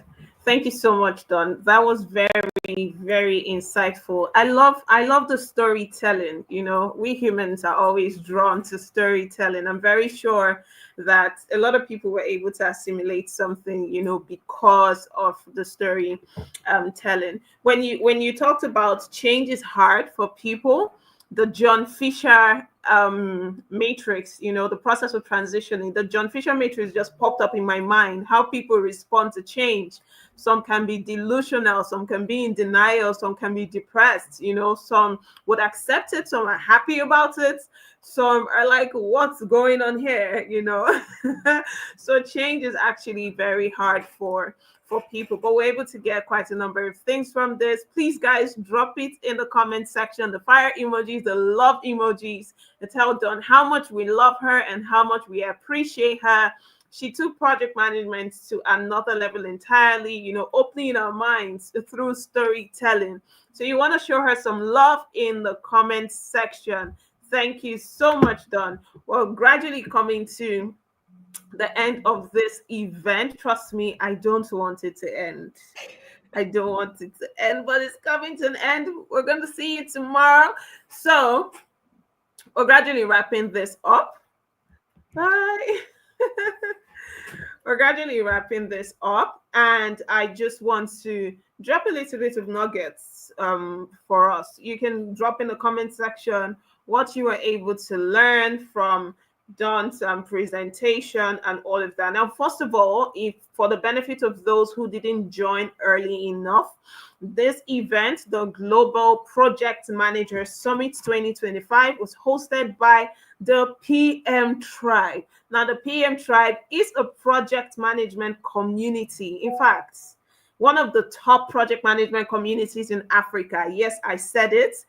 And we are passionate about helping professionals. You know, it doesn't matter where you are on that career ladder of yours, whether you're aspiring, whether you're a project manager, you're practicing, or you're a professional, years and years of experience. I'm sure you can see, you know, the kind of professionals we have brought on board to share their knowledge and their insights with you. So the PM Tribe community is for everyone. It's for everyone, and it's a place you should be. I often tell people, after God and money, the next thing you need is a community. The next thing you need is a place where you have like-minded individuals. Oftentimes when you're going to the gym, you're looking for a community. You don't even know it, but you're looking for a community. When we go to church, when we go to mosque, when we go to our social gatherings, we are looking for a community. People who share the same values with us. That is what we're looking for. So you need to be in a community. If you're not in a community, you're wrong. You are wrong. And if you're a project manager and you're not in the PM Tribe community, no, there's no word like wrong. Okay, you're wrong. You're wrong. So we share with you all of the resources that you need to thrive as a project manager. This is one of the resources, and I'm very sure you've benefited a lot from it. So we're talking about webinars, we're talking about IT trainings, we're talking about Scrum trainings as well, coming up. And then we're talking about templates, we're talking about 21 days challenge, community support, we're talking about mentorship, and many, many more. When you're walking this journey, you definitely need someone to hold your hand and walk you through this journey. We've had situations where our community members are saying, oh, this is what I'm experiencing at my workplace. This is what I'm experiencing on my project. And we have a lot of people, because we have professional project managers. We have product managers as well. We have these people coming out to help that individual to say, what's going on in your office? This is what I think you should do. Everyone is sharing their experience. This is how I think I can help you. You want to be there. Don't be elsewhere. Be in the PM Tribe community. And like I mentioned, be part of the statistics, 25 million project managers by 2030. So as we wrap this up, I'm gonna talk about the academy. So the PM Tribe Academy, I'm very sure that the link is in the comments, is in the chat box. Let's check. Do we have the link in the chat box? The PM Tribe Academy. I'm talking about those who will be eligible for the scholarship. So for the scholarship, yeah, we're talking about the scholarship, right? But before we get there, tell us, how has it been? Drop your reviews. How has it been so far? What were you able to get today? What were those things you were able to learn? How has this impacted you? I'm very sure by now there should be a mindset shift by now. So drop it in the comment section. How has this event been so far for you? What are those things that you've learned? What are those things that you're taking out there to share with other project managers that missed this event? So drop it in the comment section. We'd love to see your reviews. We'd love to get your feedback. Drop it in the comment section as we round up. Come on, guys. We're waiting. Yes, someone said after God. Yes, that one is peculiar to me. I've always had that in mind, We're waiting to get your reviews. We have over 138 of us here. And we should be able to get reviews from everyone. You guys are present here. You guys have seen what we've dished out.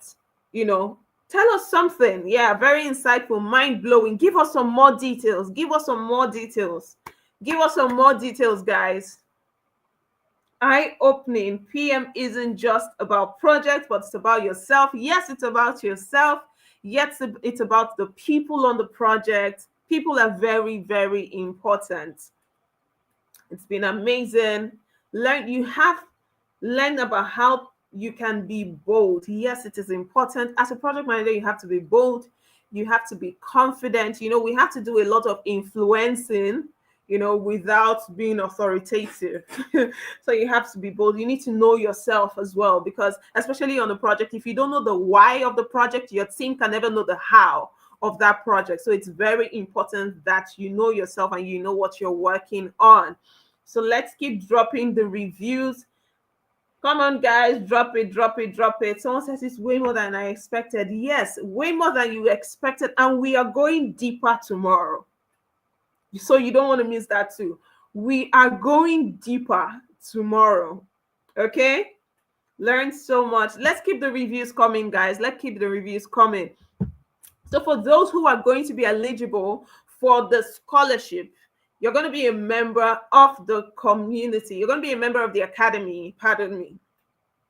You're going to be a member of the academy. I'm very sure that the link will be dropped in the comment section right now. So you want to go through the comment section and get the link to the PM Tribe Academy. That is where all our resources are. So what you're going to do in order to be eligible for this scholarship is go on the PM Tribe Academy, click the link, create an account. When you create an account, you get a unique ID. You see that unique ID, eh? You're taking your place in that 25 million, project manager statistics. You're taking your number. I'm number 2, by the way, just so you know. I'm number 2. Okay, so you want to create an account and you're going to get your unique ID. So fill the scholarship form that will be dropped in the networking group. It's also going to be sent to your emails the moment you register on the academy. Trust me, guys, you don't want to miss out on this opportunity. You don't want to miss out on this opportunity. So make sure you leverage it up. But this might be like your once in a lifetime opportunity to break into tech. So when you go there, you fill the form. We're going to send you an email. But then what you're going to do to show that you are committed to your growth, to show that you are ready to change your life, you are going to make a commitment. You're going to purchase something on the website, minimum of 5,000 naira on the academy website. That is just to show that you are committed, and that is to make you eligible for the scholarship. So that's 5,000 naira is just going to be in your wallet. Your registration is going to be verified, so you can use it to purchase anything you want on the website. You can use it to purchase templates. You see, these templates, as a new project manager, sometimes you're confused on how documents should look like, how documents should be structured, or what documents to even create in what phase of the project. There are 5 phases of a project.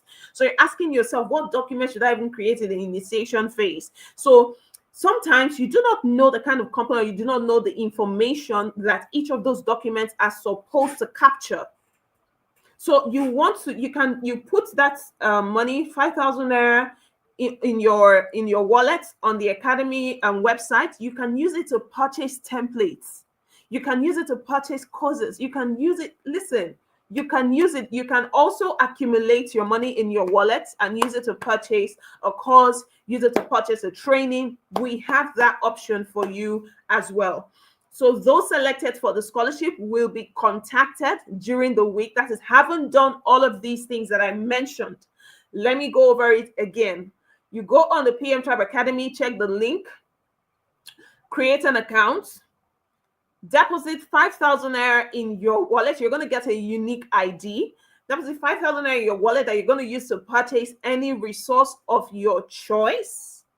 And then those who qualify for the scholarship will be contacted during the week. So the scholarship is for the IT training. It's for the IT training. So we have pre-recorded courses as well. We have the 21 days challenge as well. So these 3 things, you can get a scholarship on them. You can get a scholarship for the IT training, for the 21 days challenge, and for the pre-recorded courses. So I hope we were able to get that. My name is Vanessa Nelson Doglo. You can connect with me on LinkedIn. It's Vanessa Nelson Doglo. I'm a project manager and a certified Scrum Master myself. I'm an agile preacher as well. I love agile. I love innovation, digital innovation. I am keen on learning more things. I love learning. Continuous learning is very, very important to me, both professionally and personally. And so I dedicate a lot of time into doing that. It has been a pleasure being here with brilliant minds, being here with passionate professionals. It has been a pleasure just spending time with you here and learning so much more from our speakers. Do we have any questions? You want to drop it in the comment section before we round up? if we have any questions. Let's drop it. Sorry, give me a second. Let me go through our chats. Let's keep going, guys. Let's keep going. All right, someone says, I have a unique ID already. I hope it's on the PM Tribe Academy. Oh, someone said I'm number. Oh, we have a number 3 here. Wow, wow, wow, wow. We have a number 3 here. Yes. So please click the link. Click the link. It's going to take you to the academy. Make sure that you create an account, get your unique link. Click the link. All right, so I'm going to go over it again. Someone says they don't understand the application for the scholarship. I said click the link to the academy. When you go to the PM Tribe Academy, you create an account and get a unique ID. Deposit 5,000 naira in your wallet that you can use to purchase any of the resources. I'm talking about templates. I'm talking if you want to purchase a course, that's the minimum of 5,000. You can put 10,000 naira.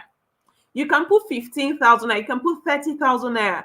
This money is just there for you to be able to purchase the resources. So just make sure that when you put it there, if you want to accumulate it so you can purchase maybe a training or a course, do well to do that. But we're just saying a minimum of 5,000 naira. And then the selected winners will be contacted during the week. I hope we were able to get that. So if we have any more questions, go on, let's drop it in the comment section.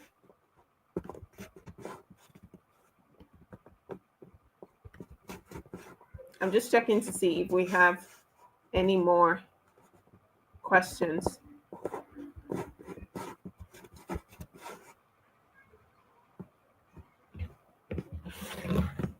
I'm checking to see if we have any more questions. Okay. So we're going to give you guys time. We're going to give you guys time to rest.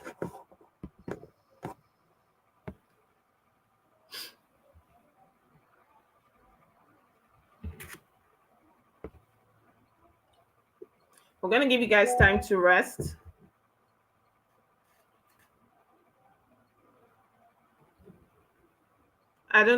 Okay, sorry. Let me quickly address some of the questions. Another question, what if you don't want to purchase? No, if you don't purchase, you don't qualify. If you don't purchase, you don't qualify. It simply means you're not committed. That's what it means. It means you're not committed to your growth as an individual. You're not committed to your growth as a professional. So that's just like a commitment fee. You put it there, you buy a resource with it. Yeah, so that's just like a committed fee. Okay, we have people popping in with their numbers. That is fantastic. I am so proud of all of you. I am so proud of all of you who made that decision to be here. I am so proud of all of you. And trust me, you are not going to regret it. So as we are rounding up, I'm going to see you guys tomorrow. Tomorrow is also going to be value packed. You can go through our website so you get to see the speakers that we have for tomorrow. So as we are rounding up this incredible project management summit for the first day, this is day 1. So I want to extend my appreciation and gratitude to all of you, all our esteemed speakers. I learned a lot. My journals are full.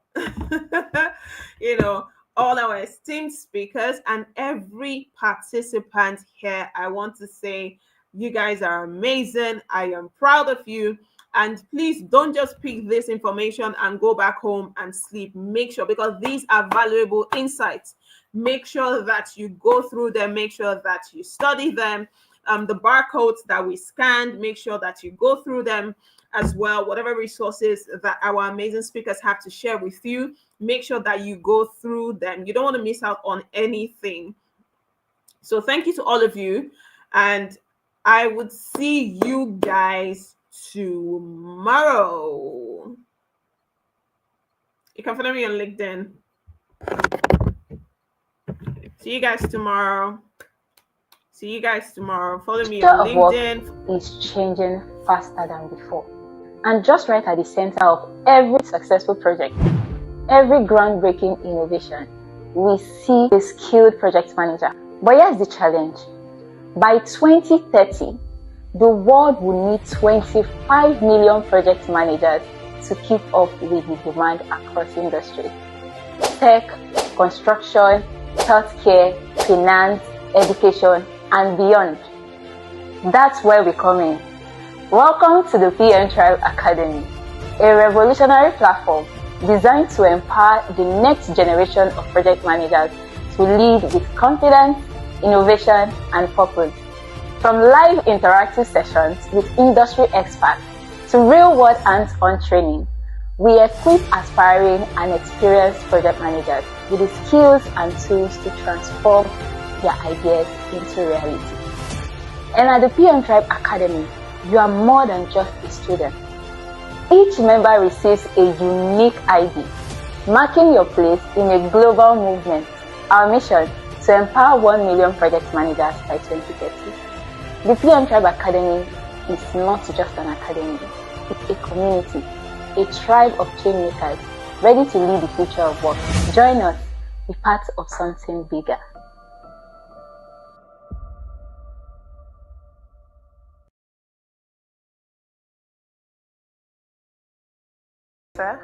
I met the PM Tribe at a very pivotal moment in my transitioning into IT project management. A couple of years back, I was already a project manager, but in another industry. But then I wanted to go into tech, but I didn't want to code, So having done my research, I settled for advancing in my career, but this time transitioning into IT project management. I searched for a lot of communities. I'm trying to look for communities that could actually support, like hold my hand throughout the transitioning, but I couldn't really get any. And one of those days, just scrolling through the street LinkedIn, I saw Vicky's page. I reached out to her, expressing my interest in IT project management, and I also told her all of the things that I had done prior to me meeting her. I had taken 3 courses, taken a few certification courses. That I would say that conversation with Vicky was like the turning point in my career. From training to one-on-one sessions to gaining hands-on experience, she brought me on board for a lot of projects. I helped refine my project management skills in the IT industry. And I would say for a fact that ever since, it has been a transformative journey for me.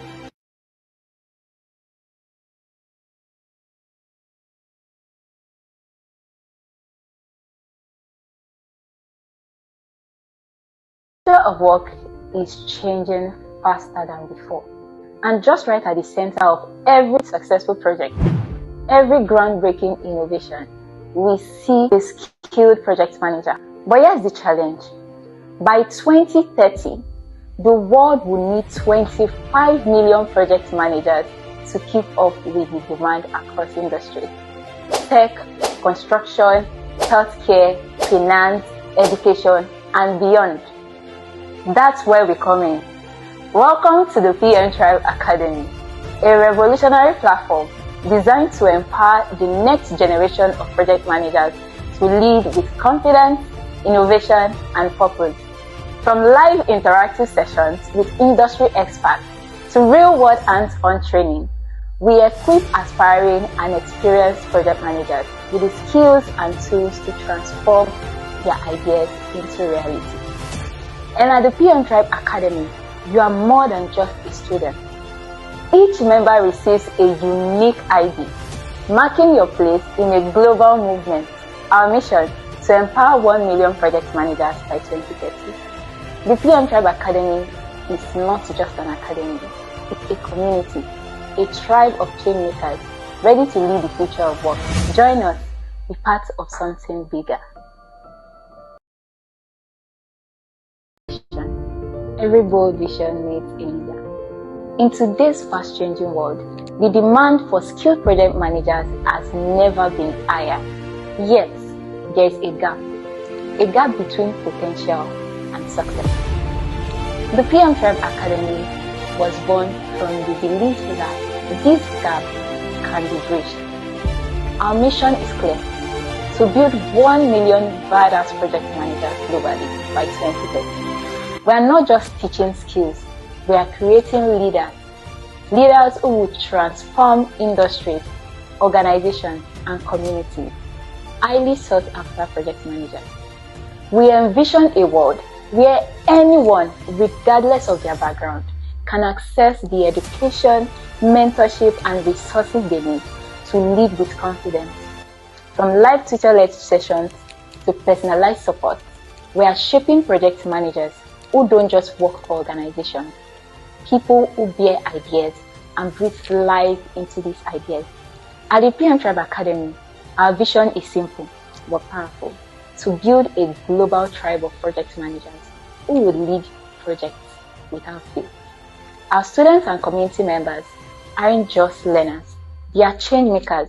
Whether you're a seasoned professional or just starting out, the PM Tribe Academy is here to help you unlock your potential and lead with impact. Over here, no project dies in our hands. Join us together, we shape the future of work.